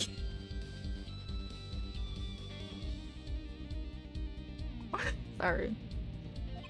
It looks like a lump of plastic. Wait, that phone call. Yes, that's why I'm asking. What is this creepy thing? Object, whatever.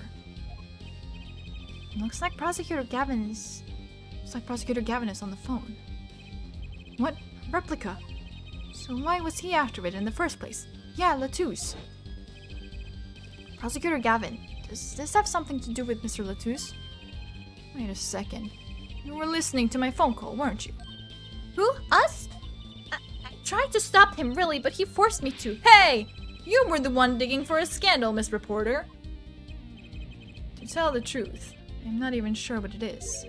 But apparently, it's a model of something an undercover agent Mr. Latouche was after. This lump? Would you mind telling us what you do know about it?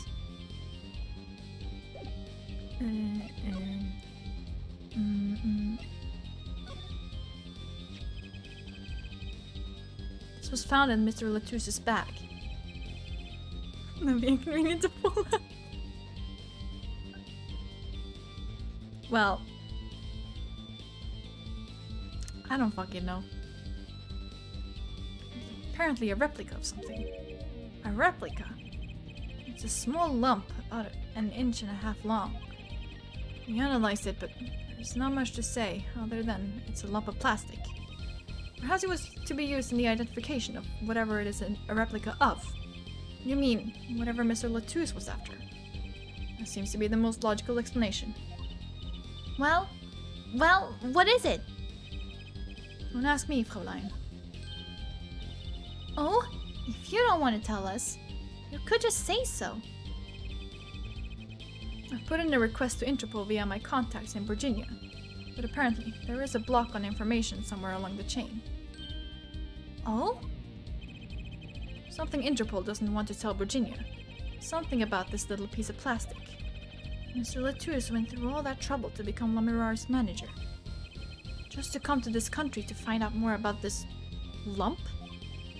And he died for it. I've sent someone to the Colosseum to fetch Lamirar. Perhaps she knows something about it, being a Virginian. I believe that covers everything I'm at liberty to talk to you about. Oh. Thanks for dropping by, yeah, forehead. Thanks? Why, you gave me so much information. That igniter, for instance. Oh, that. I never met an attorney so forthcoming with the prosecution. It's a big help. Or perhaps you're just a tad naive, I guess I could have hid it, but somehow showing it felt like the right thing. I could say the same to you, Prosecutor Gavin. Thanks for the information. About the, strange lump of plastic. One that Mr. Latouche was investigating. Hey, that's right! I've been thinking here, forehead. We encounter many incidents in our lives. All of us. Not all of them simple. Especially not the ones where people are killing to song lyrics. That is why I try to at least remain simple inside. And I keep a simple goal, to discover the truth. We love it. We love to see a prosecutor who knows what he wants, and it's not to win. That's why I like to keep relations civil, yeah? That is all. I can live with that. Mr. Prosecutor? Fraulein? Can I ask you why you sing in a band? Ah, because I want women to turn and look when I walk down the street. That's pretty simple, too. Now, if you'll excuse me, I've got work to do. Another time, perhaps.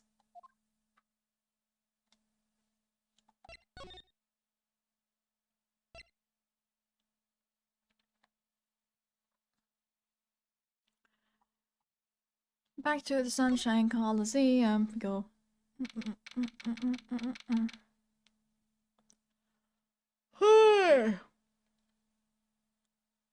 Oh no. Sorry, I looked ahead. Oh, it's you. You came at a good time. Hello there, Emma. What's up?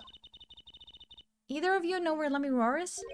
Well, I saw her in the backstage hallway a while ago. Yeah, that's strange. What's strange? I can't find her anywhere. I was supposed to bring her to the prosecutor's office. Lemmy Roar's missing? It's hard to imagine her wandering off somewhere on her own. Being that she's blind and all. Yeah, we'll help you look for her. Right, thanks.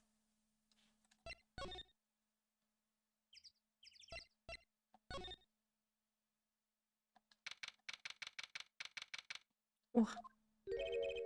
This place is deserted. I wonder where Lemmy Roar went off to. I'm sure she's okay on her own. She seems resourceful. I guess, but I can't help but worry about her a little.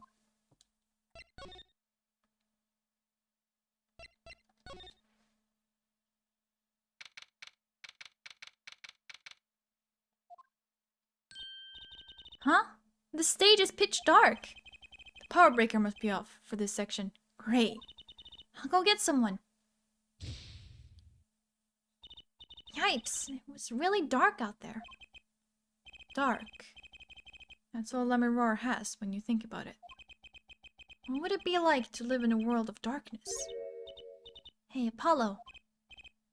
Huh? What? Doesn't something about the stage seem different to you? Like something's changed? Changed? I can't put my finger on it, but it's bugging me. Oh, it's bugging me too. What is she talking about?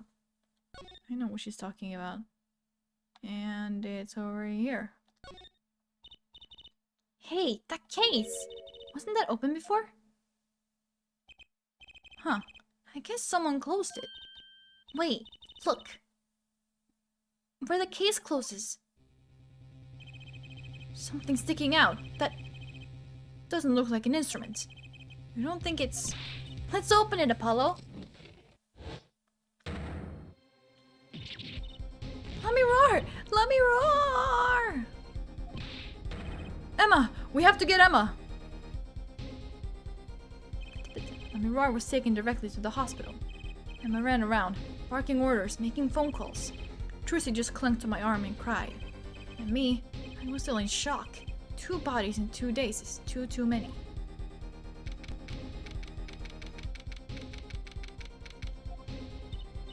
Emma, how's Lemmy Roar? Is she okay? Ah, you. We all owe you a big thanks, that's for sure. So, she's okay? Yes, she came to a short while ago. You found her before it was too late.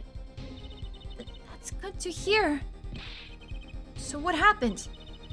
Someone attacked her. She was struck on the forehead. On the forehead, you say? By who? I don't know. But they hit her on the forehead, right? That's right in front of her. How could she not see? Oh. Right. Would you like to see her now? Is that alright? She wants to thank you for saving her life. Let me roar! Ah, Mr. Attorney, you were the one who found me? Thank you from the bottom of my heart. I'm just glad you're okay. Tell me, what happened?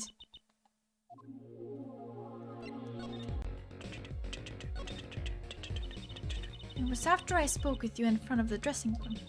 I sensed someone approaching. I thought it might be someone come to see me, but they said nothing. When I went to return to my dressing room, we were hit. I knew, that very moment, I knew the assailant was trying to kill me. Huh. It was lucky for me the first blow did not knock me out. I turned and ran for the stage. Someone was chasing me. I could hear footsteps. Yet I reached the stage first. By the stage, I had overheard maintenance people talking. The power to the stage area was off, they said, for electrical work. Ah! Darkness is my ally. There was a contrabass case near the stage. Why is she just like allowed to be on the crime scene?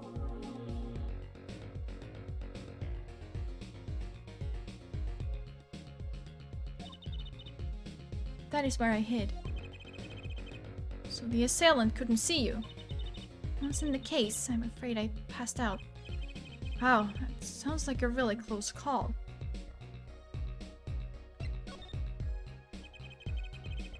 Do you have any idea who it might have been?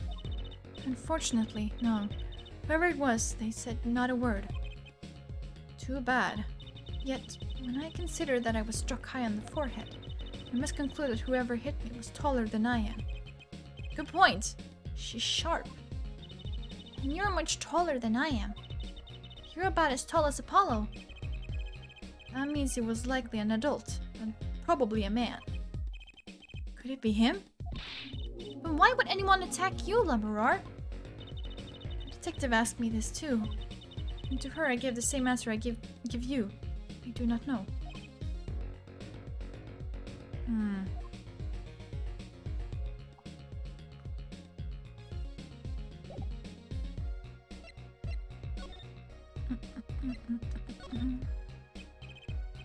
Ah, Lamorar, I wanted to ask you about this. I'm joking.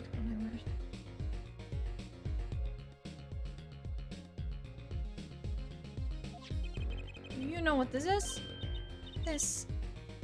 what? Mr. Latus was carrying it. It's a replica of the thing he was after. He was after. You know, and his secret identity. As an undercover agent. So that's what he was doing. You mean you know what? Yes, I know. Of course. This must be. A Borginian cocoon. Or rather, a convincing replica thereof. Why haven't I heard of a Borginian cocoon before? Why would he be carrying this around? Was it some kind of souvenir? I wonder.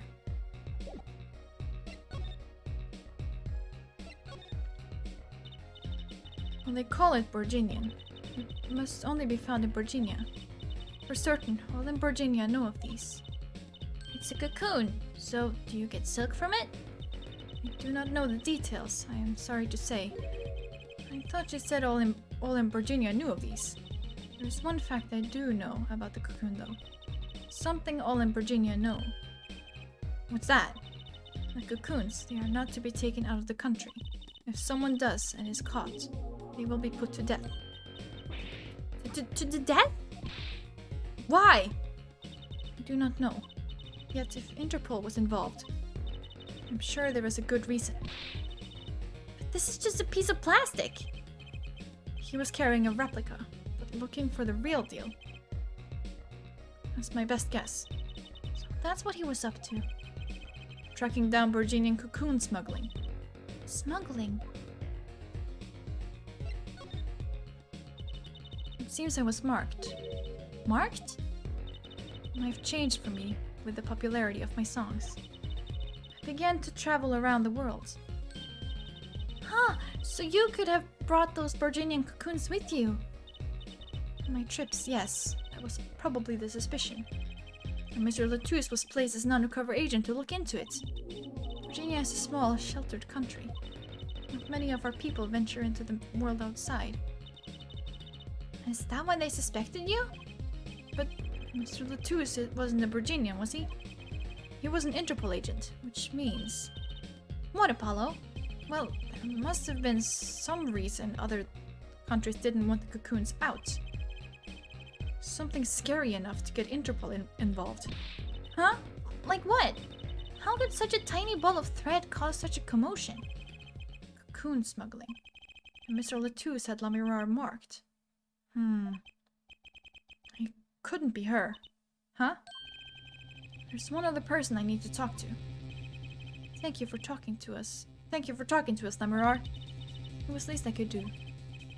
Actually, I have another request. If it is within my power. I need an interpreter. Someone who speaks Virginian. Apollo? Would you come with us, if you're well enough? I see, yes. Yes, of course I shall accompany you. Huh? Where are we going? Come on, Trucy. We're about to get to the bottom of this.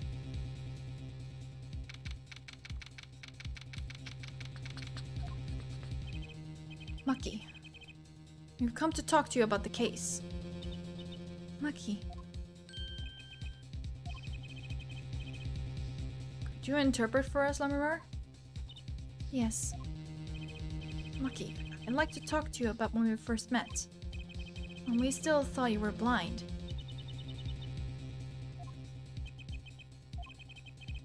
We know the truth.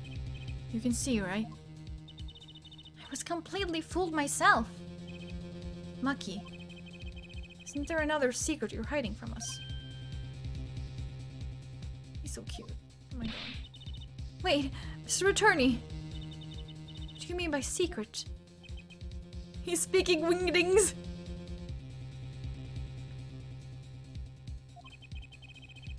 What do I mean by secret? Well, if I'm not mistaken, you know something about this, don't you? Look, he's so tiny. Oh my god. Hey, you got a reaction. A big one. Lucky, you didn't. Trucy and I are trained to see people's uncertainty. Not that we would have needed any training to see that one. Mr. Attorney, please tell me something. Lamirar, please, interpret. Very well. I know you know something about this by your reaction. If you won't tell me, I might have to give it to the prosecution. And have them look into it. He asked you to wait. Do not be so hasty. I'm pretty sure he said scissors. Huh? Maki? Goat. Something bug arrow. Looks like some kind of birch bug arrow. Birch? Bird bug arrow. There we go. Do you know everything? Yes, everything. Well, sort of. Have him tell us about it. Scissor River. Bug leaf. Bird key. Zombie bug. Ah, yes! Very well.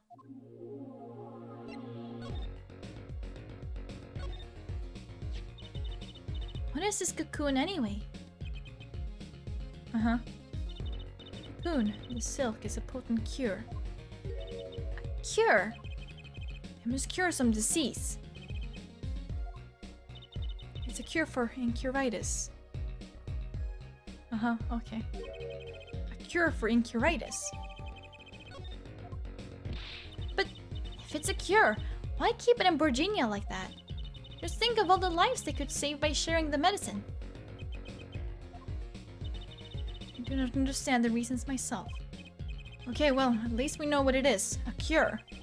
Mr. Latouche was after cocoon smugglers. Wait, was Maki? Maki, you weren't. He couldn't be a smuggler. He's so little. Well, you're only 15 and you're sort of a magician, aren't you? Well, that's true. I am sort of a magician. She said sort of. Oh, to have a copy of that security camera tape. Well, Maki, are you a smuggler?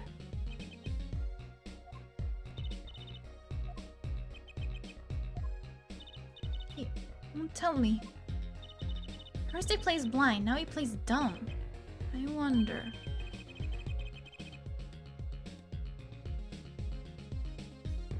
Yeah, that's the thing. It's incurable, but then they have, like, the only cure, I guess. But if you don't have that, it's incurable. You think he brought a cocoon here to sell it to someone? If Maki really did bring one into the country, was he planning on making a deal for its sale? Can't go home. Can't go home?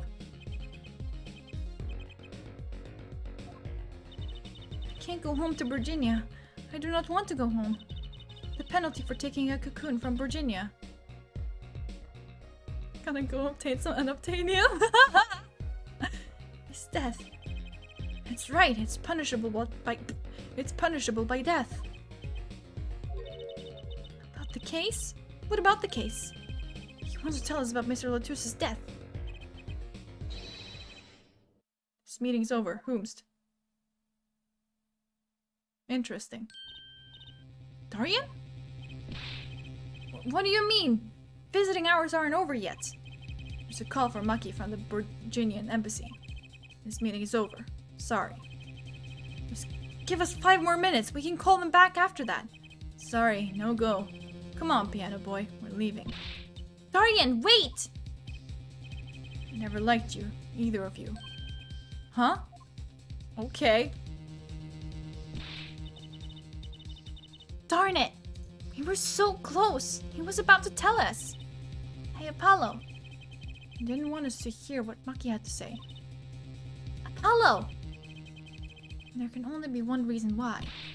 Why is everyone ignoring me? Oh. Torpedo here? It looks like something fucking died on his head.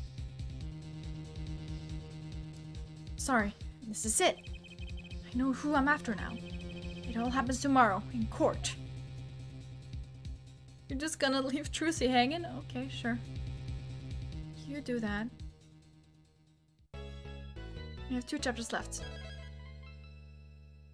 That pompadour is a pompadont!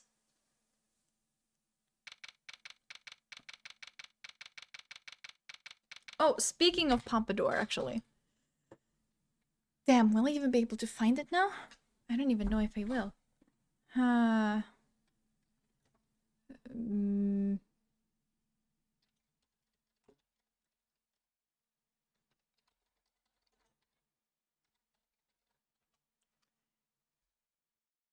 well, like, okay, if I can find something at least.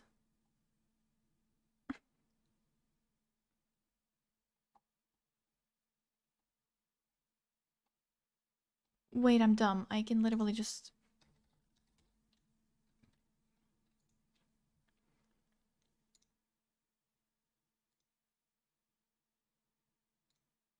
Oh, yes! Perfect! Speaking of pompadour, hold on. Where is it? It's the... It's this... No, that's not the one I was looking for. It's here. Damn, it's hard to see.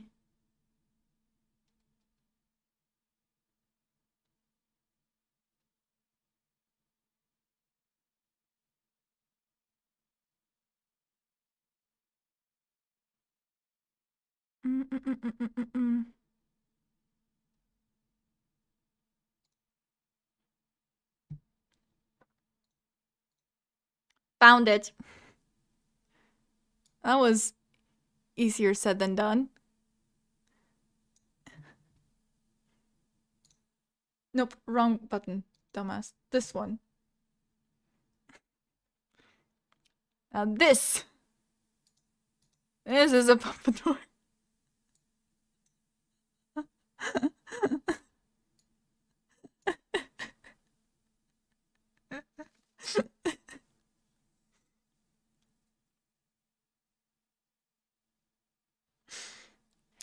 Oh my god.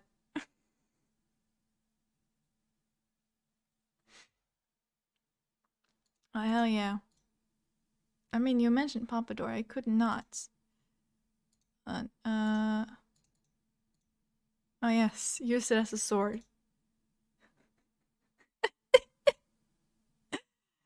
Anyways, that's a weasel on his head.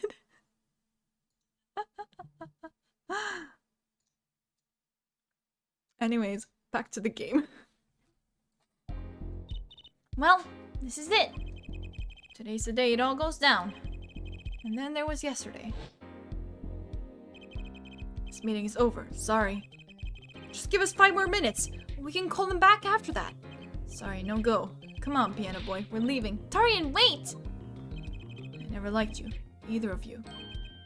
Huh? Darn it! You were so close! He was about to tell us! Hey, Apollo. He didn't want us to hear what Maki had to say. And I think I know why. Time to bring down a little justice! What was that? He is heard but unseen? Is this Gramarye again? Who's that talking? Ah.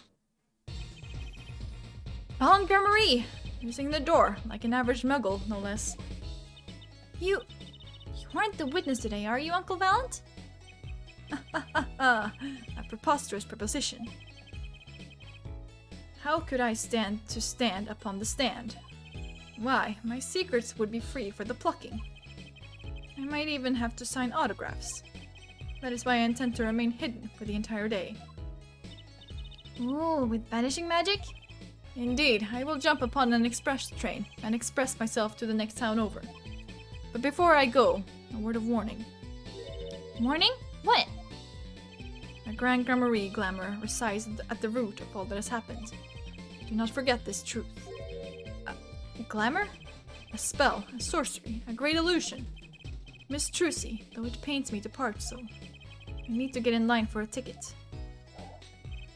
Farewell. And there he goes. You sure seemed happy about that illusion thing. Oh, big illusions are the bread and butter of a magician. You can't pull off a show without one. The big illusion is always a spectacle to remember. Usually, it involves cutting people in two or something, and then the Eiffel Tower. Anything really. So he was talking about what we saw at the concert. Lemmy Roar's disappearing acts. And Prosecutor Gavin's exploding guitar. I wonder what he meant by it being at the root of all that has happened. Well, it's about time. Shall we go? Ah, excuse me, sir. Yes? The scheduled starting time for the trial has been changed. The trial will not be commencing until 10:30 a.m. Sorry for the inconvenience. Huh? Did something happen? This is a first. It was by the judge's request. Some urgent personal business. Great. I bet he stayed up too late last night watching courtroom dramas. Apparently, he's visiting the hospital again. Hospital? I believe it was mentioned that the Chief Justice's son is unwell. Apparently, his condition worsened considerably this morning. The Chief Justice's son. Oh, that's right! Remember yesterday morning? The judge said he had to go visit him after the trial. There's an article about it in the newspaper. Be care to read about it yourself.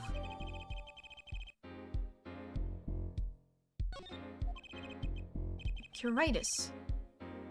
I ever heard that before?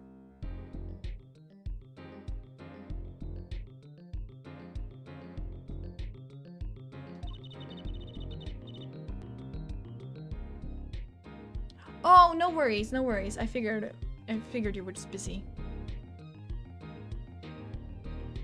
I'll let you read that article for us, Apollo. Just leave the TV guide page to me. Try not to lose the page with the funniest if you can.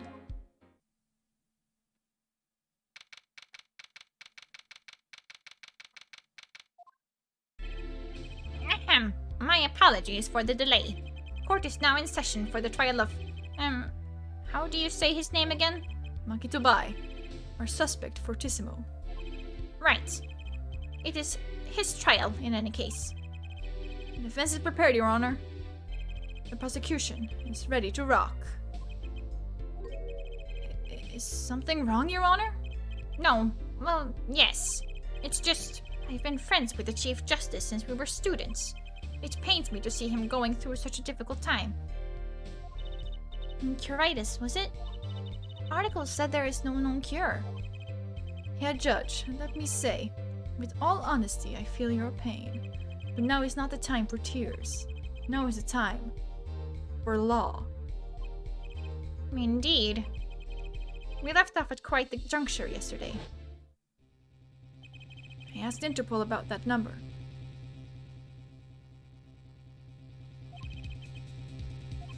The agent registered under this number. It was Romain Latouche.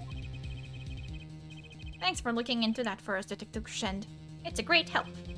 No problem at all, Your Honor. I'll be heading out.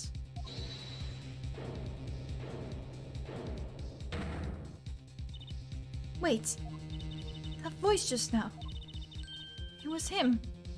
I'm sure of it. It was him? That voice I heard, talking to Mr. Latouche when I heard the gunshots fired. It was him. It was Mr. Darien. No way. Quite a sensational ending. Who would have thought Darien would guest star in the season cliffhanger as a suspect? I asked the prosecution to look into this matter. Please tell the court your findings. Darien Crescent is a member of my band, the Gaviners. He's also a detective, making the current charges serious indeed. Yet, after investigation, I have found no cause to alter our case or file new charges. And your reason is? Aren't you aware, Herr Forehead? He has an impeccable alibi. An alibi? Let us review the facts again, shall we? The concert held on the night of the shooting was in 3 sets. The Governor stripped up the stage during the first set. For the second set, our guests took center stage.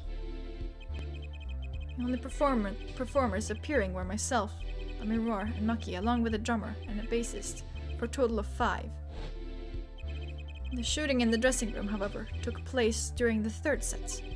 Lamiror and the defendant, Maki Tabai, had left the stage at that point, and the Gaviners were already rocking. This is when 2 shots rang out at the scene of the crime. Shots heard by Detective Emma Skye, mind you. And Apollo, you heard them too, right? I sure did! Furthermore, Lamiror herself witnessed the moment of the crime. Well, perhaps I should say she heard the moment of the crime.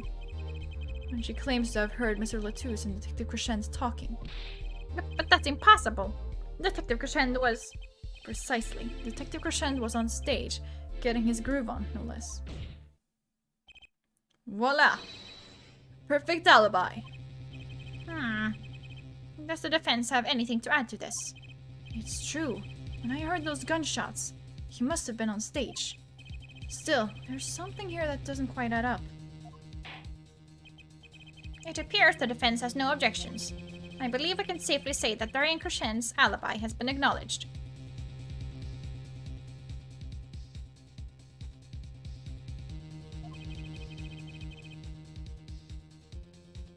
Flare? You mean hair? I don't know.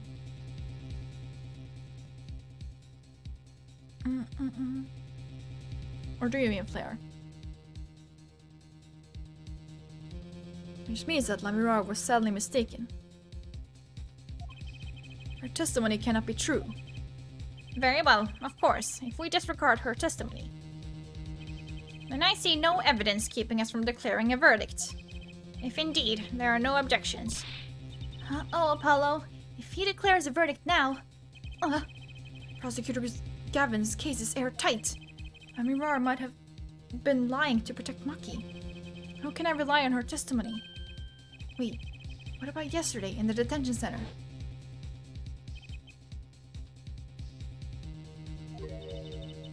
About the case?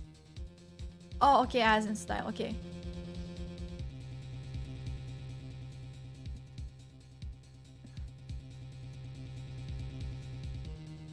If you were to ask me if I prefer Narumitsu or Clepolo, I honestly couldn't tell you.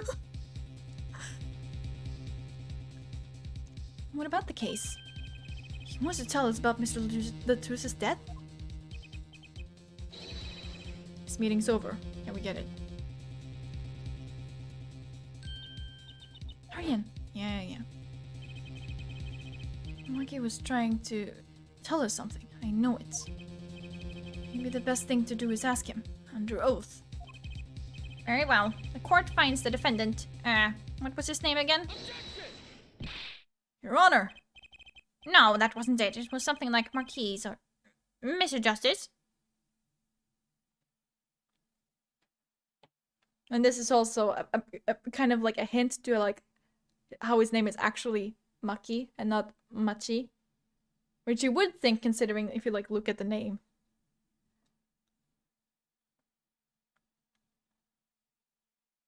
So maybe it's even Maki, I don't know, something like that. Your Honor, before you declare a verdict, I would like to call another witness. Exactly who else do you need to hear from? A witness who until now has not been given a chance to speak in this court. Because he doesn't speak English. You don't mean. I do. The defense calls defendant Maki Tobai to the stand. What? But he doesn't speak English. He'll use an interpreter. Interpreter? I'm afraid you'll have to look elsewhere. I only speak a few phrases such as I love you and where's the toilet? Ah yes, the most important phrases.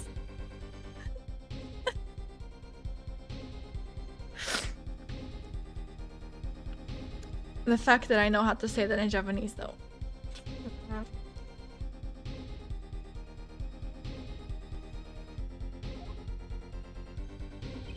What else needs to know? The defense would like to request La Miroir as the interpreter. La Miroir?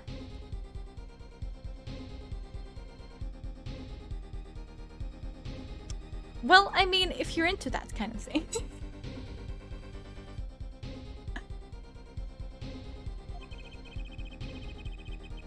But there's a possibility she's protecting the defendant.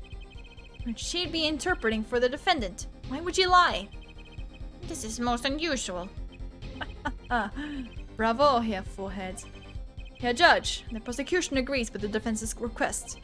If the Miroir lies, I'll be able to tell. Even my limited knowledge of the language should be enough for that.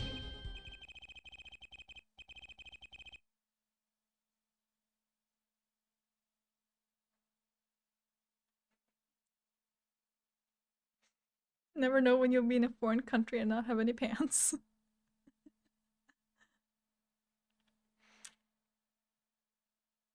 I mean, usually you do pack some when you go to a foreign country, but like if you go there not on your own volition, then of course it's possible, I guess. Or if you lose them and like yeah, it's absolutely possible. Just walk up to the first stranger you see, just like, hello, may I have your pants? 3 hangover movies. Oh my god.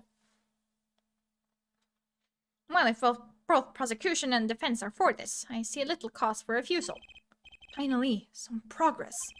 Bailiff, please show the defendant and La Miroir to the witness stand.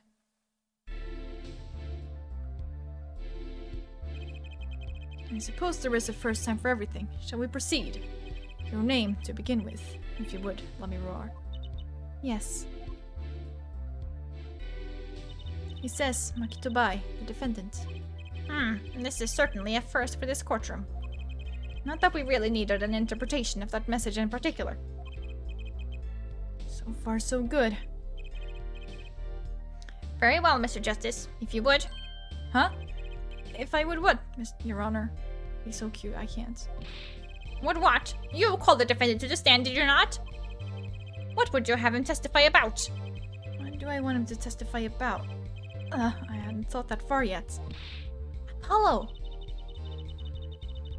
Aren't you going to ask him what he was about to tell us yesterday? How can I if I don't know what he was saying? Excuse me, a moment, if I might speak. Yes, La Miroir? Just now, Maki said there is something about which he wishes to testify. Maki wants to testify about something. What could it be? What sort of testimony is he talking about? One moment, please. The suspense is killing me. What? What? Well, let me roar? According to Maki, he has proof of his innocence. What? Just takes his hand and just like draws a drawing. Look here, my arm is functioning. You want to see my other one too? Look, it functions. They really fucking claim that this 14-year-old short child was able to shoot a .45 caliber. I got extras to prove it. This is a surprise. Yahoo! Victory, Apollo! We did it! This is sounding too good to believe, and I know what that usually means. Well, if that's true, then this is vital testimony. Let me roar. I mean, Maki. Please testify to the court. Very well.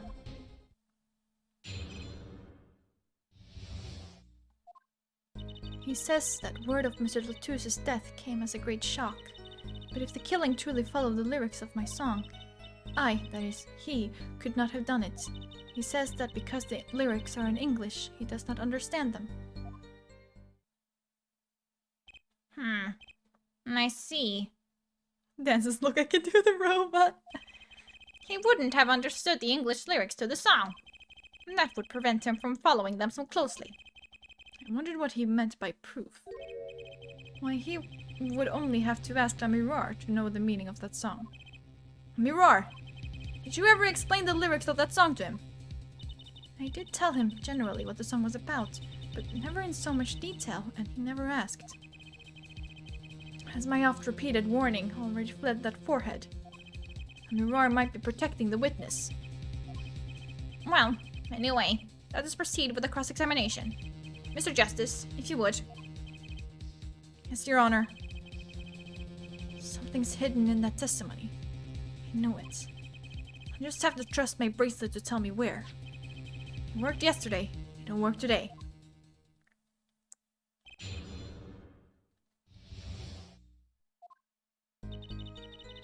Oh, I gotta get to the fourth one, he says. There we go.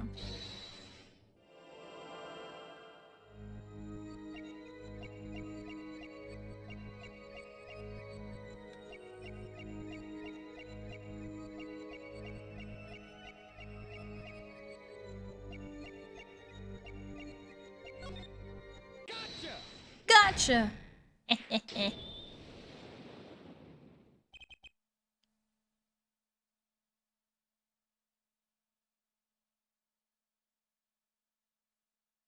Maki. You can't fool my eyes. You glanced towards her the very moment Lamirar said the word English. Why? And don't bother interpreting that. He understands me. Maki, tell the truth. You can understand English, can't you? What are you saying? Of course he can't. As you continue this charade. Mr. Justice, Maki says this. I know the word English. Huh? Before coming to this country, he heard me speaking English. He learned the name for this language, that is all. What? Give me a break. Is that such an unusual word to understand? Do you not know Espanol, for instance? Well, yeah, but... I am sorry, but he truly does not understand your language.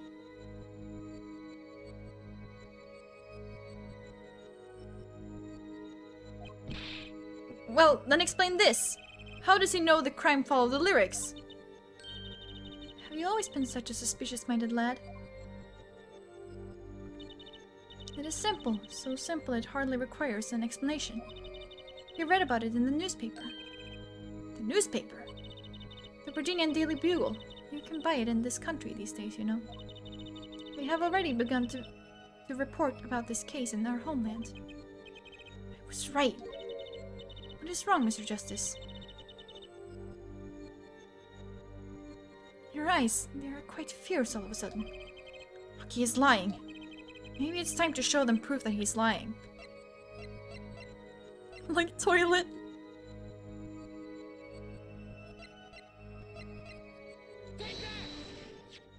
I have here a Virginian newspaper, the Virginian Daily Bugle, as a matter of fact. Indeed, There is a feature article about the case. Could you read this for me, Maki? That's right. It doesn't mention the lyrics. What? What is this all about? I'm sorry, Maki. You couldn't have read about the lyrics in a Virginian newspaper.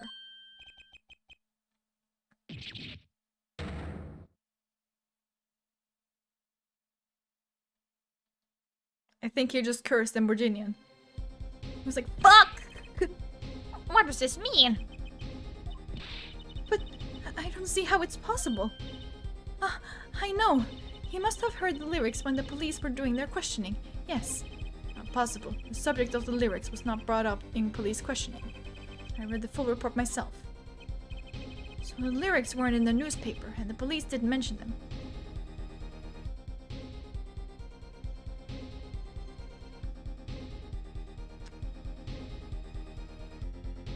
Is that a reference to something? Because that seems really familiar.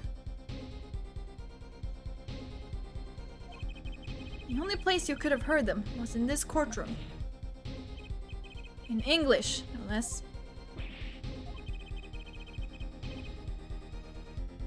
The witness.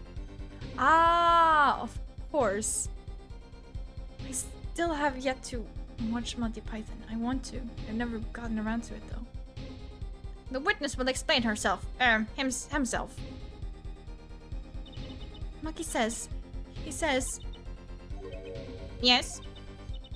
It is true I read the newspaper, but this is not where I learned of the lyrics. I was mistaken. Now I remember. You remember? He says he heard of the lyrics from me. What? Is this true, Let Me Roar? Yes, I'm afraid I had forgotten it myself. Sure. And it looks like your forehead's been jumping to conclusions again. It seems so, yes. Oh no! I was onto something. I know it. Can't let this chance slip away.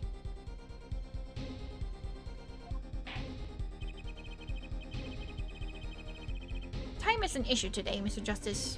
Are you finished with the cross-examination? God, my eyes just went all wonky on me. What are you going to do, Apollo? If I'm going to keep on cross-examining, I'd better have an angle of attack. Or else... My bracelet's still reacting. Your Honor, please allow me to continue. If you must, you must. Very well. Witness? I understand.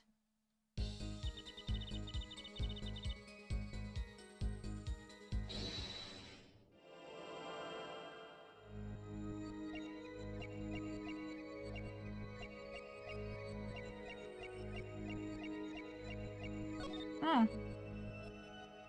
Really?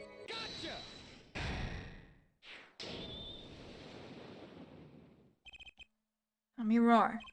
I'm currently cross-examining Maki. Why should you be uncertain? Me? Uncertain? Yes, you swallowed the very moment you told the court. It was I who explained. I see there is a little point in trying to hide anything from you. Let me roar. Are you indeed protecting someone? That's not a question with a simple answer. To tell the truth, I do not believe it myself.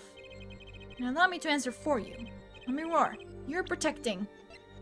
Let me roar. You are protecting Maki. That's why you lied and told us that you had explained how the crime followed the song. I don't fault you for trying to help, but this is not the way. Maki, I believe you didn't do it, really. I trust you. You've lied to us twice. And now you have Lamiror lying on your behalf. He reminds me of Yuri Plisetsky from Yuri on Ice. Like the Eye of Sauron Apollo Cecil. This is going to work. You have to trust me too. Apollo knows the way. Your true lies cover a simple truth. You understand English. You have to. my god. Poor baby.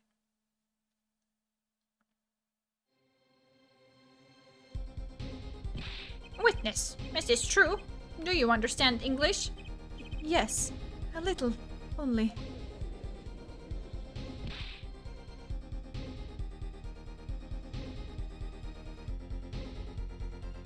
What? Percy could see, and we can talk. And you did not know about this, let me roar. No, I did not. It is quite a surprise. How many secrets is this witness hiding? This is last. Maki, could you tell us what really happened? No shooting. I did no shooting. Look, arm fine. Arm fine. Arm. So you weren't in the dressing room when I heard those 2 gunshots, correct? Apparently the answer to that question isn't simple either. I was in dressing room, behind desk, manager, he on floor. Which would be after the shooting, right? Then there is voice. Voice or voices? Was it you and Emma, Apollo? So when Maki went into the dressing room, Mr. Latouche had already been shot. Yeah, I know, right? He's just a child. And then we came to the door. Tunnel, high up. I take off. Run away, run away. So it was you who escaped through that air vent. As the prosecution has held all along, unless the defendant has admitted to being at the scene. Might we take this as a confession? No, he's clearly denied that he did it. I know shooting. Manager on floor. Already on floor. The victim had already been shot, you say. I find that hard to believe. The defendant understood the song lyrics. He was at the scene of the crime. This can only mean one thing. He is the shooter. Does the defendant have anything to say to this? Look, my arms. Arms fine. He's clammed up, Apollo. And let's ask Mr. Justice. Will you require any further testimony from the witness? Is that it? Is there nothing else I can get him to testify about? Wait. No, of course there is. What is this cocoon anyway? The cocoon, the silk, is a potent cure. A cure? Well, Maki, are you a smuggler?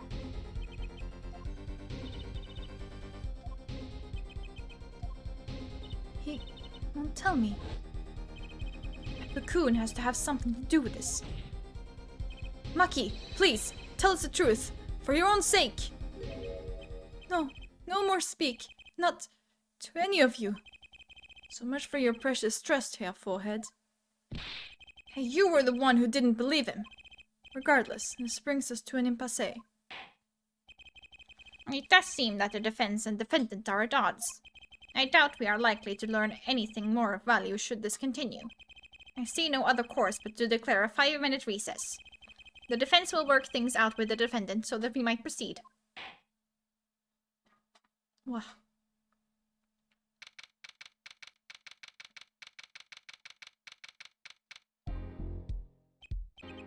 Apollo used it.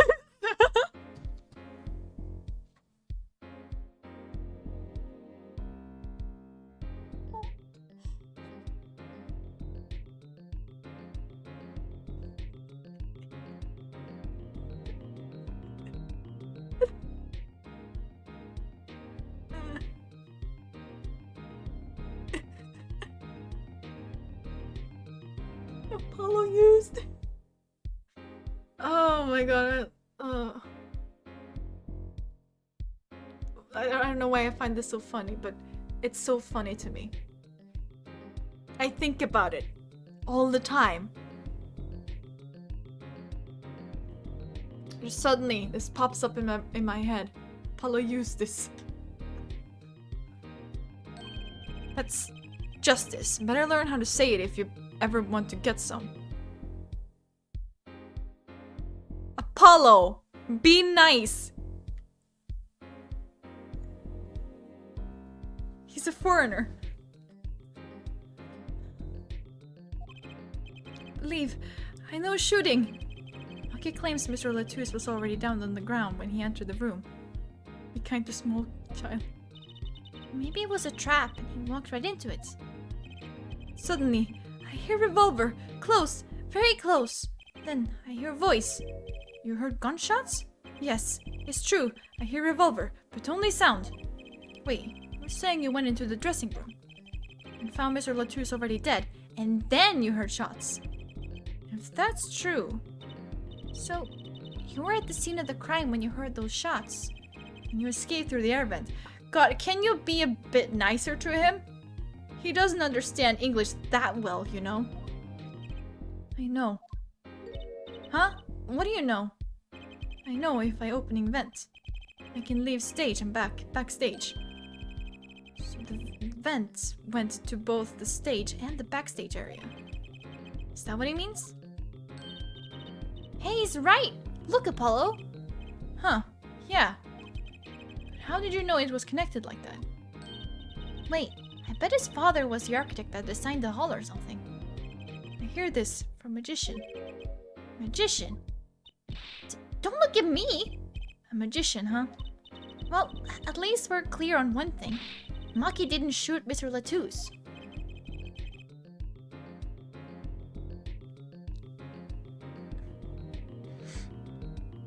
Yeah, but what does that leave us with? We're supposed to say he went into the room to find the body, and then he heard the shots? No one's going to go over well in court. Not. Apollo, you're his defense. You're supposed to believe whatever he says, even lies. Been there, done that. That's what Daddy always told me. I'll just pretend you misheard him. Every time. So, what do we do? You're sure you won't testify, Maki? No talking, no. Well, it was worth a shot. Cocoon. I can't go home.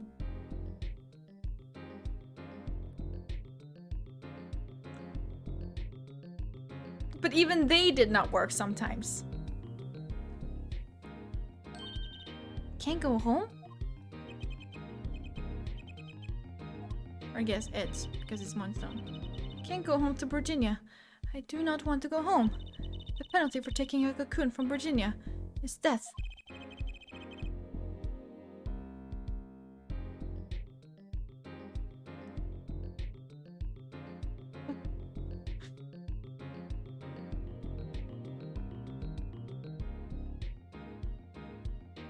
Sorry, I'm not over it.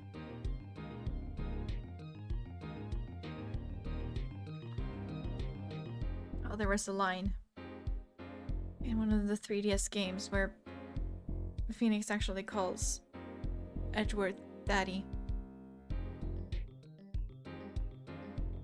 Edgeworth would like put a sock in it when you like flub a line, and Phoenix is like, "Yes, Daddy."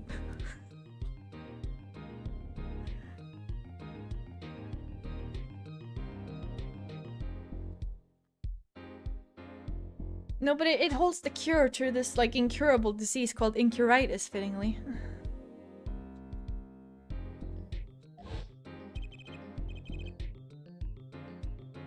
Of course. He's scared. Well, I guess we'll just have to try a different approach. That's the spirit, Apollo.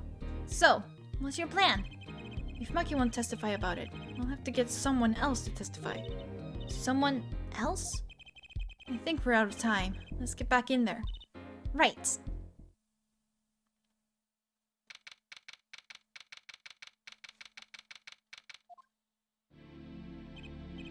Court is now back in session.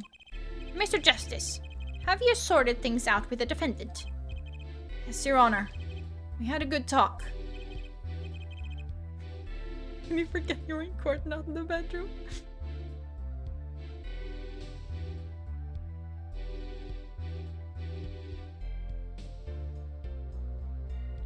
Also, apparently in the second game, when we run into Francisca, and I believe it's in the It's in Turnabout Big Top anyways.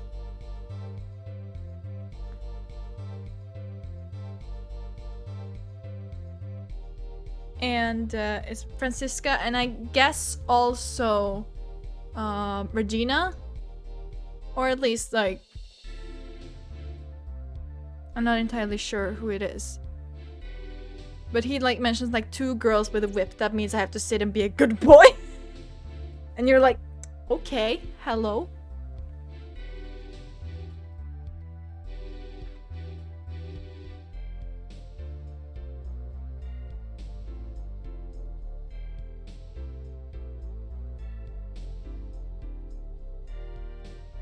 Okay, let's see here. I found it earlier. It was...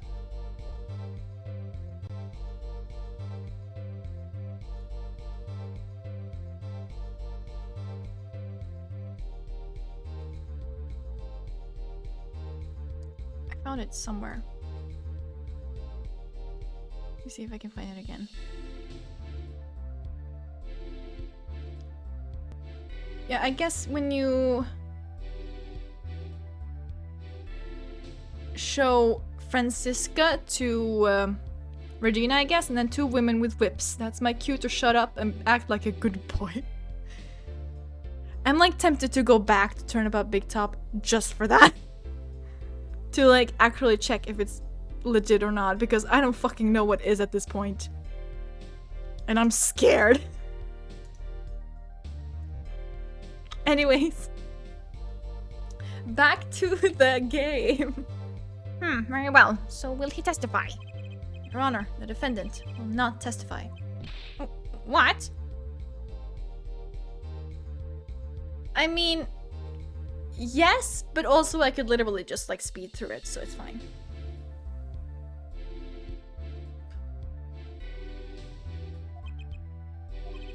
Shame. And here I thought this was your big chance to turn the case around. Actually, it is.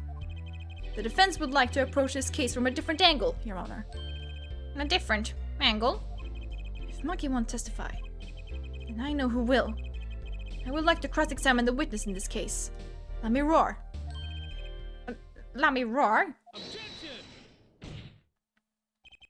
What are you up to now?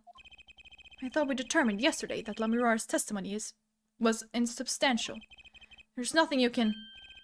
Lamirar was taken to the hospital yesterday with injuries. What happened? Why did I say that so weird? Whatever. She was assaulted, Your Honor. Assaulted?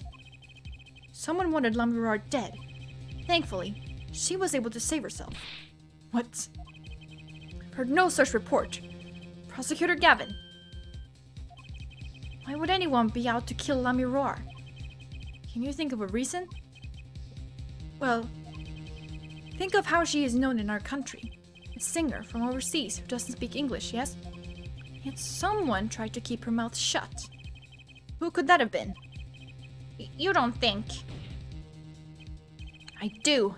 It was the same person who shot Mr. Latouche. The killer was afraid of her, afraid of what she might say.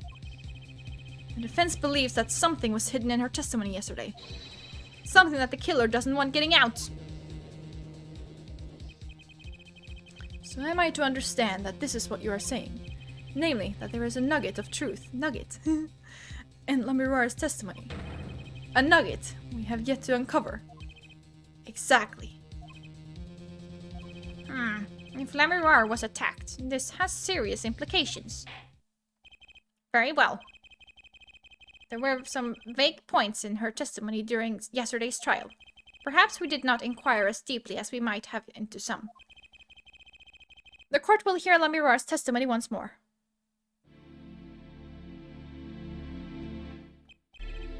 Lamirar, I must apologize. We must ask you to stand again and speak.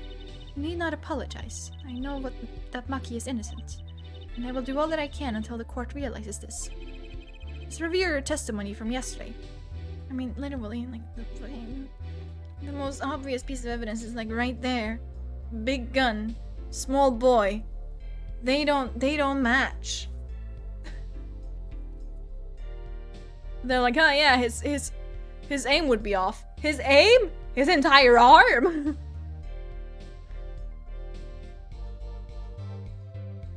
Now, if he had fallen and had an arm injury or something, with that attitude, then I could understand it. Then I could understand that I would be suspicious. But he doesn't. So I find it just really strange, really. We are oblivious in this court. So read your testimony from yesterday. You told us you heard 2 gunshots and the shooter's voice through the window. And that the voice belonged to Darian Crescent, yes? That is correct. At which point I proved that she could not be correct. She couldn't have heard any of those things. Also, another thing. They keep pestering the defense about what motive. We need motive. What's their motive? But they never fucking bother re-giving a motive themselves. Like, what the fuck is a 14-year-old's motive to kill an Interpol agent?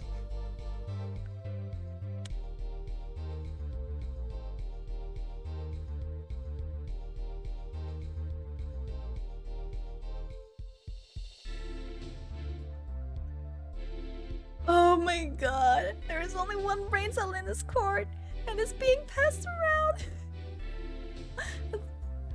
Sometimes they just lose it. She couldn't have heard any of those things. And the small window at the scene was closed and was found to be quite soundproof. You have nothing to say to that, Mr. Justice. I don't know exactly what yet, but I do know there's something there. There is, it seems. Much you do not know.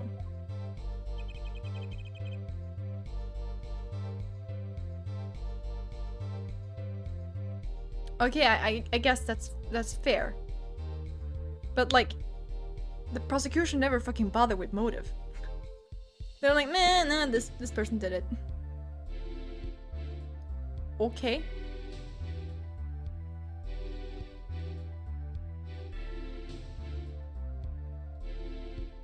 And yet it is my duty to hear him out.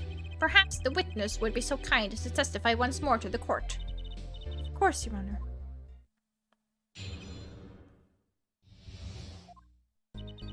I was on my way from the stage to the backstage exit. Just when I heard them, Mr. Latouche and the detective. I heard the faint sound of a gunshot and stopped. Then I heard another gunshot. There was a smell of gunpowder. I knew I must tell someone, but I was in a hurry, so I kept moving past the small window.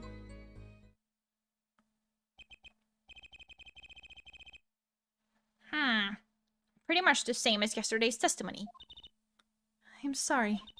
I'm not used to speaking much in this language. Perhaps my descriptions are lacking in some way.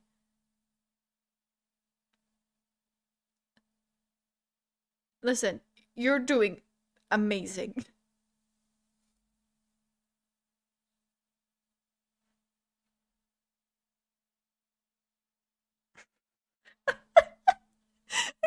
It's not enough that small boy couldn't shoot big gun because small. We have to show who the not small is that did the shooty with the pew pew bang bang stick.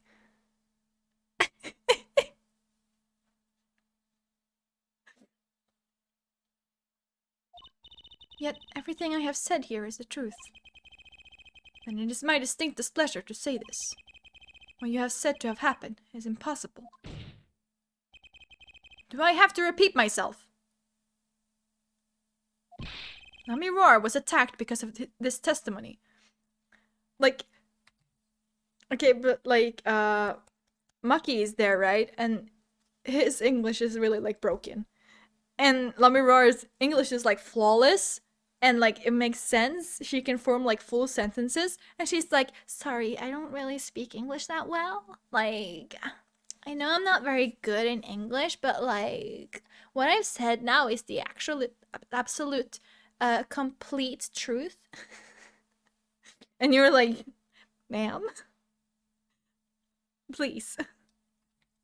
There is someone here with worse English than you. Shut the fuck up. As long as you're making yourself understood, I don't really see the problem. Amira was attacked because of this testimony. I mean, yeah, I do, but it's just I can't words. Listen, I feel you. Sometimes, most of the time, I can't brain. What? Trucy? Hollow, you know, for a moment there, you were pretty cool. Maybe I do better when I don't try to think ahead. Very well, Mr. Justice. Perhaps you can coolly cross-examine the witness.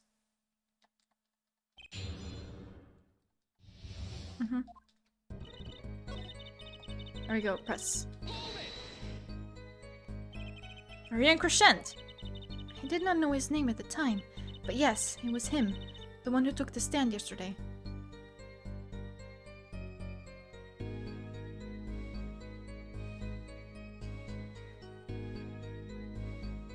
Yes! It's exactly like that! God, the amount of times I see people on like, in like YouTube comments who have like perfect, flawless English. And they're like, oh, sorry if my English is kind of bad. And I'm saying they're like, huh?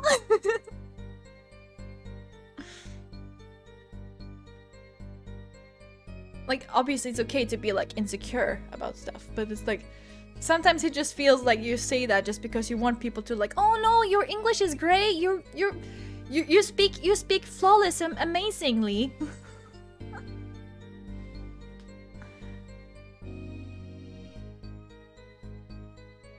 And that's just the kind of thing that like rubs me the wrong way, you know, because like it adds nothing to it other than like getting people to like praise you. Yeah. It's like if I do that, it's because it's late and I'm like, I'm sorry, it's like 3 a.m. and I can't words right now. But I also know that I say weird shit sometimes. I forget stuff all the time. Huh.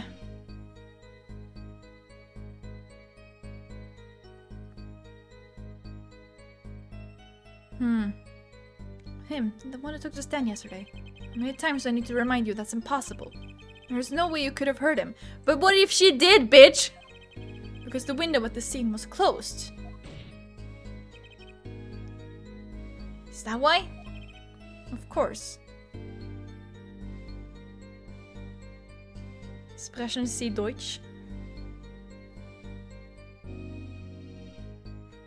Nein, ich spreche keine Deutsch.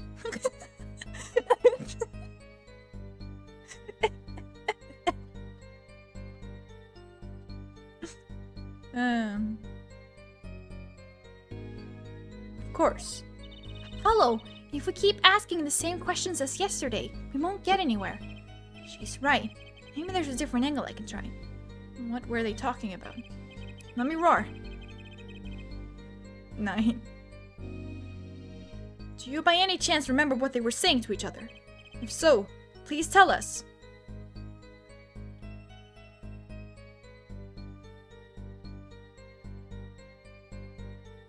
Damn, I took it in school for 3 years.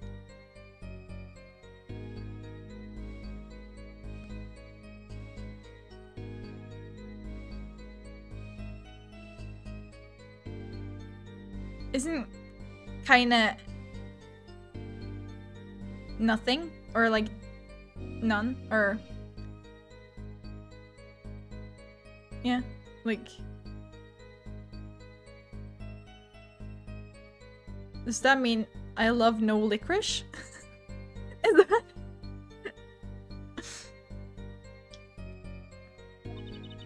I have given it much reflection, but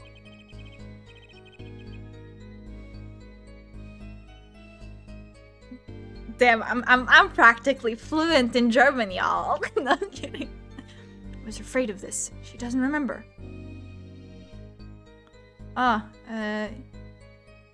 Ich bin 23 Jahre alt.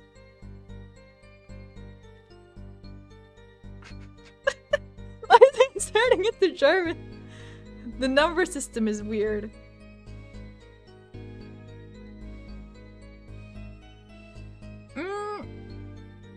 Not as weird as Danish.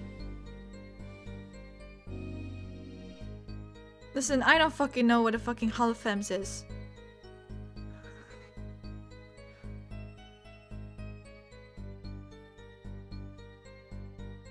Uh-huh.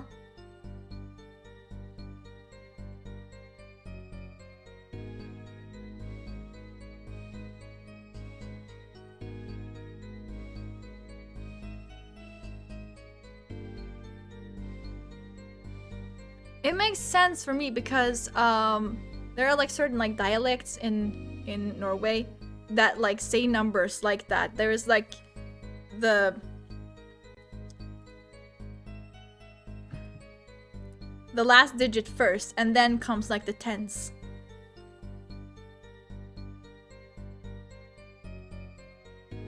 So yeah, that's why that makes sense. And then we have Japanese though.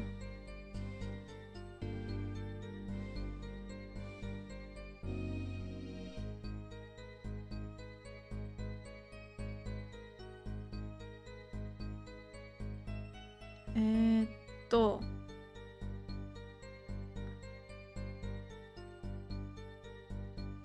How do I say? 320世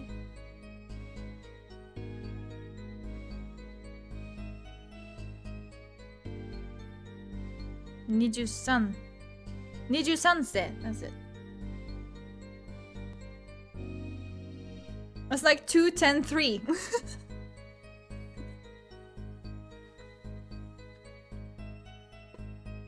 I was afraid of this. She doesn't remember. You only heard one phrase clearly. A whole phrase? You remember something that was said. Why didn't you say anything yesterday? Well, my memory is clear. I was afraid to speak. You see, I do not understand what was said. This could be it. The clue I've been waiting for. Well, what did he say? It was the other man speaking, not Mr. Latouche. The shooter, then. Ariane Crescend. Well, what did he say? It's over. Press the switch. Now. Switch? And the shooter said this to the victim, Mr. Latouche. I thought it quite strange myself afterward. It is a mystery. What could it possibly mean? It's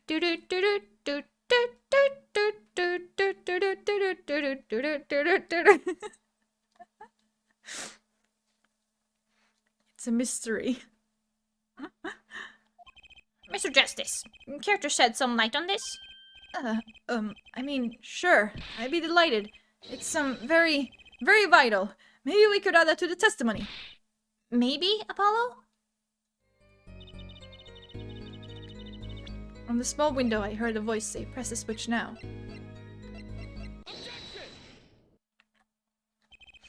Press the switch. There's only one key that can unlock the mystery of those words. Oh? And there was nothing at the scene that could be called a switch, save the lights. True, there wasn't a switch at the scene, but it just so happens.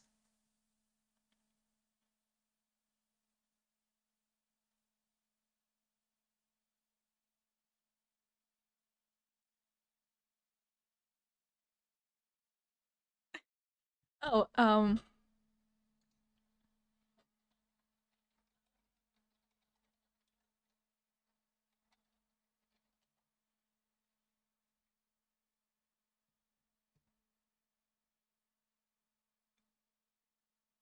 I just think of this one.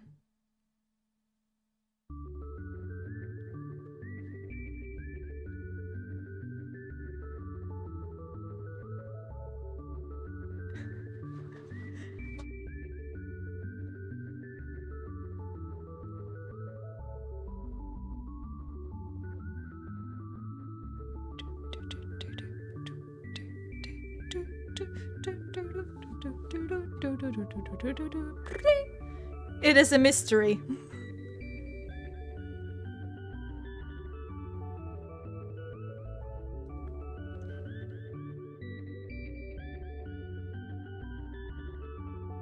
I found like an HD version at some point.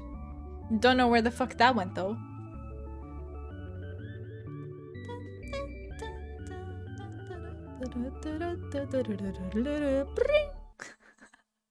It's amazing. I love it so much.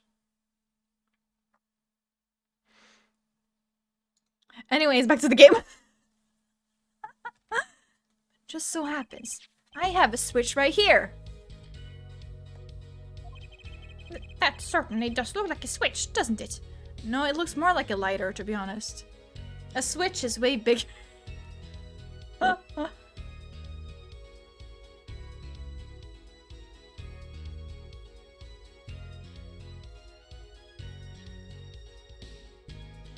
Ah, interesting. From 2012, and you're like from many, many Eurovisions ago? Oh god.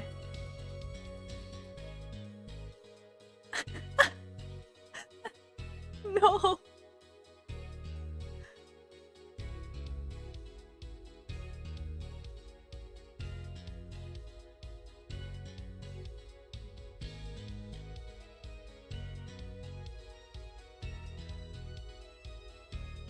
That certainly does look like a switch, doesn't it?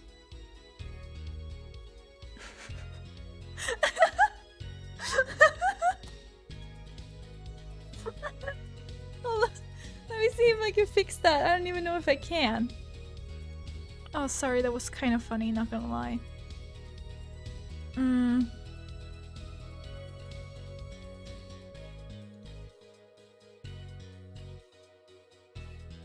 Oh, it is? Does anyone by chance know Great Times by Will I Am?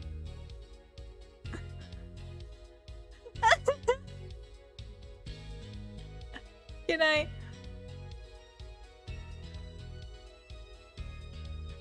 You've gotten 2 timeouts because you posted links.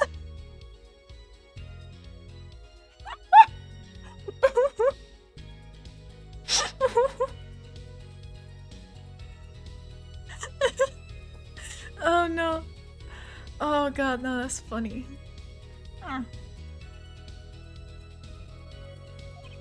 The problem is, this was found not at the scene of the crime, but on the stage. The stage? Where the concert was held, yes. This was found hidden there. On the stage. Are you claiming that the voice Lemiroir heard was of someone commanding another to press the switch? It's a possibility.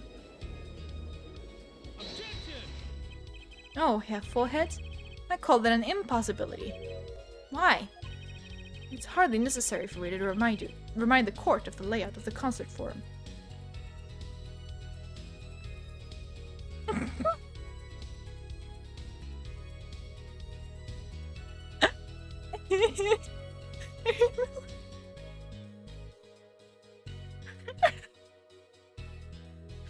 Oh god. Will I Am. You got a 5-second timeout.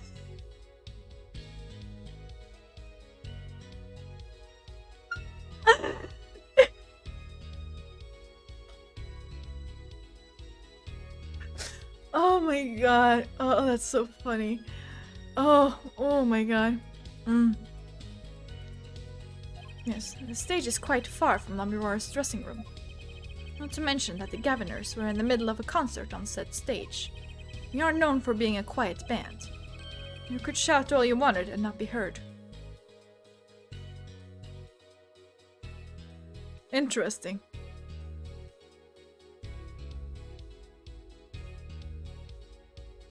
A deleted version? Oh no! The detective's voice was loud, but certainly not a shout. So too have Forehead's cries of possibility fallen far short of being heard.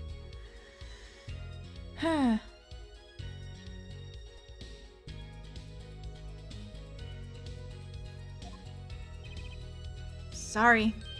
He wouldn't have needed to shout. Excuse me? You heard what I said. Or do you need me to shout it out for you? It would have been quite simple to be heard on the stage from that dressing room. Oh wait, you like evidence, don't you? How about this? Okay, we get it. Using this, it will be easy to get a message to someone on the stage from the dressing room. Gun. Prosecutor Gavin, perhaps you're familiar with this. Why, that's... What? What is it? Is that some kind of newfangled phone they invented while I wasn't looking? This is a type of transmitter, a communications device. Communications device? From what I've heard, at night, everyone on stage was wearing one of these. Isn't that right, Prosecutor Gavin? Yes, actually, they're for talking between band members. We all had one on. So you admit that if you were wearing one of these, talking from the backstage to the stage would be simple. True, but wait. Those send out an electronic signal. To avoid interference with the audio systems, the range is quite limited. Roar said it was about 30 feet, right? Look at this cross-section diagram of the concert forum.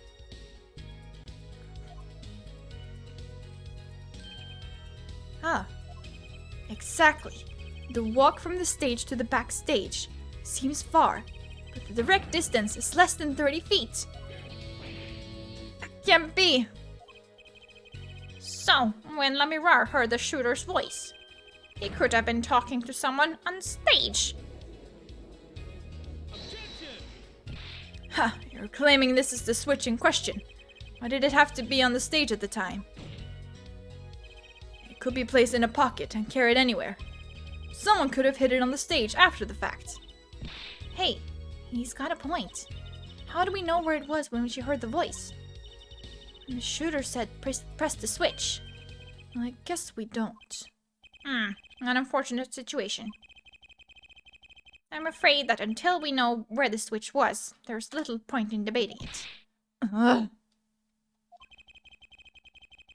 was sure this was the way to go with this. What is this switch, anyway? We don't even know that basic fact. Wait a second. I do know what this switch is. And if you follow that train of logic to its incredible conclusion, it ends up in proof that completely changes this case. What's up, Apollo?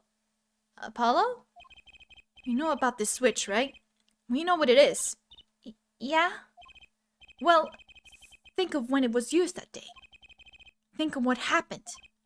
Well, Mr. Justice, if you have no further information to share concerning the switch. Your Honor. Yes, Mr. Justice? I've been remiss in not telling the court this before. I know what this switch is. Well, it seems the defense is set upon linking this switch to the case. Let's see your evidence of the link. What evidence do you have to explain what the switch is? Prosecutor Gavin, you remember this? That's that. That's what? Is it another one of those newfangled phones? This is an igniter. What phone looks like this? Igniter? You mean it's like a lighter? Yes, actually. You weren't saying this switch is a remote.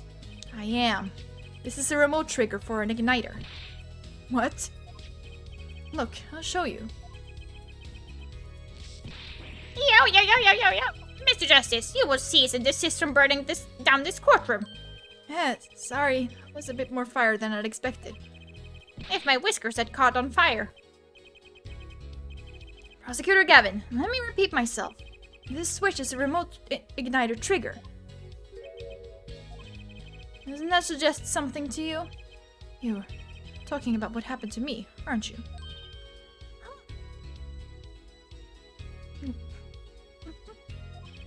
Exactly. That night at the concert, there was one unusual burst of flame. When your guitar caught on fire in the middle of your performance. Wasn't that part of the stage show, though? Prosecutor Gavin was entirely unaware such a thing had been planned. And the guitar that burned was a valuable keepsake. That's right. He got it in Virginia from Lamirar. He said the sound was amazing before it burned, of course. Now it's just kind of smokes. The better the guitar, the brighter it burns. You have 4 heads. Yes? Don't tell me you're trying to tie these two things together. Those being the shooter's voice heard by Lamirar, and the guitar suddenly catching on fire. Yeah. It's really simple when you think about it. Mr. Latouche and the shooter were at the crime scene. The shooter was wearing a headset. He ordered someone on stage to press the switch.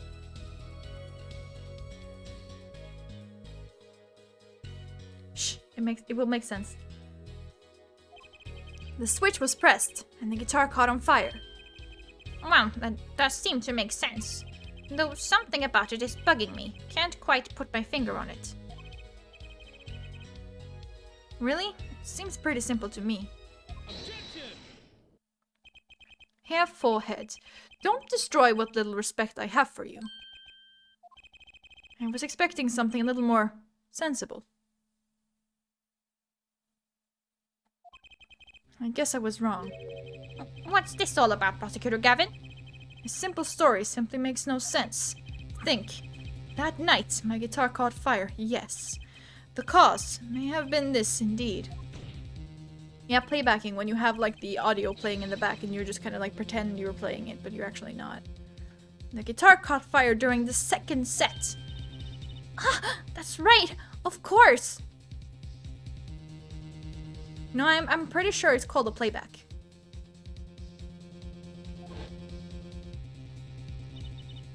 The guitar caught fire during Lamoureux's song. Indeed, yet the shooting happened during the third set. The two are utterly unrelated. Yes, that must have been what was bugging me. The whole premise for this is faulty. See? His story makes no sense. Are you sure about that? Okay. What exactly do you mean, Mr. Justice?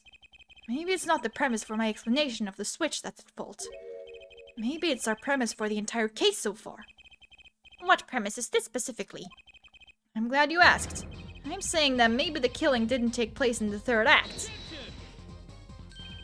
What's this? But Detective Emma Skye heard shots and found the body. All of this happened in the third act. Gunshots rang out, and according to his testimony, Maki was in that dressing room at the time. Where are you going with this, Mr. Justice? Stay with me, Your Honor. He also told us this in his testimony. Namely, that the victim had already been shot. We all heard gunshots, but no one saw the shooting. This is insane. Just before the shooting took place, the shooter was heard on his headset, telling someone to press the switch. The next moment, Prosecutor Gavin's guitar burst into flame. We know that a remote-triggered igniter was inside the guitar. From all these facts, we can draw only one conclusion. The crime did not take place during the third act, but during the ballet performance, the second act. What? Order! Order! Order! But that goes against the evidence. What does, Your Honor? This crime was carried out according to the lyrics of that song, yes? He's right, look! The bullet is supposed to come after the fire. You're thinking about it the wrong way. Huh? Look, why would the shooter craft the events of that day to follow the lyrics anyway? There's an awful lot of trouble to go through. Little merit for the person doing it. Well, I'm sure whoever it was had some reason.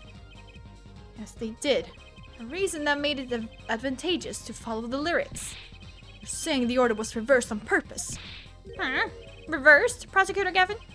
If the criminal followed the lyrics strictly, then yes, the shooting would have had to come after the guitar burst into flame. Yet Herr Forehead has raised another possibility. He is claiming that the bullet came not after, but just before the fire. Couldn't have put it better myself. We were only meant to think that the shooting came after the guitar burst into flame. That was the criminal's objective. The crime followed the lyrics to a point, but that was a ruse. Why else would the killer risk discovery by moving the body? That was the final touch to make us think he'd followed the lyrics the whole way. Order! Order! Order! That would explain this most unusual situation. It does. The killer changed the order of events to create himself an alibi. In other words, the killer was someone who had an alibi for the third set, but not for the second. I was hoping it wouldn't come to this, but sadly, it has. Let me tell you why your little fairy tale makes no sense at all. Oh, it sounds good. I'll give you that. You've given us a reason why the killer bothered following the lyrics of my song. But I question your logic, for it's flawed from the very beginning. Flawed? Yes, a contradiction here, forehead. One I've pointed out several times, no less. At the time of the crime, the small window at the scene was closed. How could Lamiror have heard a voice through it? God, you and the fucking window, shut up. Oh. I know that you would like to divert our attention from this critical fact, but you're basing your entire line of reasoning on a false premise. Right. Lamirar's testimony is my entire case. A voice she heard. The shooter's voice. What if she couldn't hear it, Apollo? Look, what do we have? A man saying press the switch. And near the crime scene, we have a switch, which acts as a remote trigger for an igniter. And last but not least, Prosecutor Gavin's flaming guitar. It can't all be coincidence. But how do I make it work? I see a more direct line of questioning is required. When the crime scene was investigated immediately after the crime. That window was closed. Care to tell us how Lamirar heard the voice? A key point, to be sure. Mr. Justice, can you explain this to the court? Okay, Justice, you got this. You got one thing to prove, and one thing only. Lamirar heard a voice. She heard it during the second set. Think, how was Lamirar able to hear the voice? She has divine hearing. She was somewhere else. When we investigated the scene, the window was closed. The shooter had no reason to close it, had it been open either. Meaning, it was impossible to hear the voice through that window. Ah, it's good to hear you making sense again. For a moment, I was afraid you might be a Virginian too.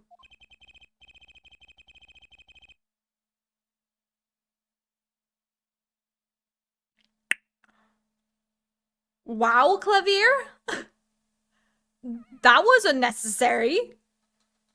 As I was saying, Lamirar could not hear the voice through that window. So there can only be one explanation. She heard the voice from another location entirely. What's this? You do amuse me so. And here I thought you and good sense were back on speaking terms. Now I'm afraid you and good sense speak two entirely different languages. Shall I interpret for you here, forehead? Lamirar clearly stated she heard the voice through that small window. And there was only one small window at the scene. Are you sure? Think about it. Isn't there another small window at the scene? There is? I know that look. He wants us to ask him. Very well. You claim Lamirar heard the voice from another location. Mr. Justice, show us where this location was. Lamirar heard the voice from here. Beep, beep, beep, boo. Beep, beep, beep, beep, beep. This is where Lamirar heard that voice from.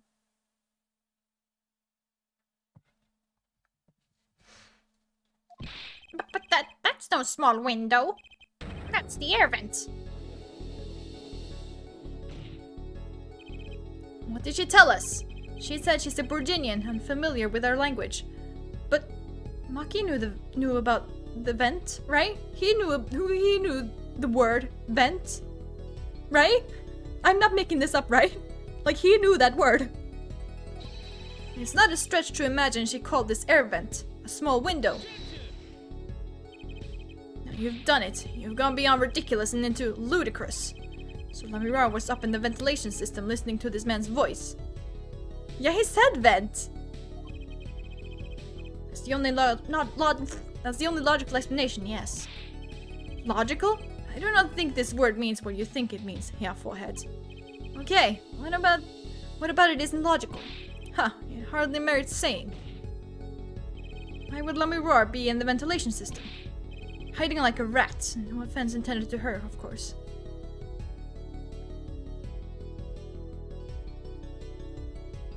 Plaid?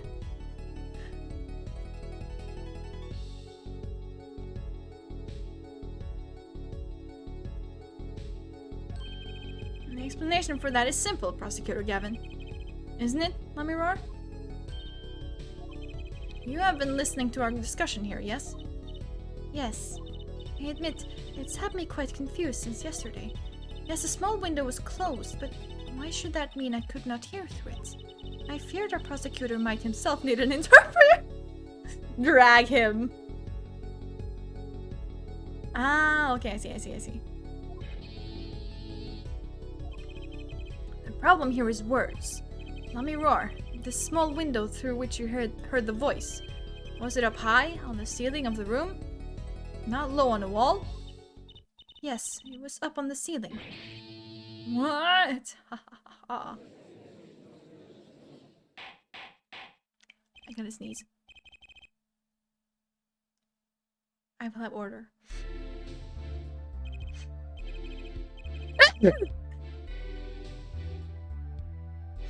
Witness, you will clarify this statement to the court. Are you, in fact, saying that you were up above the ceiling of the room? I know, right? And that's where you heard the moment of the crime? Yes, in fact, I was. I'm sorry, I never imagined it would become such an important point. Yes, well, why the heck were you up there? I believe it's time for another testimony. I'm not sure I can't. Thank you. May I remind you this is a murder trial? We will hear your testimony. Tell us why you witnessed the crime from above the ceiling of that room. Please. Well, looks like I'm on the right track.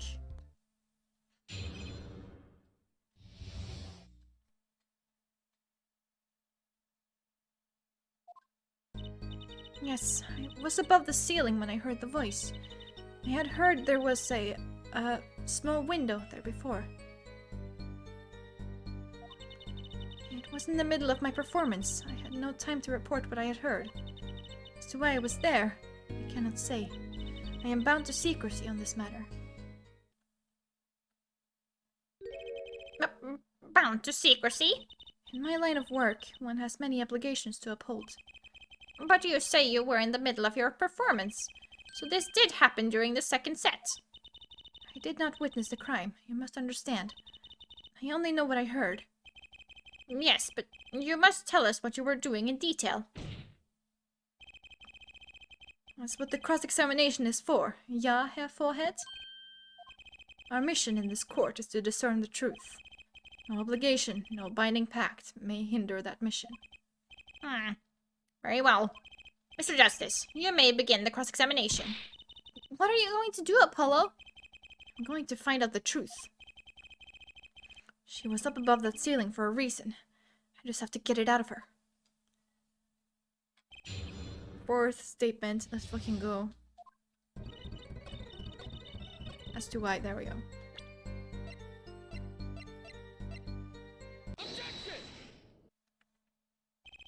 Let me roar. Truth be told, the reason for your presence above that ceiling is quite clear. Especially when you consider what happened during your performance. What happened? Yes, it's all right here on this video.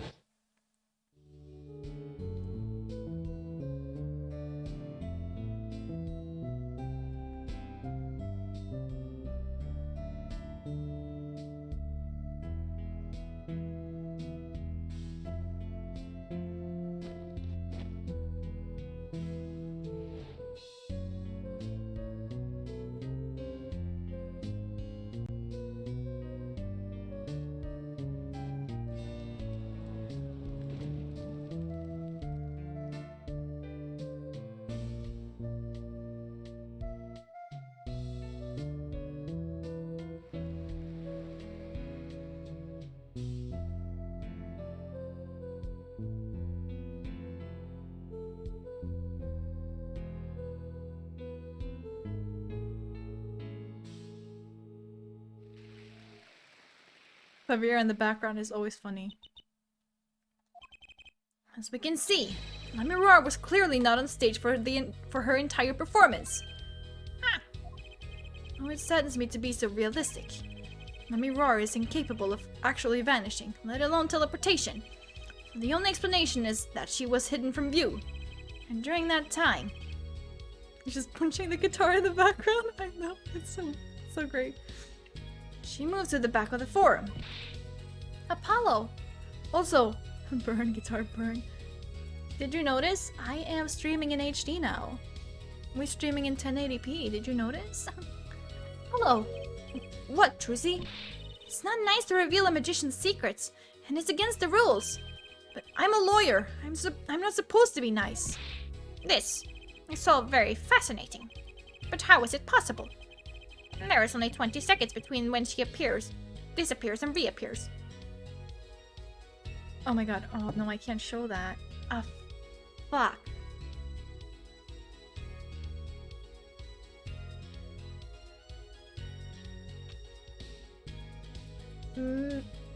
Actually, maybe I could, but I couldn't use the audio. Meh, it's not worth it.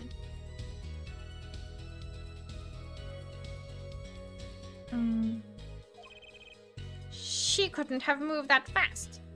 So,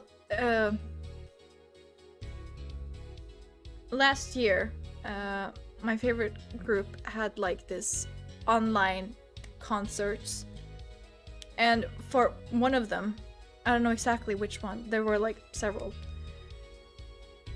and for one of them, for one of the songs, they suddenly appeared on stage twice,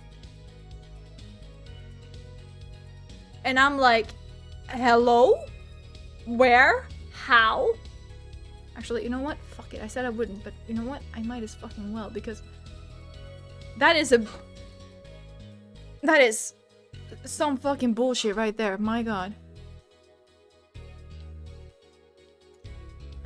Let's see here.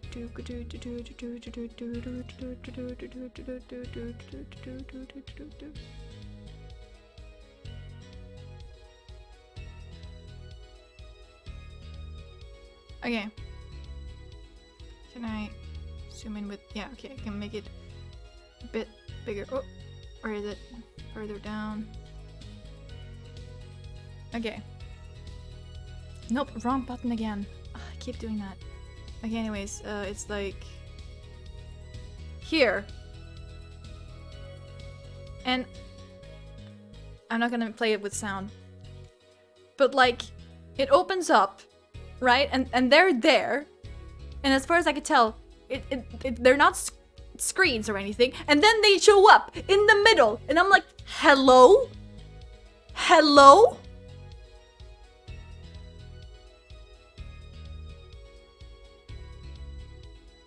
Can someone explain this to me? I can tell that's them too. What? Yeah.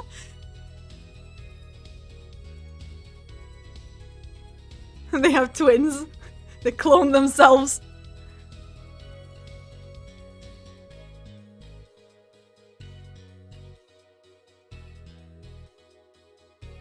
That's the fucking strangest fucking thing. My god. My god. Yeah, that was magic. I remember being on Twitter like after around that concert, people were like, there are two of them? Where did they come from?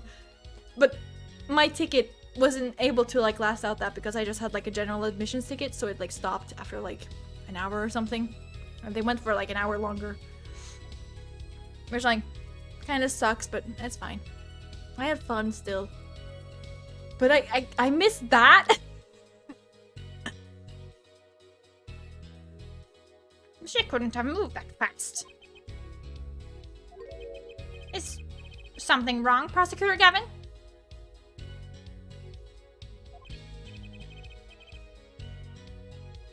This was his concert, his show. He knows how the illusion was performed. He's just realizing his own oversight. Let's look at the cross-section diagram again. Here we can trace a route.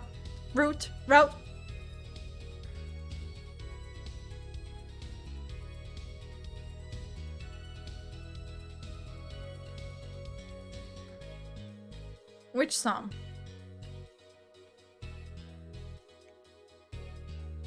It was route. Yeah. You can trace a route through the ceiling. It goes from the stage, through the backstage, to the rear of the forum. Don't get timed out again!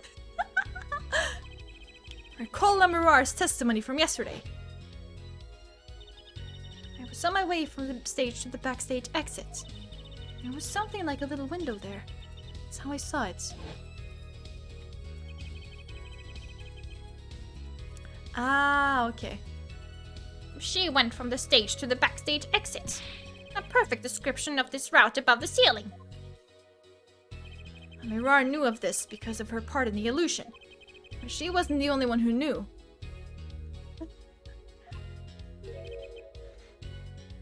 What? Just now in the lobby, Maki told me something. I know. I know if I opening vent. He knew the word vent! No, Peggy, you can't say that. Go to your room.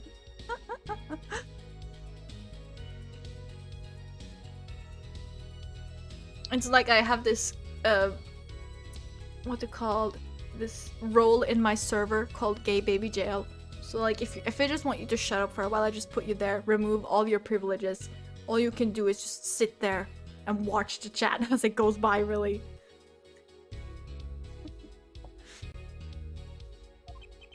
You can leave stage and backstage. He said that? Oh, were you not informed, Prosecutor Gavin? I knew about the Vanishing Act, of course. Yet I had no idea of the route that would be used.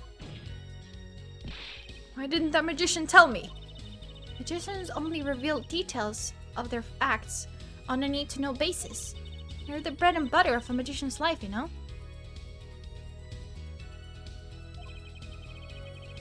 Which is why he bound Lamirar to secrecy. Well, Lamirar, I am impressed, Mr. Attorney. Maki was right about you. So, what does this mean? Are you saying you used this route above the ceiling? I did. Well, that's that, but I'm still a little confused. Why is that, Your Honor? As I said before.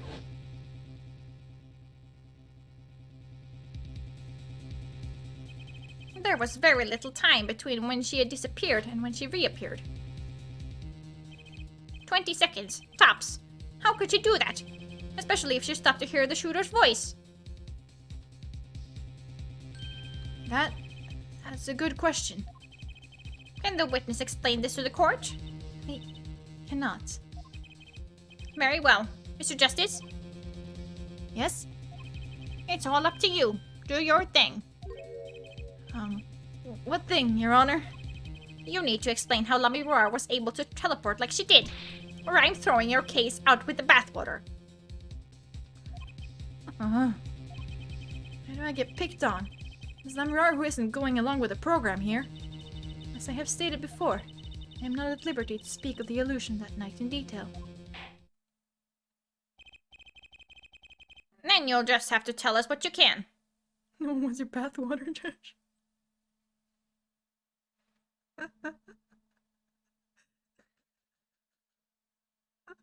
Oh no. Oh no, my mind just... It went. Oh boy, did it go.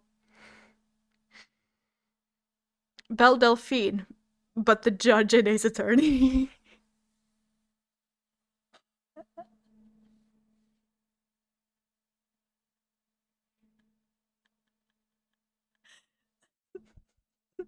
Oh. Oh no. Oh God. No. By the way, I haven't really got to like ask you this yet, but like what are your thoughts on Trucy? Then you just have to tell us what you can. We'll hear your testimony on this. Mr. Justice, it will be your job to wring the truth out of her. Yes, if you would, please. Ring me up, Daddy. Right. Feel like a student before finals. Good luck, Apollo. Eat your hamburgers, Apollo. I followed the route exactly as I was instructed. There was an emergency exit in the backstage, where where a stagehand waited. From there, one can enter the forum on the opposite side from the stage. You like her more than Maya? Interesting. Meanwhile, Bengi is like, no, we've had better. Give me Maya or give me nothing.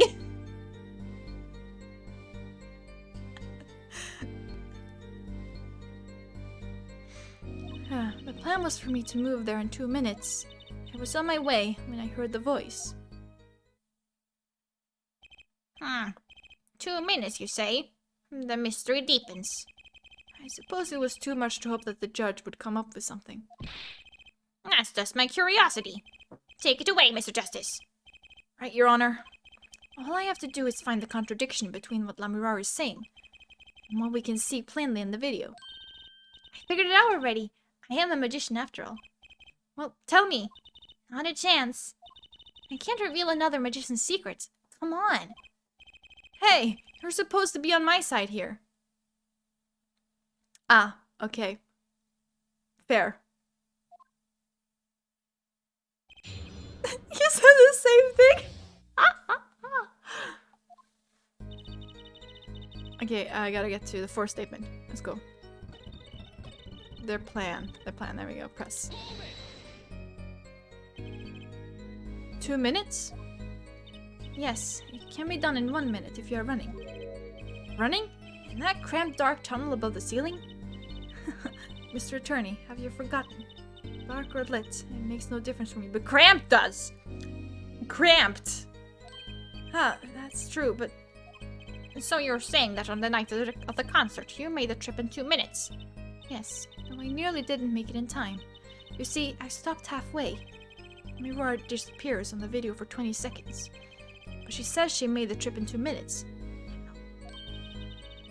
If you want my professional opinion, I'll bet the answer is right there in that video.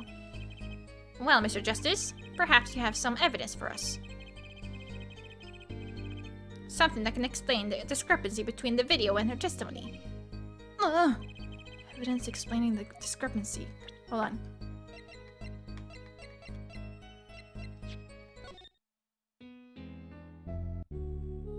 Okay.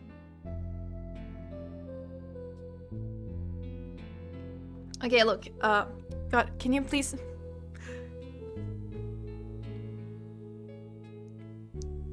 I was gonna say, can you please show me your chest? But I don't think that would be a good thing to say, so I said it anyways. Okay. Okay, zoom in a bit, please.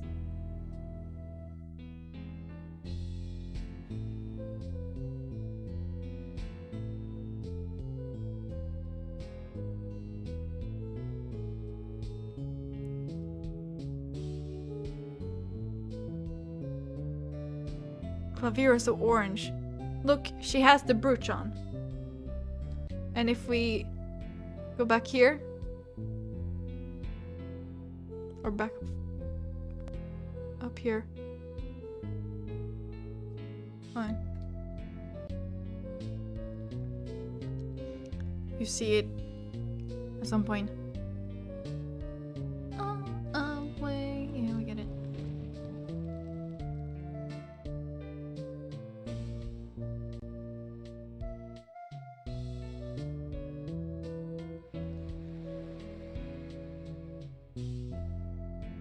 Okay, you can't really see it that well. But she doesn't have the brooch. The brooch fell off. And where did we find the brooch? In her room. Present evidence. There's one piece of evidence that explains the discrepancy between the video and testimony. Let me roar. Do you happen to remember this brooch? He says, holding it up. Do you remember this? Sir, I cannot see. I'm still blind. Aha! The brooch! We saw that yesterday, did we not? It was found at the scene, Your Honor. And you're bringing this up now. Why? I thought we had already determined when that was dropped. So did I, but we hadn't. Take another look at the video. Oh, yes. Let's take another look at the video. Oh, this would be the perfect time to get something to snack on. Here, you can see she's wearing the brooch. I want to go get cookies.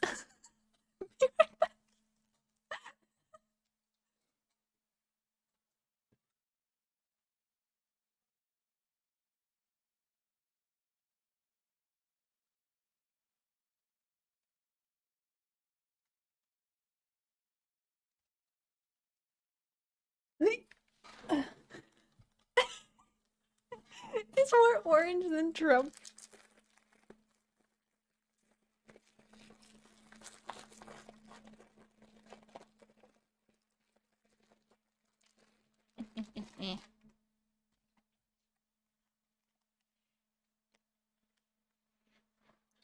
She's wearing the brooch.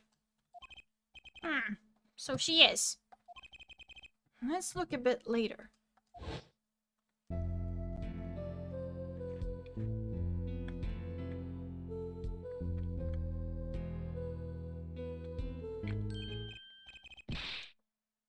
What? The brooch is gone. What? Yes. The brooch disappeared in the short space of 20 seconds. And it takes a full minute to run from the stage to the backstage. Which means there can be only one explanation. The La Miroir we see before the vanishing act and the La Miroir we see after.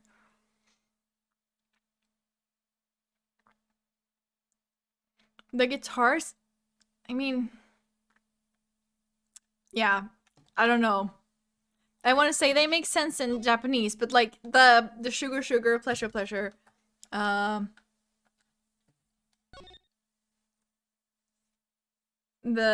guitar guitar, that's the same in Japanese, so no.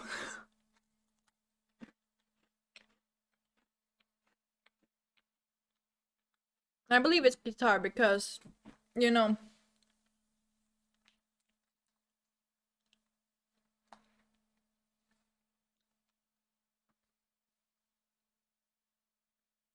it's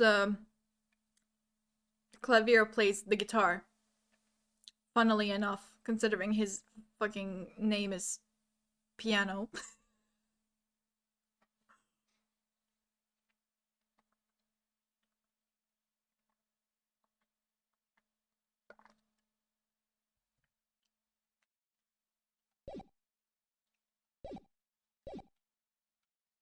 La Miroir we see before the vanishing act and La Miroir we see after. Are two different people. What? What? The brooch was found on the floor at the crime scene.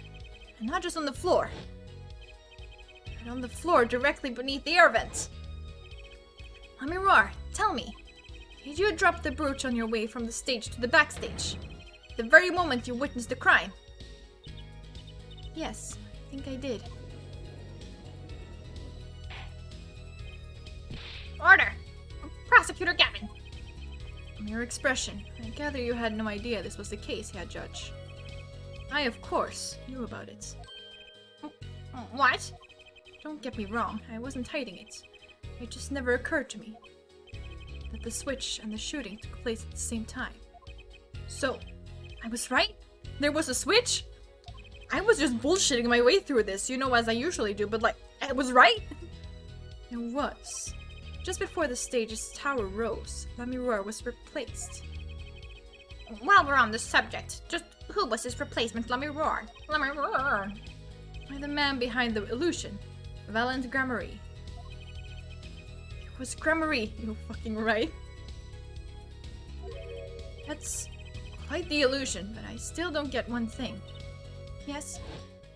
The switch happened before the tower rose, correct?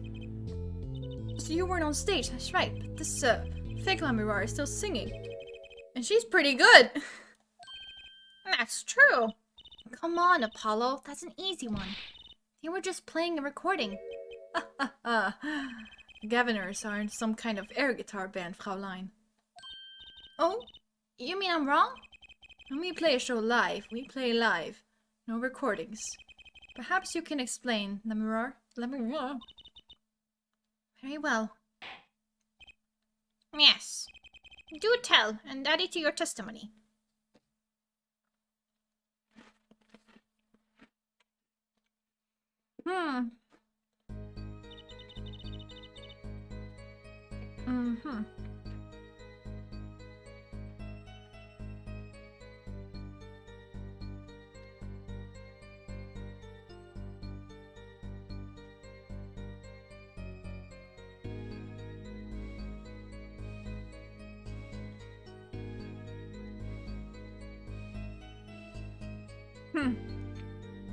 I had to keep moving even while I'm singing, even while I moved. I had to keep moving even while I sang.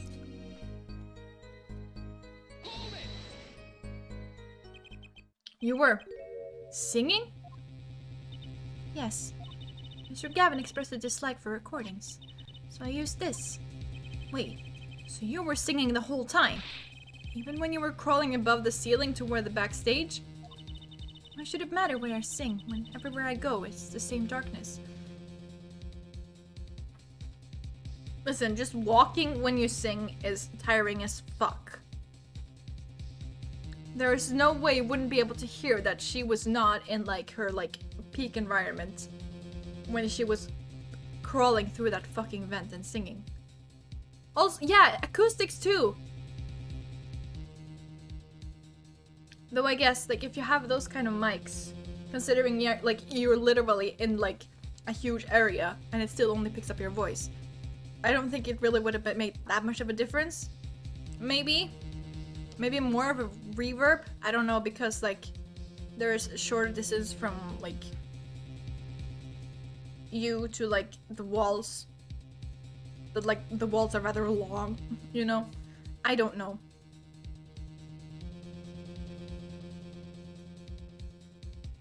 I'm just like imagining like a scene of like a movie or something. And you just kind of like hear some like muffled singing from like above the floor.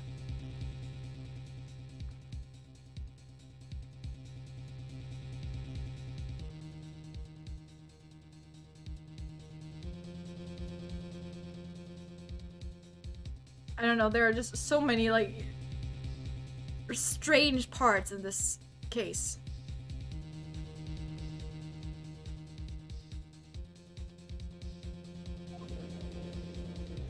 Everywhere is the same darkness. That's deep. But if you were singing while you were walking, well, technically crawling, I guess. That's right. Wouldn't the shooter and victim have heard? She was singing right over their heads after all. That is right. Are you sure? You'd have to be pretty hard of hearing to miss someone singing in the ceiling. Once again, we come back to the state of the scene of the crime. What state? Ah! I know what he means. That old speaker, Apollo. The speaker? That speaker was blaring at the time of the murder. Ah, as we're monitoring the stage from this room. Acoustics.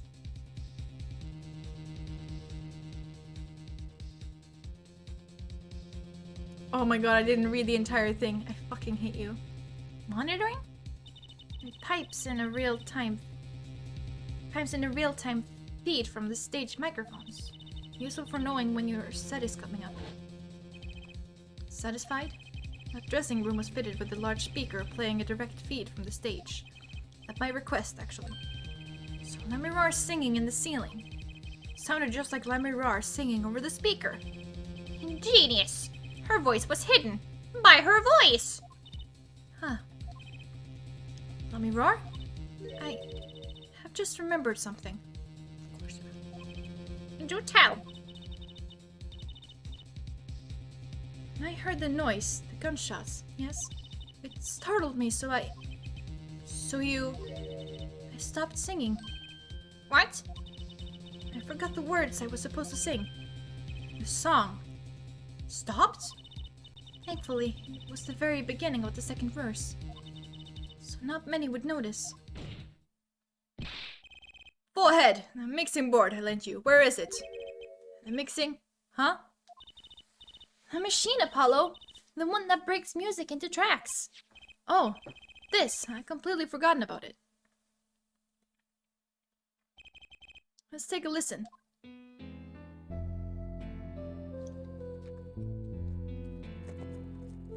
Sweet. I have like 1 minute and like 30 seconds.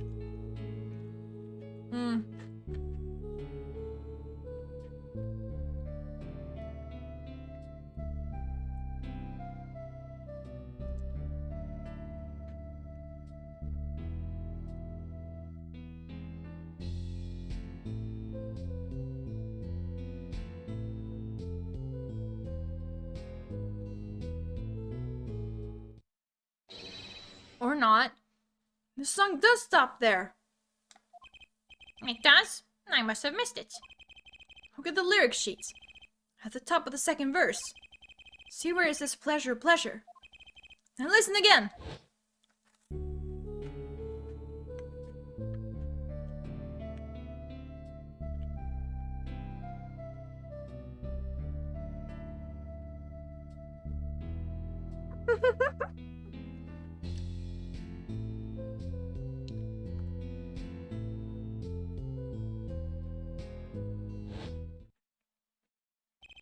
Hmm. Mm.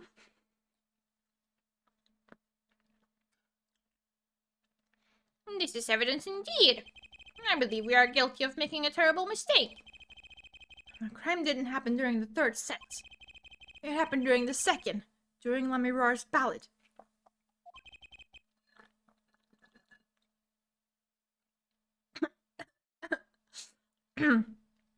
If that is true, then no one on stage during the second set could have been the shooter. Which means that Darian Crescent could have done it. He wasn't on stage for the second set. Well, Prosecutor Gavin, fascinating. I don't believe I've ever seen a trial turned around quite so thoroughly. But one problem remains. Remains? Sorry, I was thinking of Romaine. What's that, Prosecutor Gavin? Yeah, Forehead's theory does have a certain kind of logic to it. Yet it is entirely based upon Lamirar's testimony. Yes. Is there a problem with this? Well, it's quite simple, though it pains me to say it.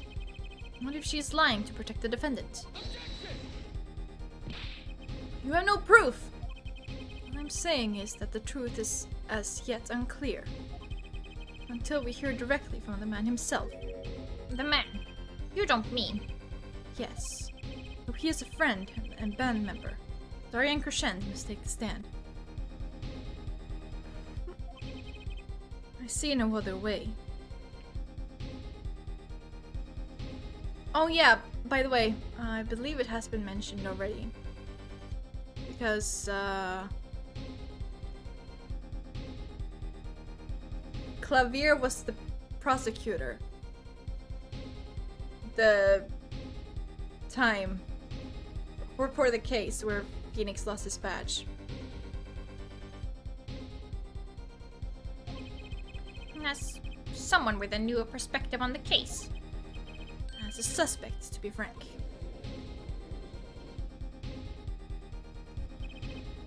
Finally, the rat's coming out of his hole. And I'm ready to catch him. Darian Crescent, get ready for justice! This is a good time as any to pause for a brief recess. The prosecution will summon the witness. Have him here and ready by the time we begin.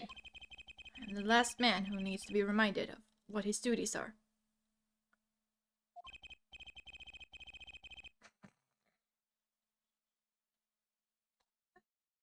Well, very well. Court's adjourned for a 15-minute recess. Sweet. Last part. I figured I would spend a long time on this. Because there are certain things I look up and suddenly we get onto certain topics and I just my curiosity gets the better of me and I have to search it up at the moment or I just forget about it. Anyways. Apollo! I can't believe it. What really happened during the second act? And right in the middle of Lamirar's performance? Sorry. I was kind of... Sorry. Okay. I was about to speak as the judge. Can I go to the mixing board? I can.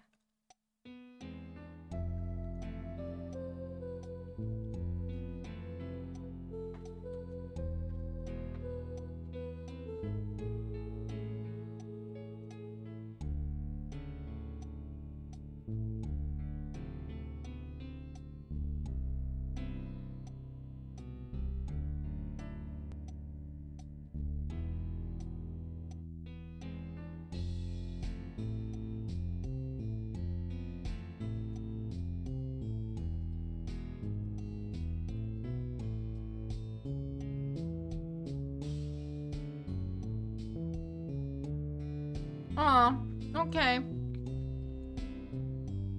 That's perfectly fine. I hope you feel better soon.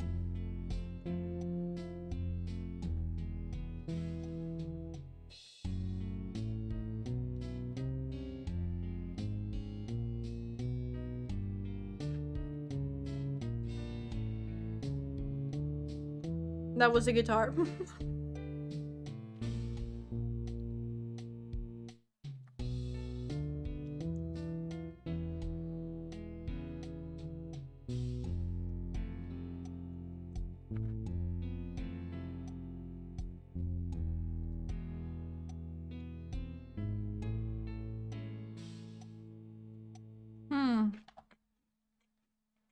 Nice.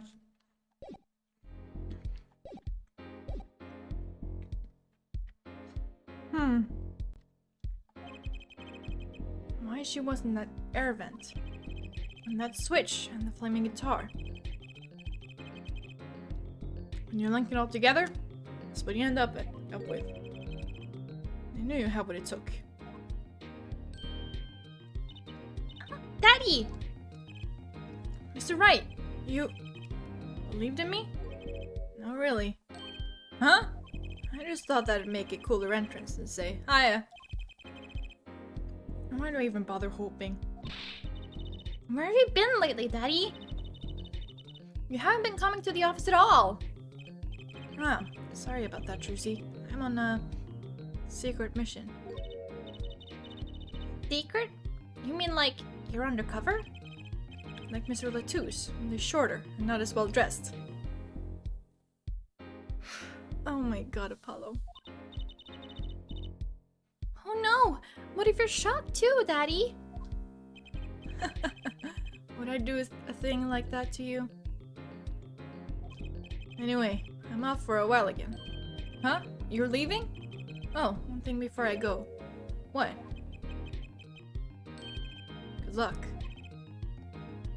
He looks like Colin Morgan. Especially like this sprite in particular. I just see Colin Morgan. And I hate it. Right.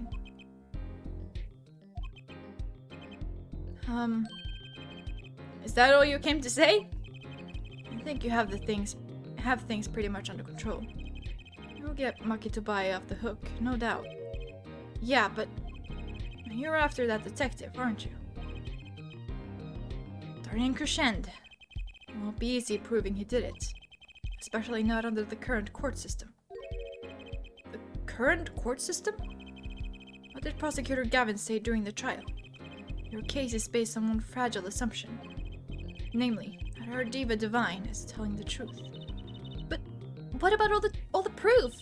The brooch and the switch? A piece of jewelry and a lyrical blunder.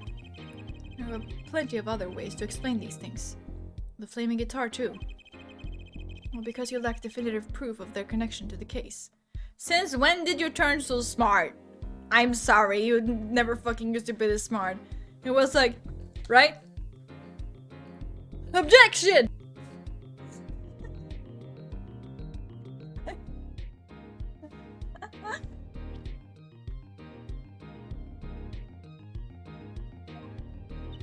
But the sultry songstress is lying. Her case smells like butter in a frying pan, leaving behind the faintly singed scent of failure. But what do I do? Like I said, good luck. And be aware that it will be impossible to prove his guilt by conventional methods. Oh. Well, that reminds me. I have something to give you from our detective friend. Detective Sky. Emma? He literally forged evidence for you last time. You're just gonna, like, accept evidence from him now?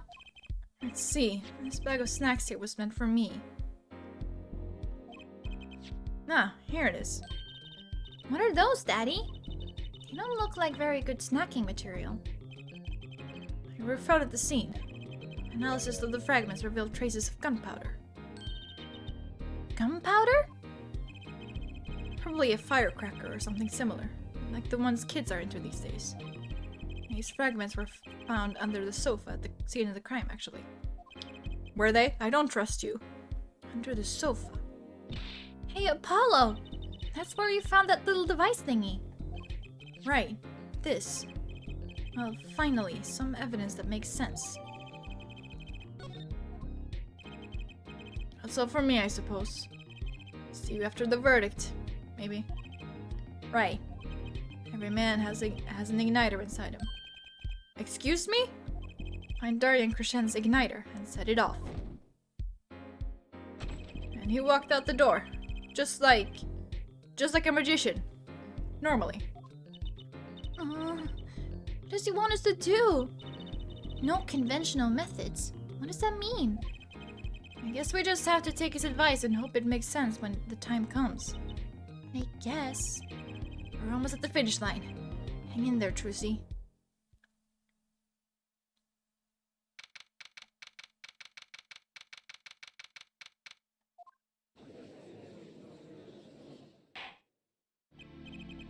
Court is now back in session. Prosecutor Gavin, where is Detective Crescent? In the witness lounge, ready to be called at any time. Very well. And I add, I don't believe any of this. Darian was the first detective I ever worked with. We stopped working together when he moved to Criminal Affairs Division 3. With his guitar playing, it fires my imagination. That's nice, but it has nothing to do with the matter at hand. Correct? Oh, I know. Full heads. Very well. Call the final witness to the stand. Detective Darian Crescent.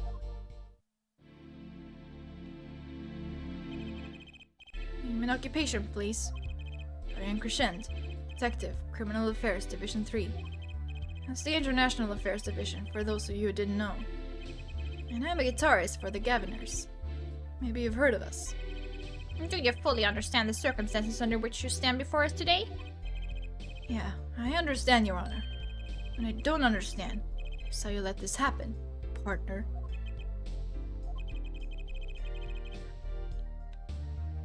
You gave me your word I wouldn't be standing here. The situation's changed, Darian. And don't call me partner. So much for old friends. I see what you're doing, Darian. You're pressing the prosecution. Your Honor, if we could begin the trial? Yes, it's high time we did. Let's hear your testimony. You may begin with your response to Lamirar's testimony. If, in fact, you have anything to say about it. Oh, I got plenty to say. Lying must be a national pastime in Virginia. And wherever you're from, Mr. Justice. Huh! Conventional methods are out the window, huh? Here goes nothing. It's not really that long.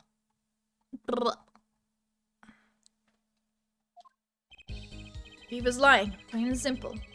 She's got nothing to back up her story. In the first place, she never heard my voice. She forgot the words because she heard gunshots. As if. Didn't Detective Emma Sky hear those gunshots during the third set anyway? The shooting took place when I was on stage, man. Did it now? So you claim Lamirar's testimony was a lie? Hey, don't get me wrong. I dig what she's doing. Trying to protect that kid. And she's got the court eating vague statements out of her hand just because she's blind. You go too far, Darian. Look, all I'm saying is, you got a reliable witness. Why not listen to the detective? Detective Sky? I see. Mr. Justice, you may begin the cross-examination. He didn't waste any time finding our weak spot. I can't do this without Lamirar's testimony alone. With Lamirar's testimony. I'll have to find some other way to prove when the shooting took place.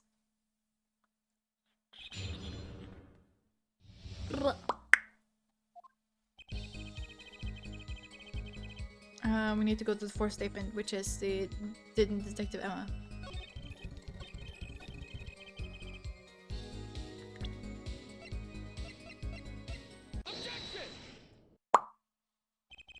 Some things were found at the crime scene after yesterday's trial. What things? The first was this small device. That's a remote-triggered igniter. Correct. And one more thing. What are those? The remains of something burnt? Not another guitar, I hope. Traces of gunpowder were found on these fragments. We have a report that it was something like a firecracker. Okay, so it's actually legit evidence this time. Thank you, Phoenix, for not forging again. God. Eh? How did Gavin know about this? What? You think Detective Sky works for you? I received the report this morning before coming here. That's when I made my decision, actually. What decision is this, Prosecutor Gavin? I registered Darian as a witness in today's trial. Just in case. This raises another possibility. Those gunshot-like sounds during this third set could have been 2 firecrackers rigged to go off by remote control. Haha!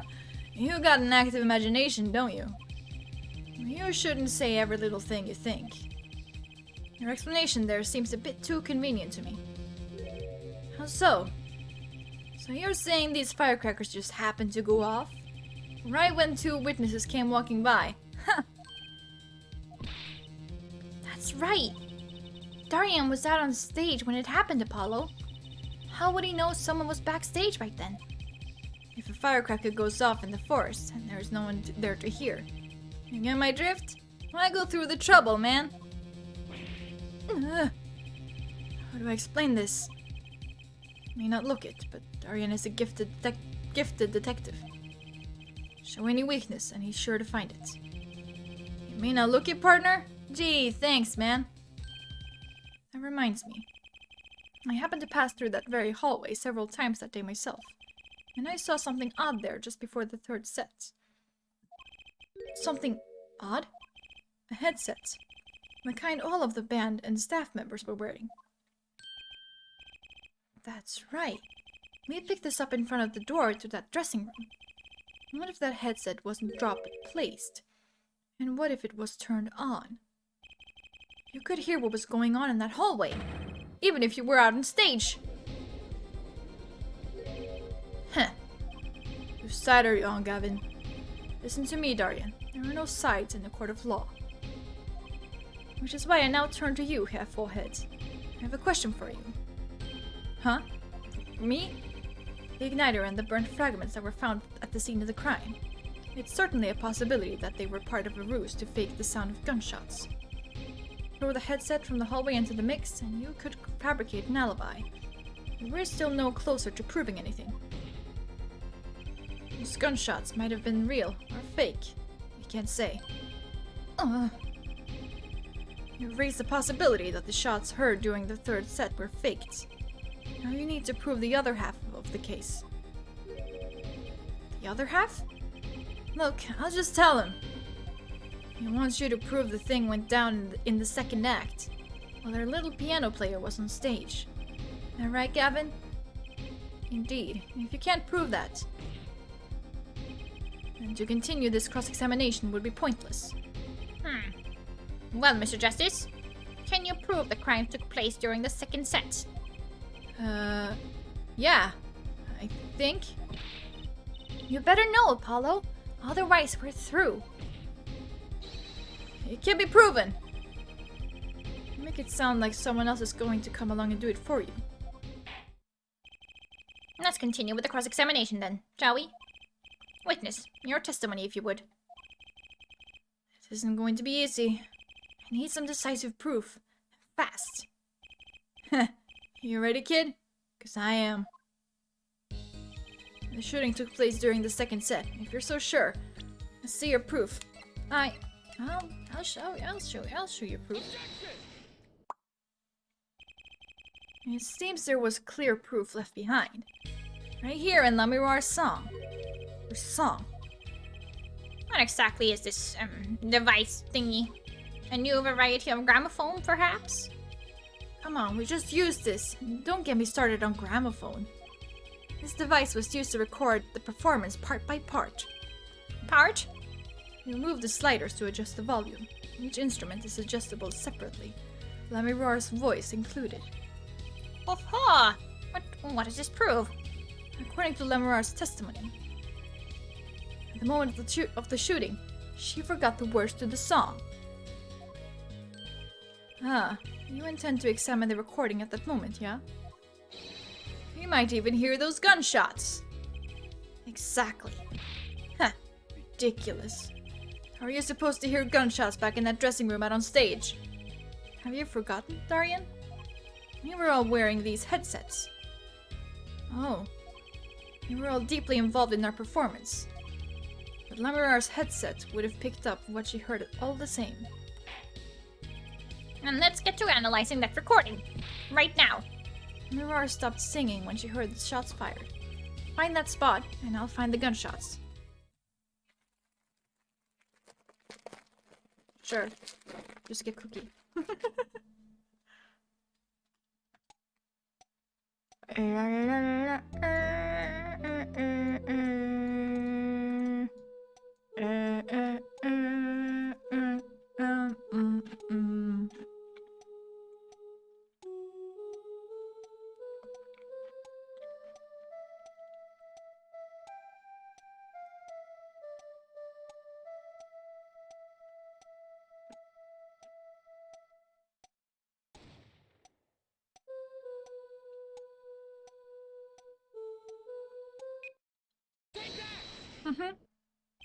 Your Honor, listen closely to this part.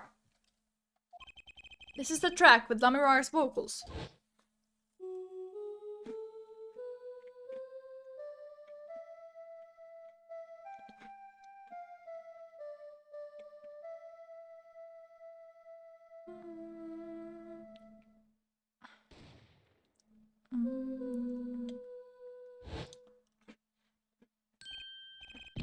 I did hear something crazy there, yes. It sounded like a gunshot. What? It has to be some kind of mistake. I believe a case has been made. Gunshots were heard during the second set, which means Lamirar's testimony was true. Huh. Order.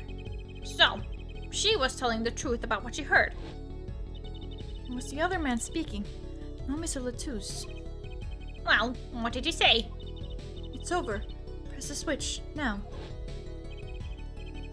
Just after that, there was a gunshot, and then the guitar caught on fire.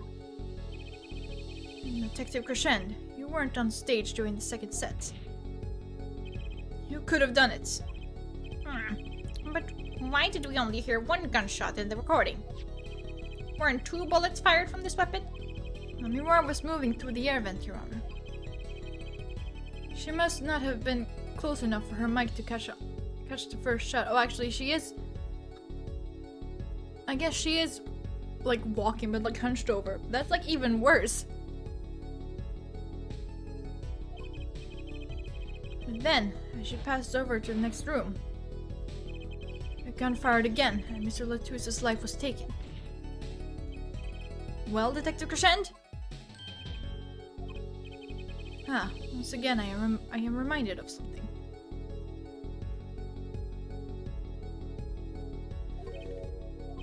Our performance that day. Your performance? Saying the mixing board jogged my memory. You were there too, Herr Forehead. What is it with today? Problem after problem. Dung! My hog won't start. My guitar case is busted. My guitar's been burned to a crisp, and to top it all off, someone's dead. And then there was that performance just now. What was that all about? This part is off. Which is that? Second guitar. Huh. It was you, Darian. I thought it strange at the time. How could you miss such a simple cue? I know you. I know how you play. You're better than that. Yeah, well, You what? I'm Prosecutor Gavin. What are you getting at? I'm talking about the murder weapon, Mr. Latouche's 45 caliber hand cannon. As we have learned, even the shooter doesn't go unscarred with a revolver that size. Unless he's Makia, apparently. I don't fucking know. A kickback is enough to dislocate your shoulder if you're an amateur. Wait. You mean his playing was affected because he hurt himself shooting that revolver? Huh. You're forgetting something. Yes, Detective Crescend? I'm a trained police officer, you know. I've had firearms training, plenty of it. I'm no amateur. The standard sidearm issued to police officers is a .38 caliber weapon, a much tamer beast. Also, the murder weapon belonged to the victim, Mr. Latouche, which suggests there was a struggle between killer and victim. So, the killer might not have been holding the revolver correctly when he fired. Is that what you mean? The thought had occurred to me, yes.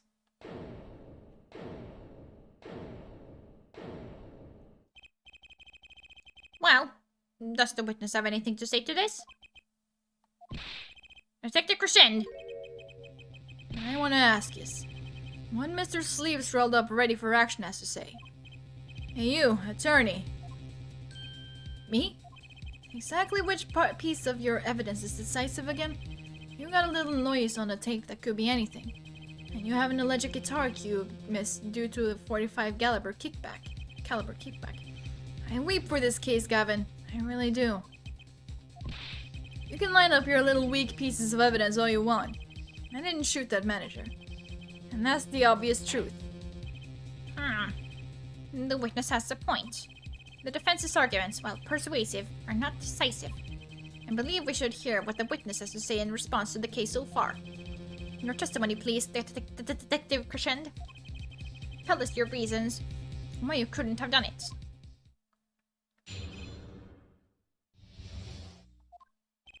Come on, why would I even want to kill that manager? You want a reason? Easy, I got no motive, man. This was that diva's first trip to the country, right? How could I possibly know her manager? If I didn't know him, why would I want to kill him? A simple reason indeed. Prosecutor Gavin, is it the case that Mr. Latouche had not been to our country before? According to our records, yes. Not even once. I see. Very well. Mr. Justice, you may begin the cross-examination. Great, now I need to find a motive.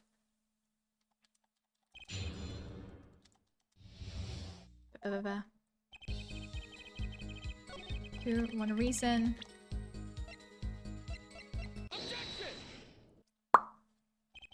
Your Honor, take a look at this. What's that? Looks like candy. It's not. Don't lick it, please. Detective Crescend, ever seen this? Looks like a piece of candy. What it is evidence. Don't lick it before you try it. Specifically, this is a replica of a cocoon. It was found among the victim's belongings. A cocoon? Never seen one that color. It's a variety only found in the Republic of Virginia. Nowhere else. Since when do you know? You didn't know what it was. Alright, but what is this cocoon replica doing in my courtroom? Surely this has nothing to do with the motive for killing Mr. Latouche, does it? It does. Wait, I think it does? You don't sound so confident, man. A cocoon? Is it one of those silky cocoons? The kind that you can make, well, silk out of? Not this one. This cocoon makes a powerful curative. A curative? For what? Apparently, it is most efficacious? Okay, yeah, that sounds right. Treating a disease thought incurable. It is the only medicine of its kind. However, it is illegal to take one of these healing cocoons out of Virginia. Whatever for? If it's such a miracle cure, why not share it with the world? Yeah, that's what I've been wondering. He looked into the matter at some length. Apparently, it isn't difficult at all to manufacture the remedy from the cocoon. Yet, if you change the process only slightly, you can easily make a large quantity of something else entirely. Drugs. A deadly poison, in fact.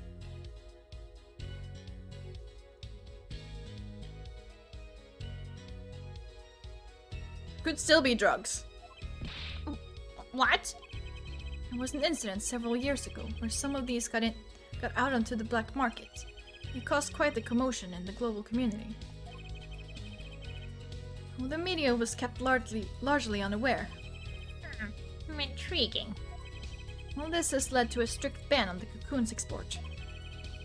One rigidly enforced by Interpol among others. Interpol.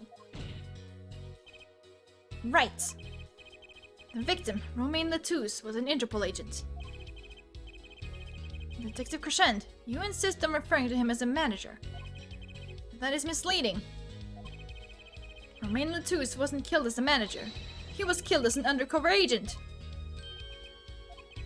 So I was trying to smuggle this gumball into the country. That what you're trying to say? I'm saying that could well be a motive for murder. So I was going to sell it on the black market, make myself a pretty penny. Ridiculous, man. I mean, totally unthinkable. Unthinkable, you say? Why? Perhaps it's time for another testimony about this smuggling of cocoons business.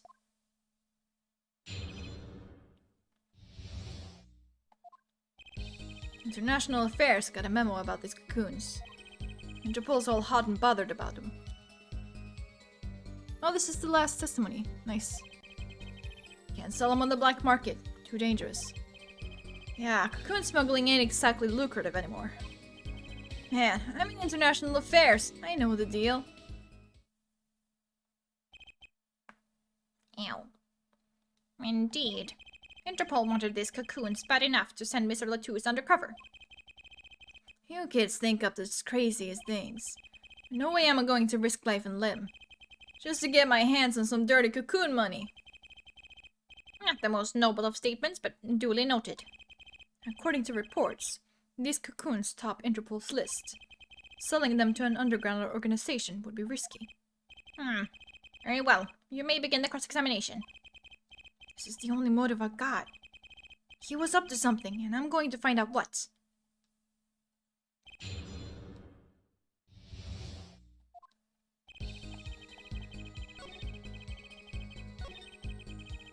Can't sell them on the black market, too dangerous. Ah, well, yes. But why not choose a less dangerous buyer? I would. How clueless are you? Everyone in the market's dangerous. The second they found out I was a cop, I could kiss my keister goodbye. I sell to a black market buyer. How about someone like this? That article. That's about the Chief Justice's. A deadly poison can be extracted from the cocoon, but so can a cure. And not a cure for just any disease. A cure for incuritis. Incuritis. I've heard of that somewhere. You went to visit a victim of the disease this morning. Nah. Why, that's the disease the Chief Justice's son has. You aren't saying. Our witness is a detective. He would have contact with the Chief Justice. You are saying. The Chief Justice would never deal in contraband. Not even to save his own son's life.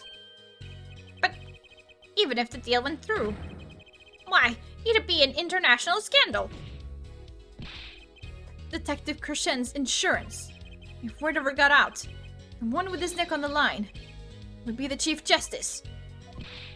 Detective Crescent, is this true? First a murder, now I'm a smuggler. How many crimes are you trying to pin on me anyway? Distasteful as it is to think about it. If the Chief Justice were the buyer, why, a seller couldn't hope for a better deal. A very cowardly seller. Don't let sleeves over there trick you. So I made a deal with the Chief Justice. Where's your proof? Well... Oh yeah, and you're forgetting one other important thing. Do tell. Interpol isn't the only ones out there watching this. Virginian Customs barely sleeps. They're so worried about cocoons getting out. So we were informed. Let's continue with the cross-examination. Virginian Customs is very thorough. Everything and everyone gets checked. Cocoon possession will get you arrested on the spot and then sentenced to death. Hey man, if there's a way to get cocoons out of there, I'd sure like to know. Okay, it's this last. Now here's the fucking kicker. Guitar. Actually, there is one way. What? One way to get something out of the country. No checks. What is it? You become a prosecutor. Prosecutor. Huh. Ah, I don't believe it.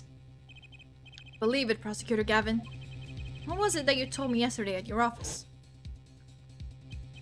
It was a beautiful instrument. It was played lovingly for many years. A guitar befitting a woman of like Lamirar. How did it end up here? I mentioned how much I enjoyed playing it that night, and she made a present of it. So this guitar is from Virginia. That it is. I couldn't carry it on the plane. Changes in air pressure and humidity ruined the wood. So we vacuum packed it in Lamirar's studio. I used a special shipping service available to me for transporting evidence. They brought it right up to my office for me. Pristine and untouched. Did I get that right, Prosecutor Gavin? Untouched. Quite. The guitar was wrapped in several sheets and vacuum packed in Virginia. The pack was untouched until the day of the concert. Are you saying that guitar was... With cocoons this small, it would have been very easy to use your guitar as a mule to smuggle a cocoon out of Virginia. Only one? What? Which reminds me, Prosecutor Gavin. My guitar had some work done on it recently, right? Work? Good memory, her forehead. You know how guitars have a round hole in the front. It's called a sound hole. I found something attached to the wood just inside the hole. A broken device of some sort. A broken device? Yes, this in fact. An igniter. Exactly. Consider this if you will. What if that igniter wasn't the only thing that was attached inside your guitar? You mean... It means this, of course. Ah. There was a way to get the cocoon out of the country. They could use picky Prosecutor Gavin's privileged guitar. Oh my god. As a mule. And who better to do that than someone with access? Like a member of the band. Bye, skunk boy. Order! And so the igniter. It was placed in there for a clear reason, it seems. It was a safety precaution. A precaution. Ah, I have 4 heads. At last, it all comes together. Every strange thing that happened that day. Care to review? Maestro, the gentle sounds of Lamirar's ballad, if you please. First, my keys were stolen, a harmless misdemeanor, which forced me to break the lock on my guitar case. The key was stolen to retrieve the cocoon from the guitar. I see.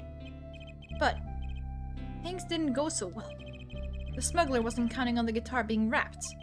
Only a member of the band could get near that case, and wrapping the guitar would raise too many suspicions. Then the concert began. Right about this time, a very large problem presented itself to the smuggler. What's that? Mr. Latouche. Mr. Latouche, an undercover agent, was onto something. He would have known about the guitar. He'd only have to check the shipping records. So, Mr. Latouche tried to examine the guitar himself. If the cocoon were confiscated, then the gig will be up. The only thing left for the smuggler to do was to get rid of the whole lot. It's over. Press the switch. Now! The guitar burst into flames and the cocoon was lost. And then... Mr. Latouche died. And Lamirar there to witness it. There's your case.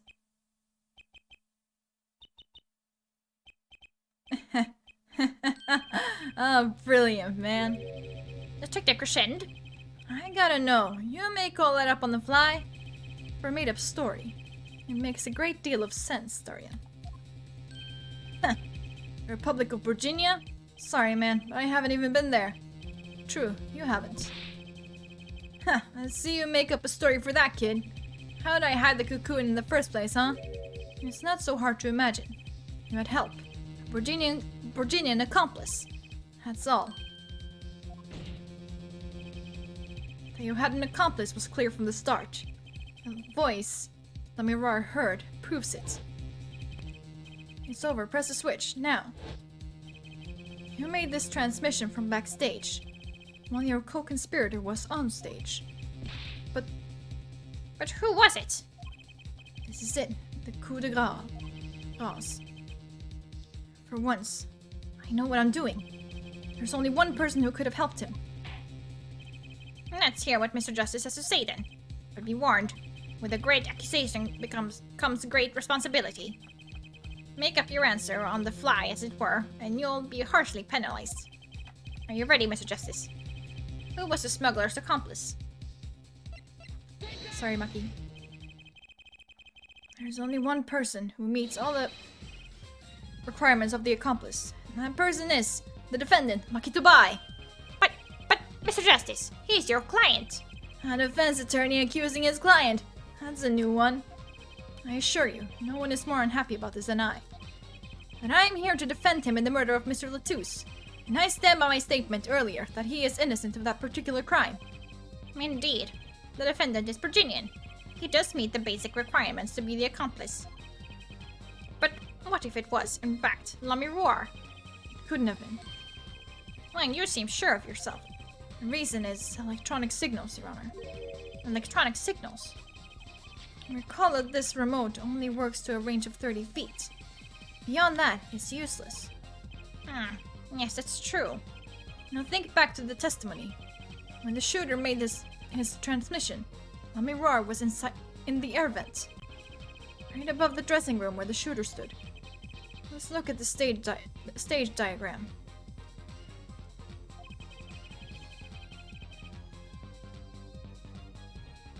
This is the area that the remote could reach from the air vent. Well, looking at this, it seems that Lemire still could have done the deed. No. When the shooter made that transmission, the stage was slightly different than shown here. It was in the middle of the guitar serenade. Part of the stage was raised. Prosecutor Gavin and the Lemire were standing where the pair. They were on the tower, which happens to be 15 feet tall. Sweet. In other words, the remote couldn't have worked from Lemire's position in the air vent. Ah! Well, Detective Crescend, what do you say to that? Your Honor. Yes, Detective? Can we see the video where Gavin's guitar burns? Sorry, I just find it really fucking funny. How he just panics and starts beating the crap out of that guitar. I find it so funny. Just one more time. Well, I don't see why not. What? Don't tell me he has a way out of this. Mm-hmm.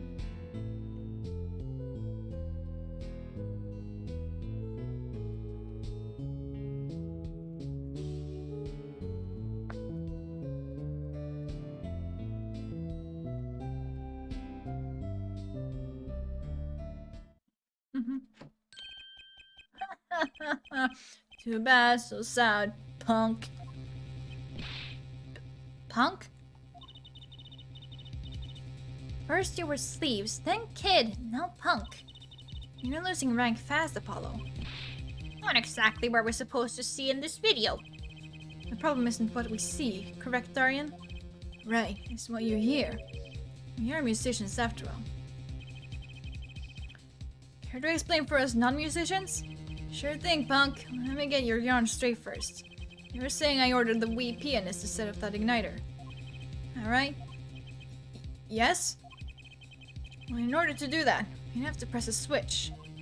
Am I right? Okay.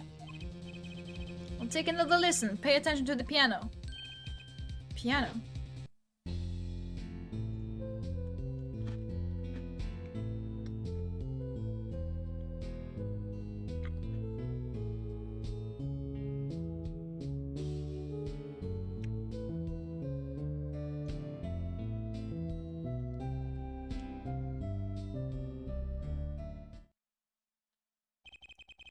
What seems to be the problem there?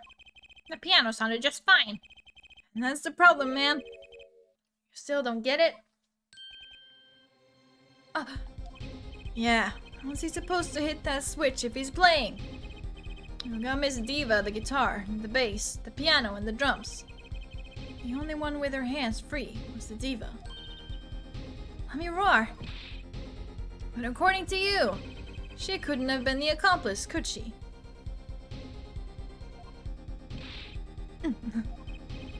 Her accomplice would have had a hard time helping out if they couldn't even press a switch.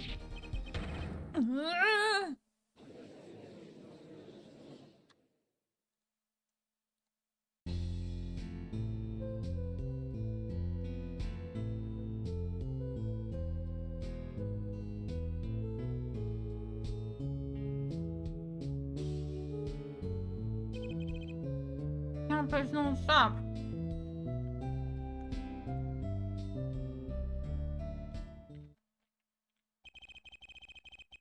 He could not press the switch.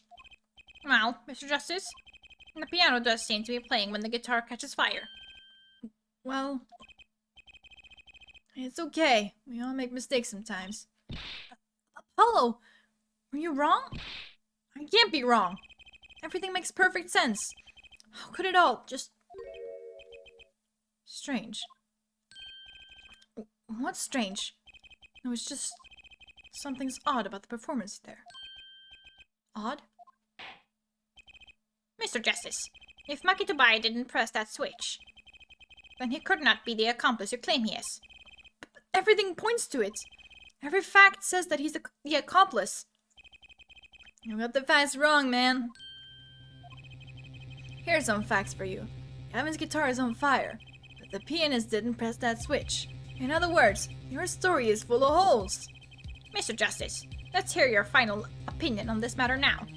Was the defendant Makitobai the accomplice? Your answer will reflect on everything you've said here. Give it some thought. Hello. If Maki's not the accomplice. There's only one answer, right? Mm-hmm.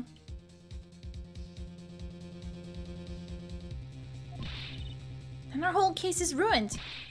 I know that. It has to be him. He was the only one who could have helped the smuggler. He had to have pressed that switch. Well, you'd better find a way to prove it. What do I do? There has to be something that doesn't fit. Something odd. Something odd. Wait a second. What? You thought of something? What was Gavin saying just now? Strange. What's strange? No, it's just something's odd about the performance there. It's not much to go on, but it's all I got. What exactly did he hear that was odd? Have you come up with something, Mr. Justice? May I remind you that everything rests on this. Can you prove Makitobai pressed that switch? Let's hear your final answer. Can you prove that Makitobai pressed that switch? I can prove it. I don't know if you call this proof per se, but I can prove it was possible. As prosecutor, you forced me to ask you to show us evidence supporting this. You have full head. You're sure about this? Ha! Accept it. There's no evidence, man. Let's see your evidence, Mr. Justice. On what do you base your claim that the defendant pressed the switch? The basis for my claim is music, Your Honor. Music? What about music? Let's listen to the piano part around the time when the switch was to be pressed. Right before the guitar burst into flame.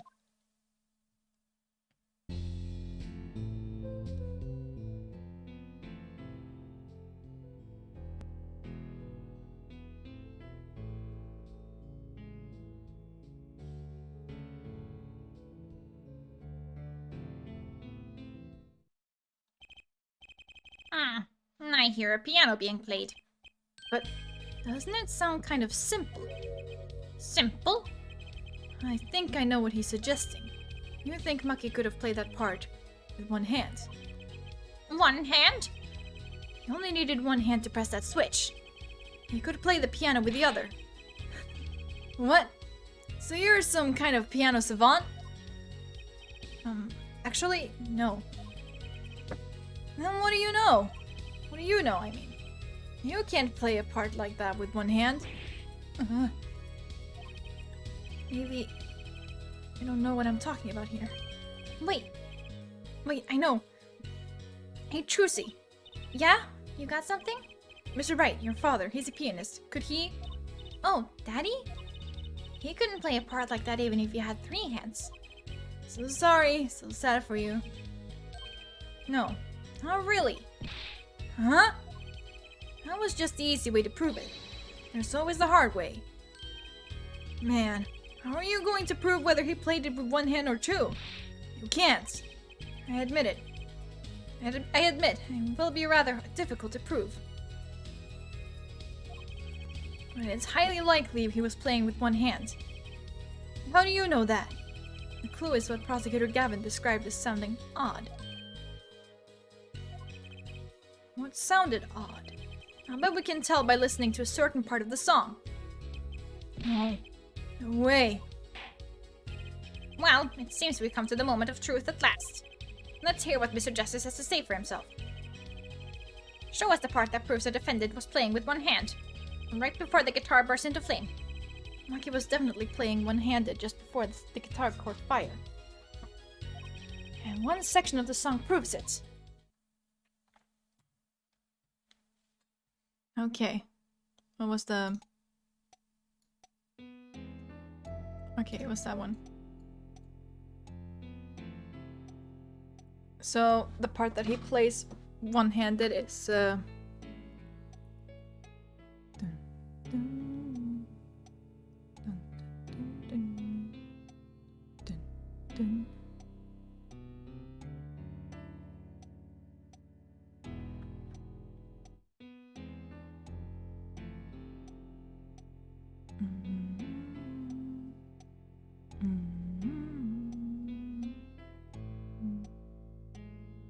There.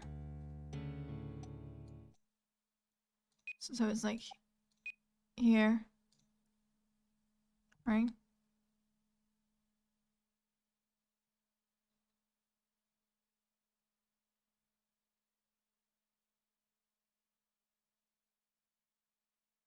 Oh, first one. Okay, that one.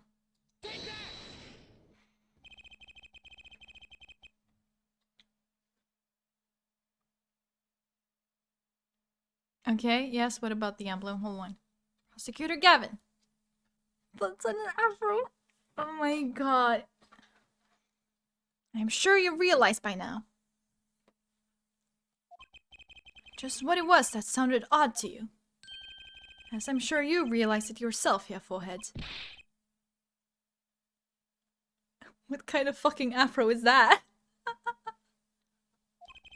I'll demonstrate. Let's listen to the part in question again, shall we? Pay particular attention to the but a fleeting melody phrase. But a fleeting melody. It's so hard to hit the notes. Man, how many times do we have to listen to the same thing? You're right, enough of that. Let's listen to another section, shall we? Another section? The guitar bursts into flame at the end of the second verse. Let's listen to the same spot, in the first verse. Pay attention to "Oh, that night in your brace." Sugar, sugar. Oh, that night in your embrace. There's way more going on there. Play verse 2 again.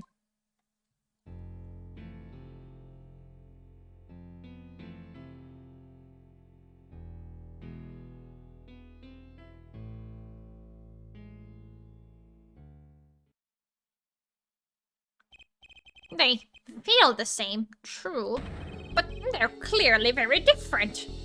I suddenly got an education and got a degree in music. That's the word I was looking for. What? Well put, Your Honor. The phrase in verse 2 is quite simple, but the same phrase in verse 1 has high and low notes. You'd have to use 2 hands to play that for sure. What's that prove? I would think you'd know that by now. This is why I hate dealing with amateurs, man. So the 2 verses had different arrangements. Happens all the time. Not this time, Darian. There's no point in changing the arrangement if you can't hear it clearly. And that wasn't the point. I had it played specifically so that the piano would stay in the background. Oh. That was what I noticed. Why should the same phrase sound slightly different, I asked myself. Now ask yourselves why Maki changed how he played, and there's only one answer. He needed a free hand in order to press the switch. No! Skunk boy. Order! Order! Order! I believe this all ties all the facts together. Well, Prosecutor Gavin? Yes, quite.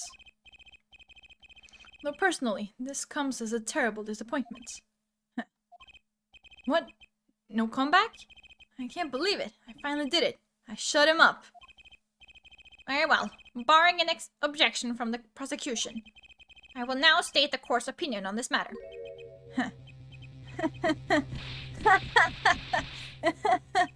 Good show, Sleeves.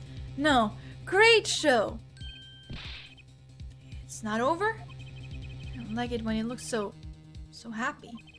You tell him, Gavin. Tell him what's so disappointing. Personally, I'm terribly disappointed. In you, Hair Forehead. Huh? Me? Yes, don't get me wrong, your case is solid. The facts all check out, but even now, you have yet to show us a single piece of decisive evidence. Yeah, but the facts! Anyone can see it was him! Unfortunately, anyone does not include the law. I'm afraid your case doesn't cut it. But... 1,000 facts might point towards the same conclusion, but without decisive evidence, it's not proof. That's the rule under our current legal system. I don't believe it. It does not seem as though the defense has any more evidence to present. Oh, I think if it did, we already would have seen it a long ways back. It is unfortunate, but at present, this court is unable to acknowledge your accusation. What? What? The truth is staring us all right in the face. Why can't they see it? What's the point of a legal system that protects criminals? Apollo, remember what Daddy said. It won't be easy proving he did it. Especially not under the current court system. What do I do? Like I said, good luck. And be aware that it will be impossible to prove his guilt by conventional methods. Ugh. Every man has an igniter inside him. Find Darian Crescent's igniter. Set it off. I wonder what he meant by every man's igniter. I think he just meant a weak spot, no? The kind of thing that a single spark could turn into a wildfire and of emotion. I won't be able to press him further by conventional means. Gotta find a weak spot in this guy. Something fatal. So, can I get back to work now or what? It may look like I got a lot of time in my hands. I got no more time to play pretend with this deadweight attorney. Well, Mr. Justice, we have come this far without decisive evidence. This witness won't be coming back to the stand once we let him go. Every man has an igniter. Huh? Didn't you say the better the guitar, the brighter it burns, Prosecutor Gavin? Ah, yes. Good guitars are kept dry, is why. That provides the best sound. Even a small spark could cause irreparable damage. Your plan has an igniter in it too, Detective. It was there from the very beginning. What? Fighting time, Justice. If you blow this one, I'll be out of your hands for good. Go for it, Apollo. What, and this igniter is supposed to come burn me up? That's almost poetic there, Mr. Attorney. All the better. I'm rather fond of poetry. And I intend to hear this one through to the very end. You have 4 heads. You are accusing this man, Darian Crescend, of 2 crimes. The murder of Mr. Latouche and the smuggling of a Borginian cocoon. This is your last chance to prove your case.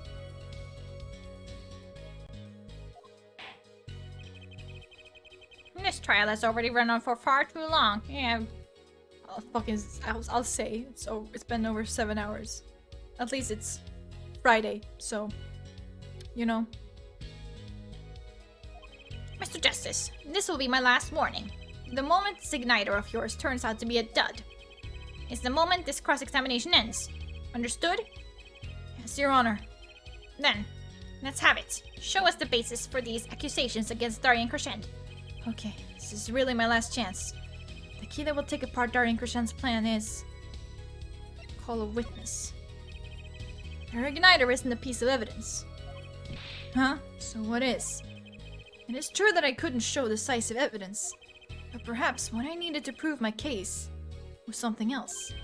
You mean a witness? Proving his guilt is a tall order. But I've got just the person to do it. Very well, Mr. Justice. Who is this person who can prove Darian Crescend's guilt? Poor Maki. The one person who can prove Darian Crescend's guilt is the defendant, Maki Tobai. Your client? Again? Maki Tobai was an accomplice to the cocoon smuggling plot. Without him, Darian Crescend could not have gotten the cocoon. Furthermore, he can easily prove that he was the one who plotted to smuggle the cocoon. He's a real criminal in this case. How so? It would require just one of the very cocoons Mr. Latouche was looking for. With the cooperation of the Republic of Virginia, we could burn a cocoon. The burnt cocoon would leave a particular residue. A residue we would no doubt also find inside the burnt out guitar. Uh-huh. Very scientific of you. Thus, if Maki Tobai acknowledges his agreement with Darian Crescend concerning the attempted smuggling of a Borginian cocoon, the case is solved.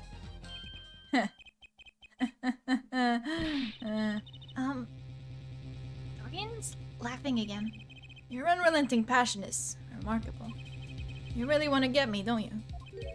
Too bad you'll never be able to. Why not? The little key tickler won't acknowledge anything, especially not anything to do with cocoon smuggling.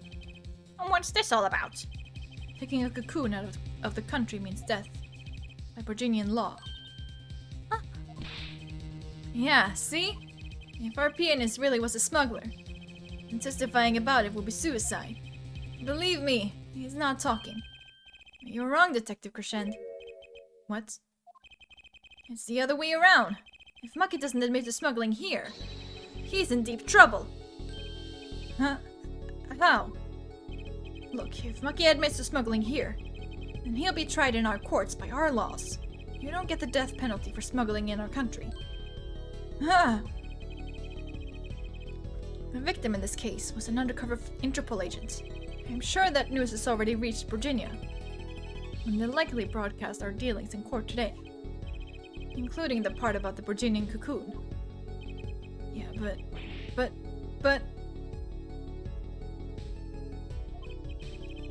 But if Maki doesn't admit to smuggling now, he'll eventually be picked up by the Virginian police. And it's not like he's in any danger in court. In our court. We're not going to find him guilty of murder here. Not now. Yeah, but you can't do this. You can't accuse me. Maybe the law doesn't allow it. But who's going to think you're really innocent after hearing this trial? The same goes for Maki Tobai. The cocoon smuggling, your entire plan. Maki Tobai knows everything. There's only one way out of it for him. And that's to acknowledge his own crime. The crime of cocoon smuggling.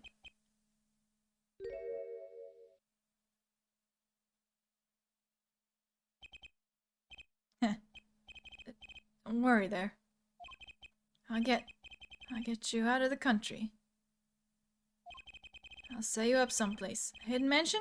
Real nice. You want a house made out of cookies? Or no, a house made out of pianos. Come on.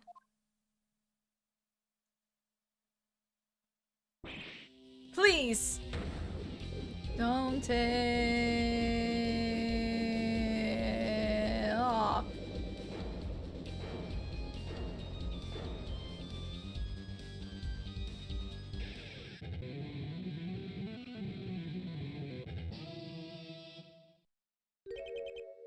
Darian. I consider that my last session with you. You rocked. I'm guessing we can treat that outburst as a confession. Uh-oh, he's laughing again. There's a kind of sick desperation in it now, though.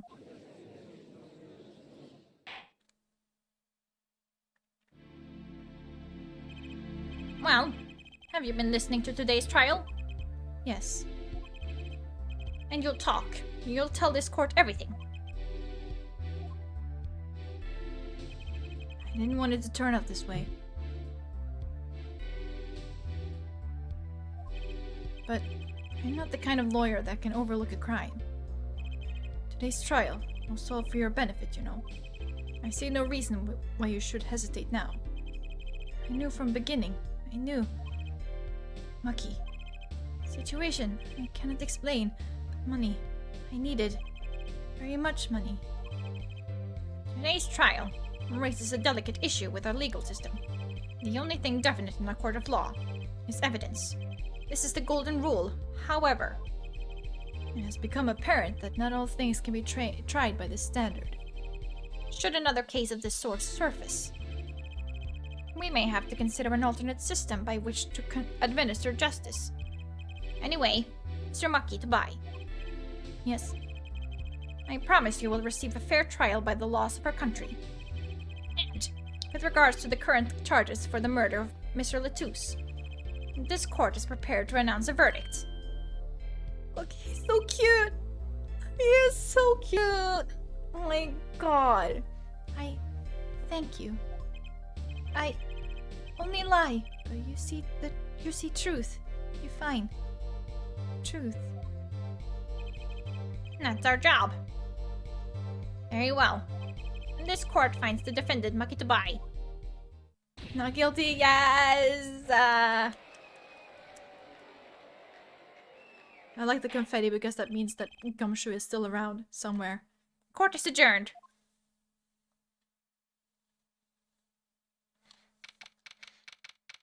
Oh my god. I wonder what will happen to Maki. Oh, he did smuggle a cocoon out of Virginia. I guess there'll be another trial there. Trial here. Well, small that ends well. Daddy! I owe you both my thanks. Mommy Roar? My, is something wrong? I'm sorry, Maki was your partner on stage, your friend. Yes, I thought of him as my own son. Even now I do. Yet, something got a hold of him. Something evil. I see that. And he must pay for what he has done. Is that not how it should be? I'm still sorry. Do not be sorry. You have given me courage. Courage? I am considering an eye operation. It was my suggestion, actually. You mean you'll be able to see again? It's funny. I have always been afraid of the light. Light seems so harsh, so unforgiving. According to the doctor, Lamirar lost her sight due to some kind of accident. An accident? But you know, I suffer from amnesia. I fear that if I could see, perhaps it would open my eyes to the truth I have been running from. I was scared. You know what changed her mind? Hearing your defense in there today. She could feel your gaze and wavering, always looking straight at the truth. The light returns to my eyes. I think I will take a painting. Painting? That's right. She's a landscape painter in sound, after all. I will paint the two of you. I promise. Woohoo! I can't wait, Lamirar. I owe you my thanks too, Apollo. Thanks, Mr. Wright, but for what? You reminded me I need to hurry things along. On my secret mission, that is. Right, your secret mission. Apollo, Trucy. I hope that we will meet again someday soon. You bet! Me too! And so, like a ballad, the trial flowed on and on until it came to an end. To the end. Thanks to the trial. The guitar serenade was a huge hit. Prosecutor Gavin's even more dazzling to look at now. Okay.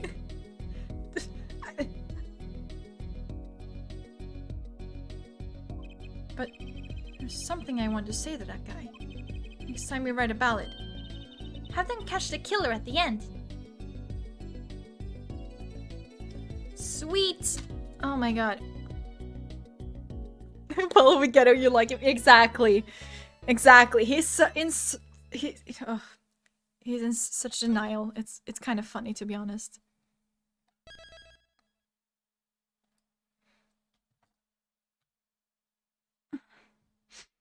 Ah, oh my god.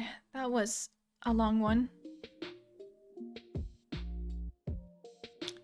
Let's see here. So the next one, I don't know how long it takes. 1, 2, 3, 4, 5, 6, 7 chapters. I can certainly try to do the entire thing tomorrow, but I can't promise anything. Worst case scenario, I'll end it on Sunday. Well, the first chapter seems short enough.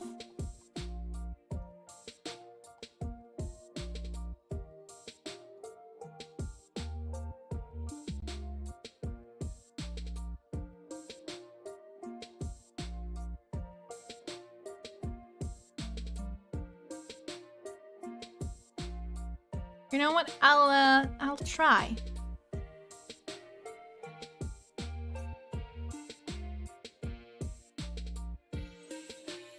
Maybe not. I don't know.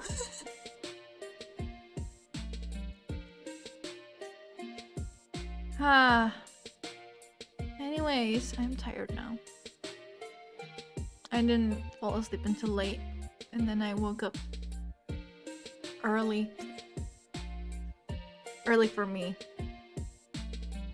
Which isn't really a lot to talk about, but you know what?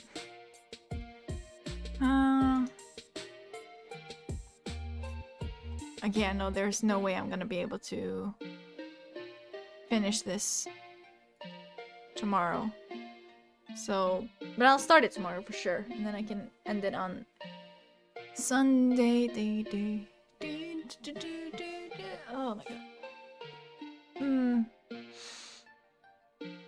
Oh.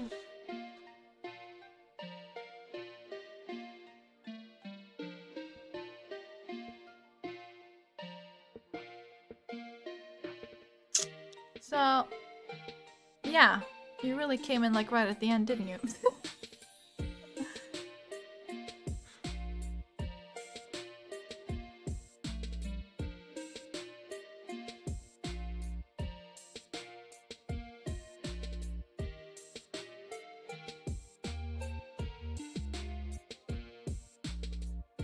Also, like, their first meeting, like, Apollo and Clavier's first meeting, I'm pretty sure they're, like, alluding to that Apollo was checking Clavier out, because he's like, I'm used to being, like, looked at by women or something, and then he's like, but this is the first time I felt this way with a man. So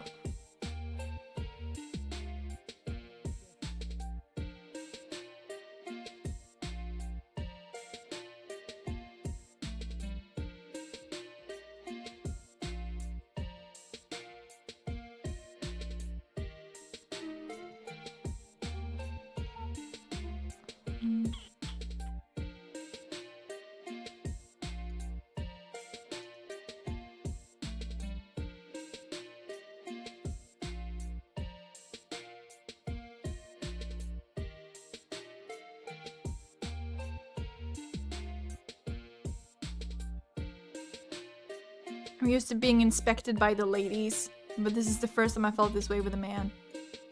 That's what he says. And if that doesn't mean that he caught Apollo checking him out, then I don't fucking know what it means. Anyways.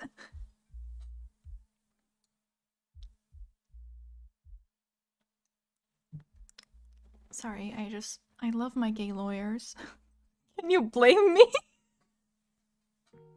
Okay, God, I'm too tired.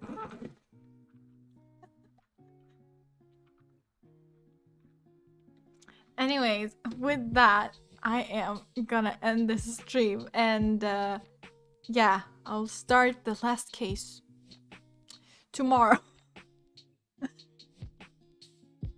Why do I finish like a game in like a few days? I'm doing this way too fast, but at the same time, I like doing it fast. You know, like I like just being able to sit here and get like the entire case. Or like do an entire episode in the stream. Or at least, or maybe split it into 2 streams. I don't... But I really like doing it because God knows how many times I like save after I'm done with like a chapter and I start again and I'm like so confused, or I save like mid chapter and I get even more confused. I'm like, what the hell was even going on? So like doing it like this. I know the streams are really long, and I know that me uploading them to YouTube is not really... No one's really gonna watch them, I guess. Except for like people who are here and didn't get the entire stream, I guess. But... yeah. I like having them there. Maybe one day I'll actually edit everything down. Thinking of whom? Oh, McQueen, you mean? Not McQuinn. I was like, who the fuck is McQuinn? I wasn't sure if you meant McQueen or you meant something else. Ah.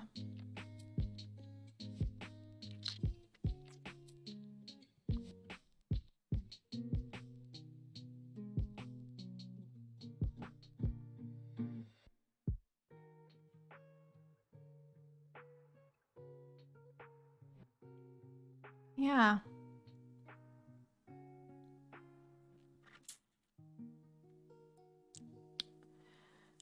Huh. I'm a bit upset because I'm already nearing the end of all the Ace Attorney games, and I'm like, I've only been playing the games for like a bit over a month, I guess. And I'm like, I don't want to finish it. I want Ace Attorney 7.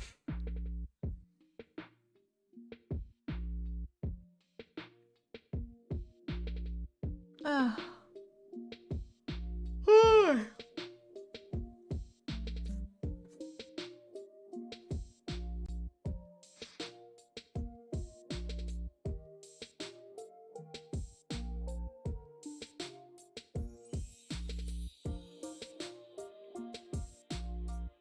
So, yeah.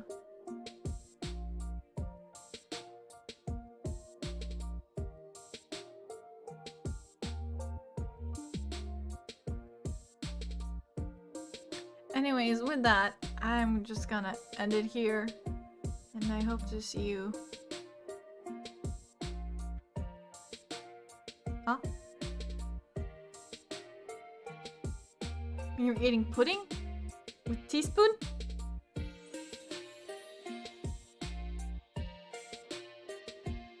Ah!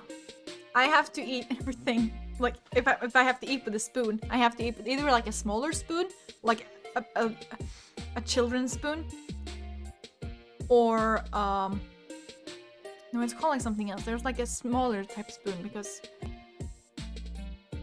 I can't use regular spoons. It's either that or it's teaspoons.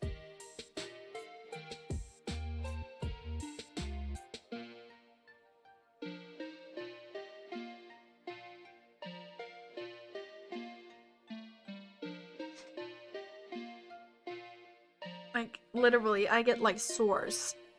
And like, what's it called? Like in the corners of my mouth. If I use a regular size spoon.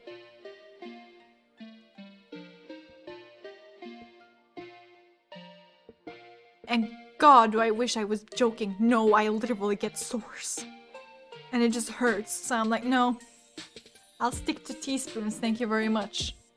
Or we have like small like cocktail spoons. They're like really long. I really like those.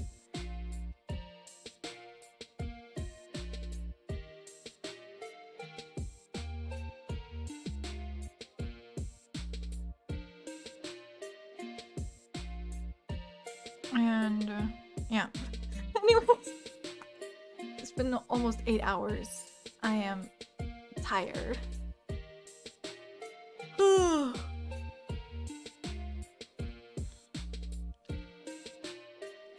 Yeah, it's really fun as my family's like always making fun of me because I have such a small mouth. For what reason? I don't know.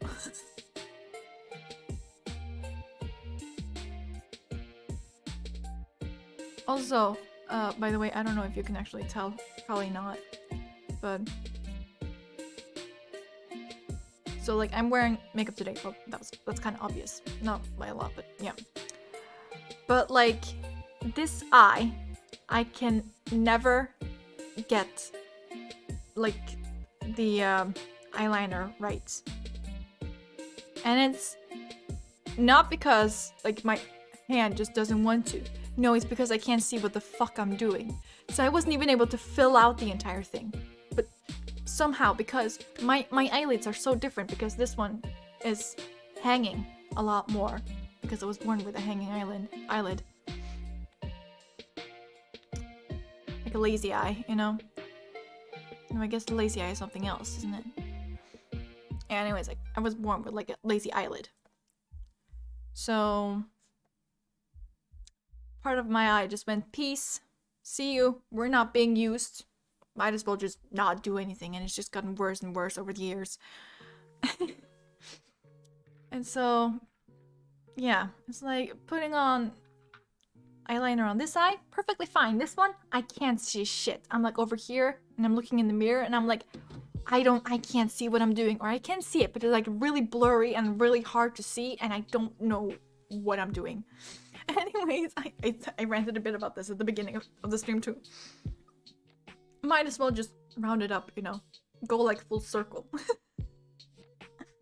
Anyways, hope to see you tomorrow. And I will start the final chapter of Apollo Justice. Apollo Eustace. Apollo Eustace. A man. Now, I am excited because if there's something I don't remember, like, at all, it's that last case. I recently played, like, Apollo Justice up until this point, and I was like, no, I'm not gonna play the rest because I was, like, already, like, getting close to finishing, investigations games by then. So I was like, you know what? No, I'm not gonna finish this game in my own time. I'm gonna wait. I mean, I do remember like parts and pieces, but I don't actually remember. So we're actually not going into new territory, but it's more like what I haven't played in the longest time. Yeah, I wore eye patches when I was little. I wore like an eye patch over this eye when I was watching like children's TV. But that was like only for like 30 minutes or so. I mean, you're not really supposed to wear them for that long amount of time or something, but it didn't work. And then I got older and I got this like got this offer to have surgery on my eyelid, but me being fucking terrified of needles and everything in a hospital pretty much went like, no.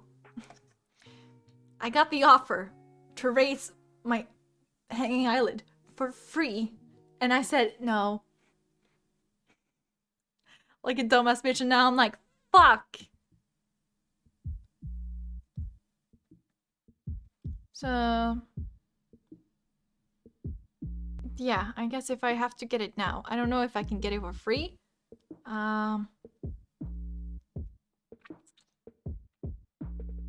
I went and got it checked like last year, but I'm still not really sure what the verdict was.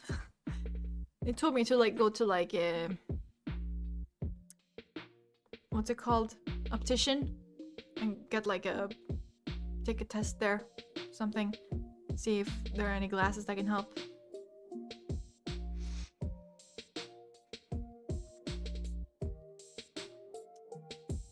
But I haven't really done that.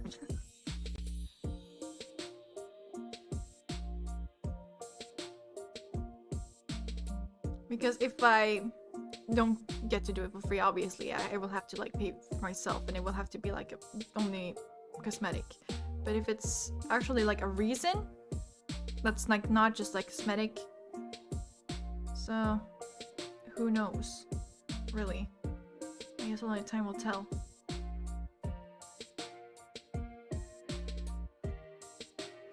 But it's gotten worse over the years, absolutely, because I was able to actually see somewhat what I was doing on that eye when I was like drawing like an eyeliner wing.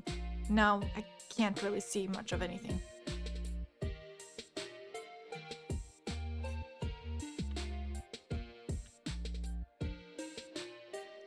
Like I went and got my eyes checked out last year, and it was so funny. I mean, I don't really remember much right now, but she like squirted like some kind of liquid in my eye, which like enhanced my pupil, I guess, so, like, just so that it like can like what's it called, like catch up much more light, just so that it's easier to perform tests, I guess.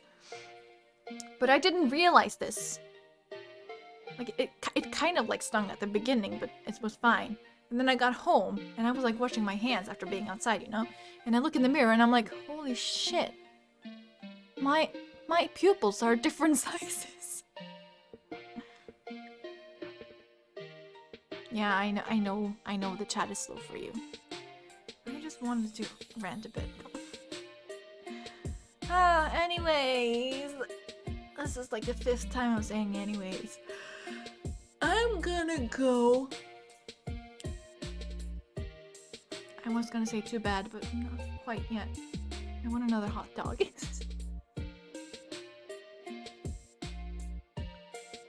And also upload this stream to YouTube. And yeah, with that, I hope to see you again tomorrow. So, good night.